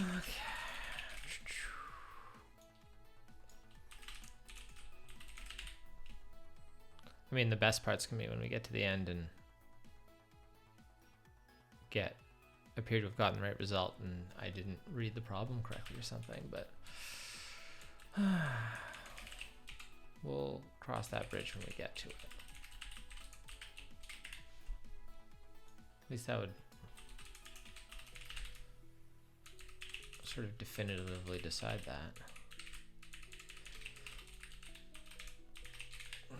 We were having such a nice day up until this point.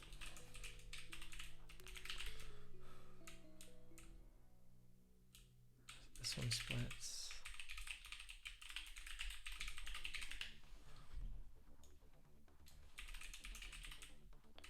There's 17, there's 5, so it becomes 0. Oh.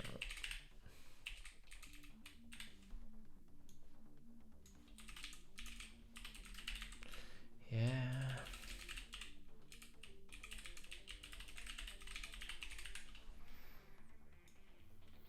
Feels like this is some like terrible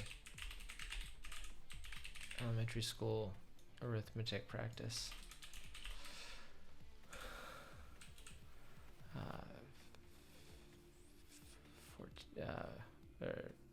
What is this? 18, 19, right? Can't even add numbers now. Oh, 1920. Right. Yeah.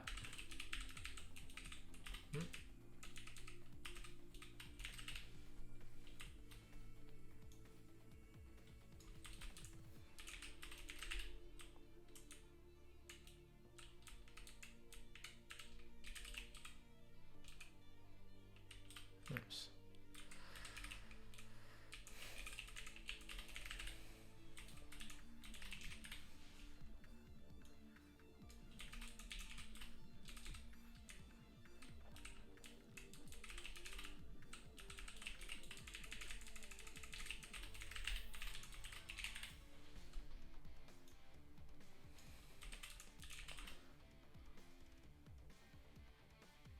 What did I just do?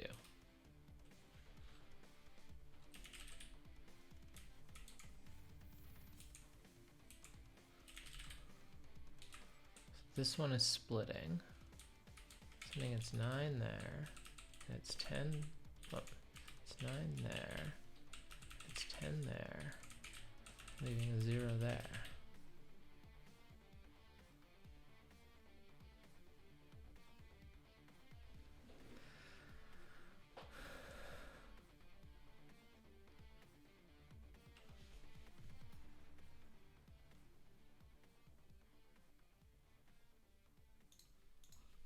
Is this where I've finally got a wrong result?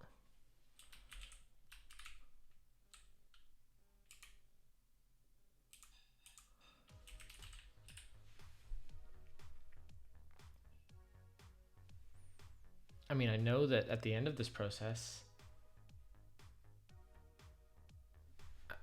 I'll get the wrong answer. I already know that.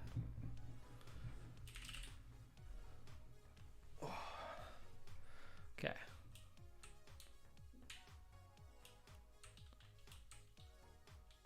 So this one needs, I think I've actually, that's what I should be getting. And I'm getting this instead. So what is happening between these two steps? Oh. Oh no, maybe I'm not wrong. So this is 1 nested 2. Okay, this isn't sufficiently nested. Okay, so I am just wrong. Cool. It's this splitting in 2. Yep.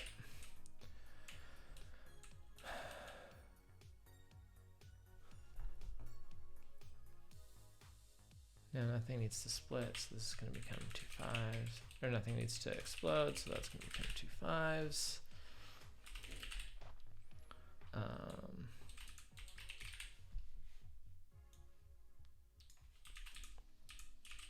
We're almost there.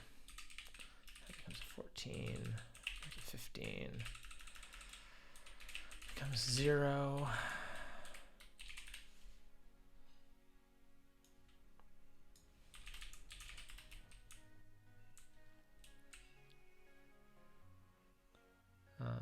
now this becomes 2 7s. Definitely didn't consider how long this was going to take when I decided down this path. But I've commitment fallacied myself into submission, and we're doing it.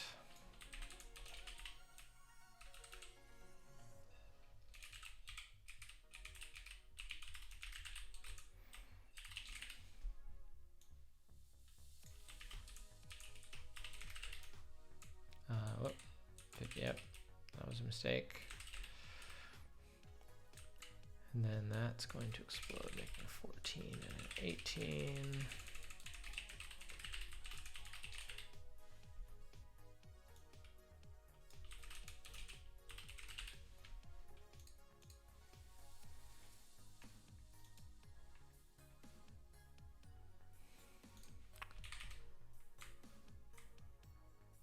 This isn't for the same.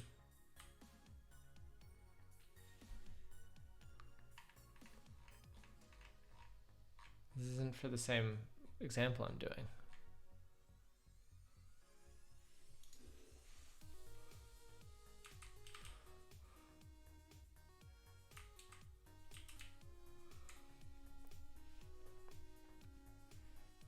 Or it doesn't appear to be.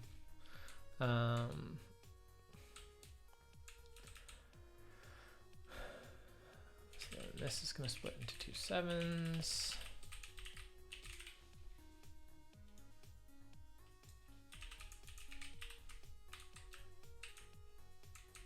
It's going to break apart. Or is it? It's 1, 2,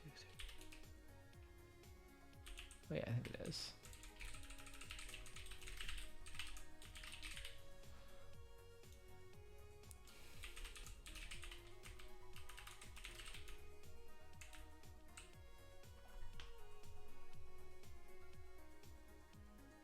Oh, send me. We're almost there. It's fine. I haven't even tested running against my. I mean the. Here. This is what I'm just attempting to reduce. If that helps you. If you like to do that. This one. Let's get 2 9s. I mean, I'm very nearly done this, so.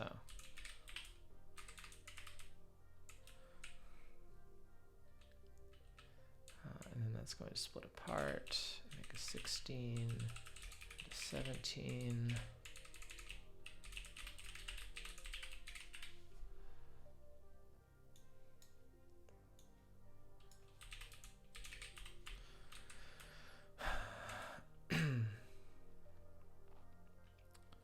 And then my 16 is going to break into 2 8s.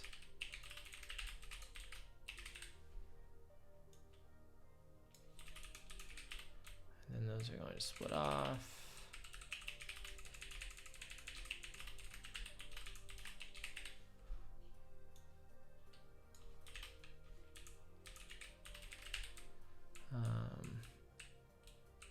And then this is going to break into a 8 and 9.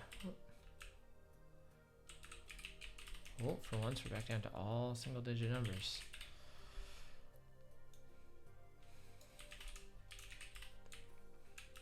Then, is that the end? 1.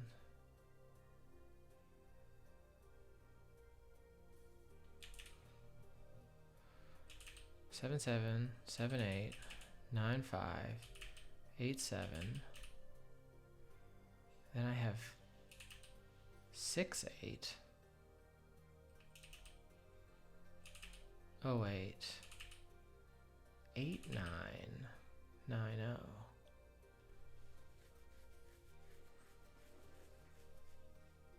Well, that sucks.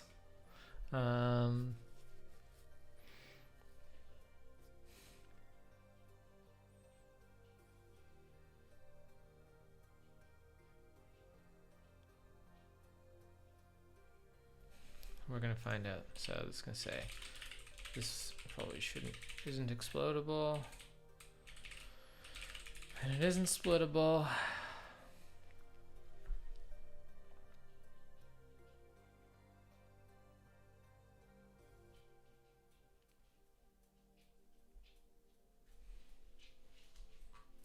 Surely there's not like a...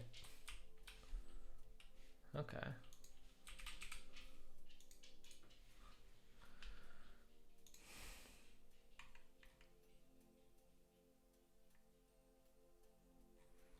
See if it's reasonably easy to see where we diverge here.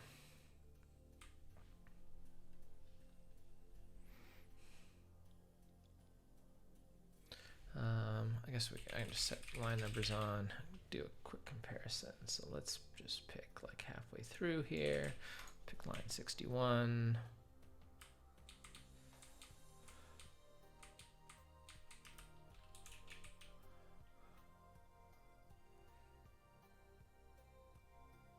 So this is here. I've got spaces. So let's just... And this appears to be the same.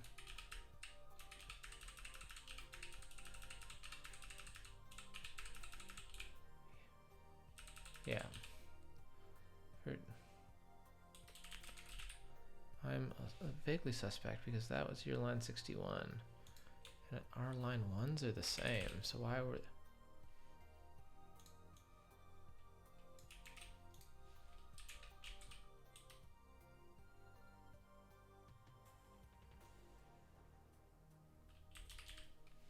Okay, well, let's try line 40. My line 40. I'll just take the spaces out of mine for a sec here to compare them. That's not same.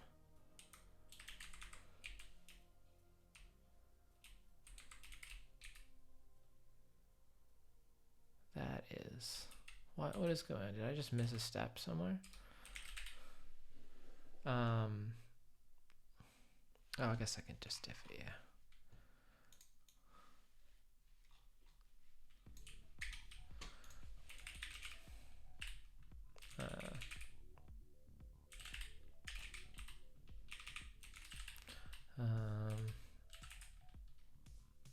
Random next. And then we just temporarily remove all of the white space from mine.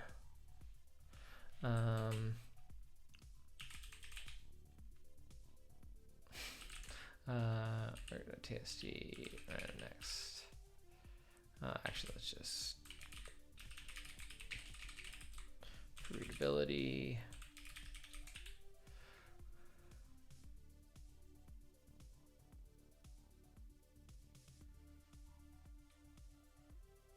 Okay, so different endings.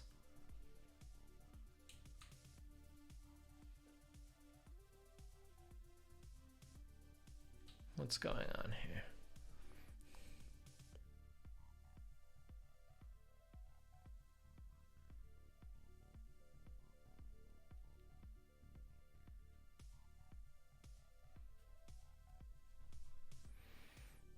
The fact that I assume, I don't know what these extra changes are partway through, because we get towards the end, we have the same up to like almost the end. And then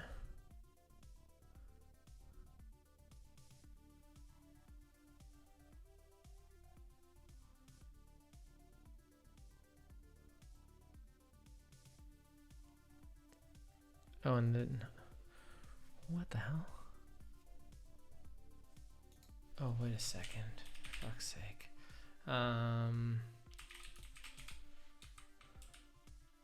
Just open a new one.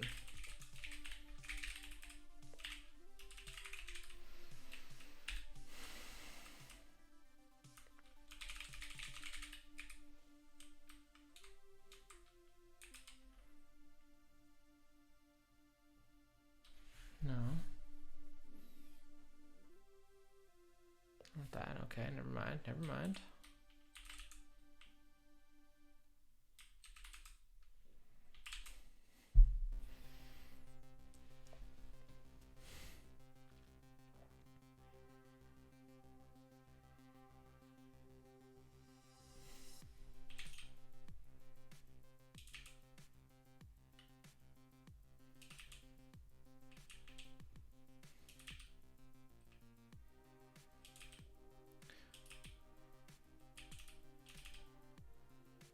Yours doesn't finish reducing.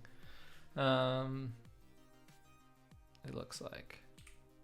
Unless I didn't copy it at all. What happened here? Oh, it's just not showing it to me? Yeah, yours does finish. Okay, it's just cutting it off. Oh, because I was running diff. I see. And I didn't finish it. Okay, cool. That's fine. Now, I just have to figure out why I go wrong here. So at this, when attempting to reduce that number,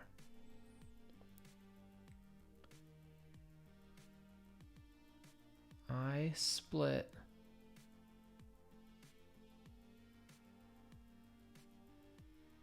the 20.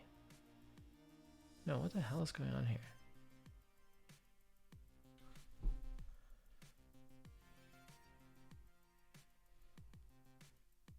9580. So you're splitting the 10, which is correct. And I'm splitting the 20, which is just wrong.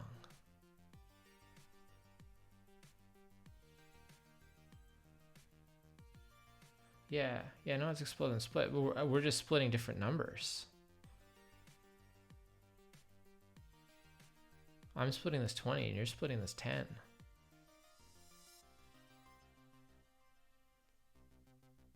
I understand now.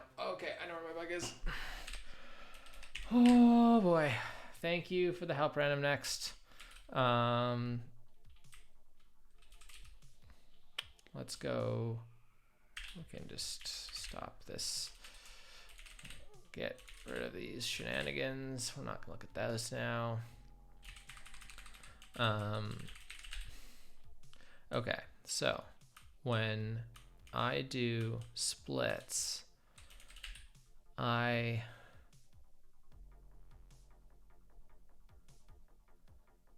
check the left node and then check the right node and explode whichever one I find. Otherwise, I do this recursively. However, that's not cool because we need to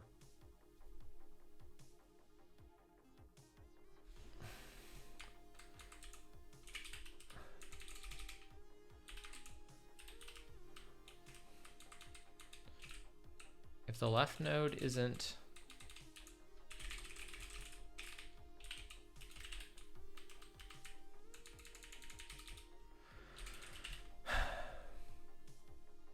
that should fix it.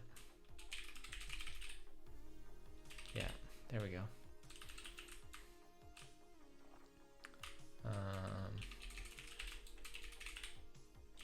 Yeah.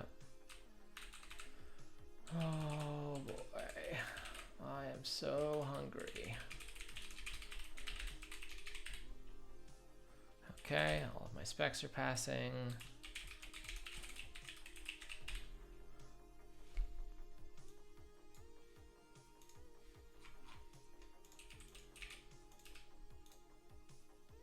Nice. All right. Day 18, part 1. Thank you for the help. Random Next. I cannot help but read part 2 though and find out what we're faced with to see if it's easy given my solution. You notice a second question on the back of the homework assignment. What is the largest magnitude you can get from adding only 2 of the snailfish numbers?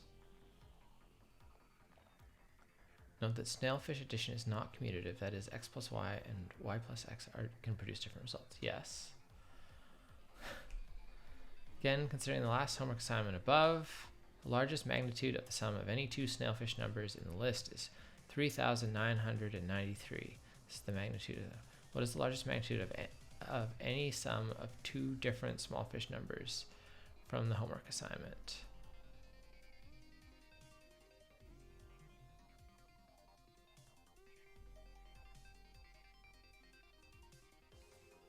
Okay. Yep, that is relatively easy, I think. I hope. So we can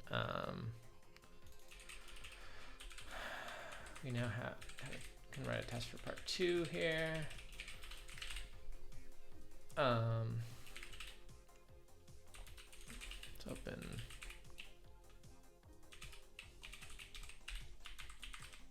So what does our solution actually look like?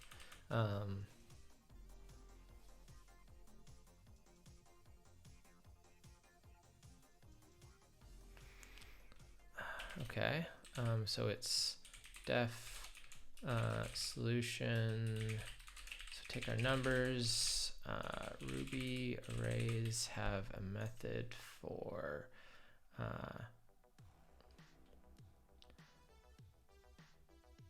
combinations, right?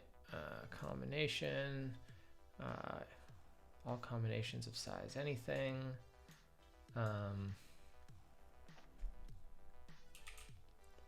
Does it have permutations? Ah, perfect. All right, so numbers have permutations, size 2. We'll map that to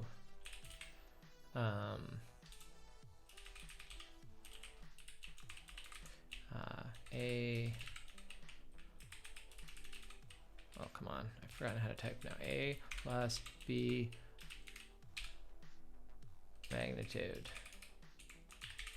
We just want the max.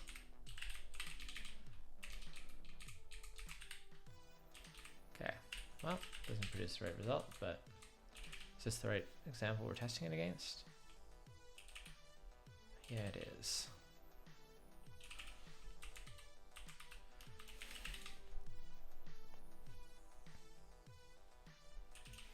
What am I doing wrong? Doing permutation, so I should be getting AB and BA. I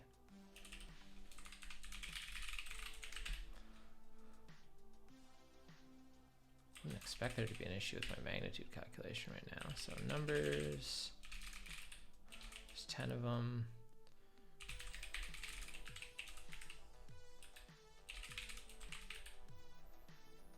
Yeah.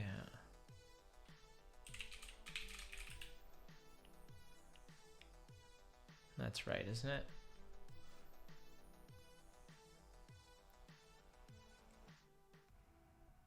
N times n minus 1 or something like that.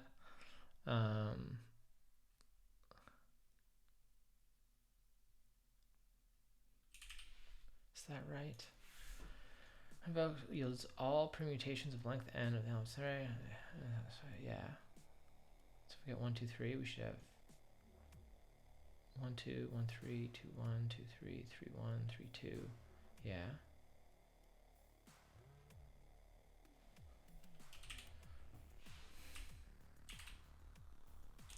4,005. I mean, I guess.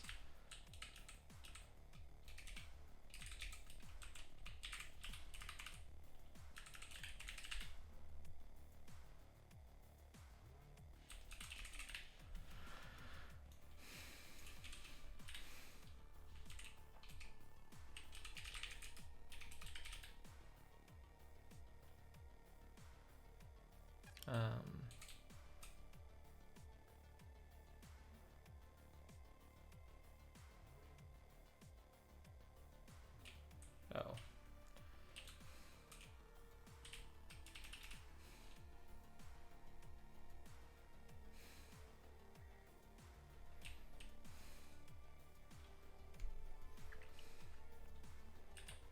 Okay. A, B, star underscore, A plus B, underscore dot magnitude, 40, 45. Yeah, that's wrong. No, totally wrong, of course, yeah. Wait.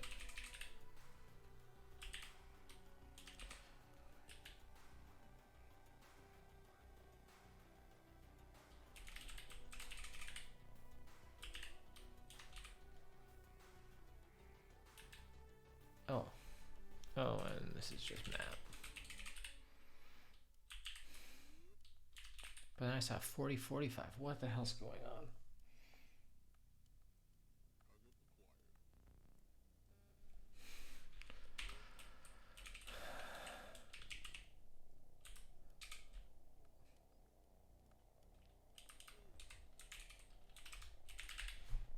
This should be really easy.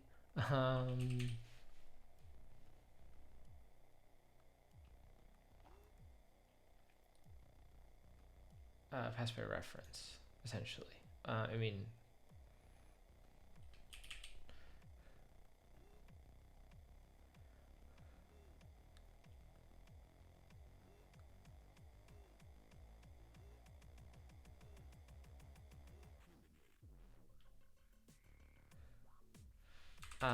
no. Things being mutated here. Or is something being mutated? Oh, for sure. Could I be...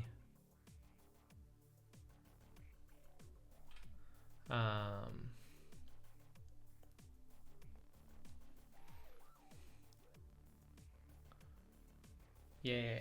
Okay. So I'm running into just mutation problems. So let's just not map them into... Let's do this down here. At numbers map to we'll just parse them on demand. So that should keep that just one.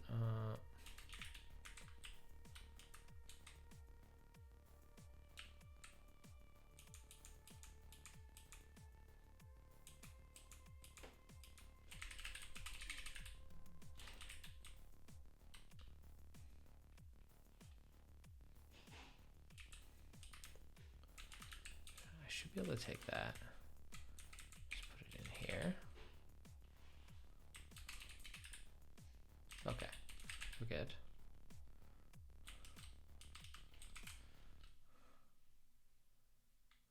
Part 2 is now failing because we're calling magnitude on a string. Cool.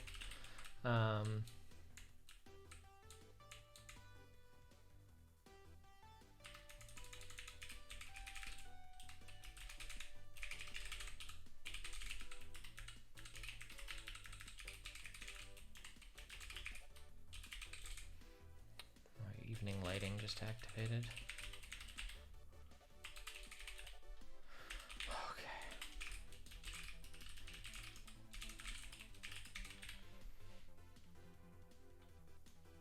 Wasn't particularly fast, but such is Ruby. Oh, okay, there we go.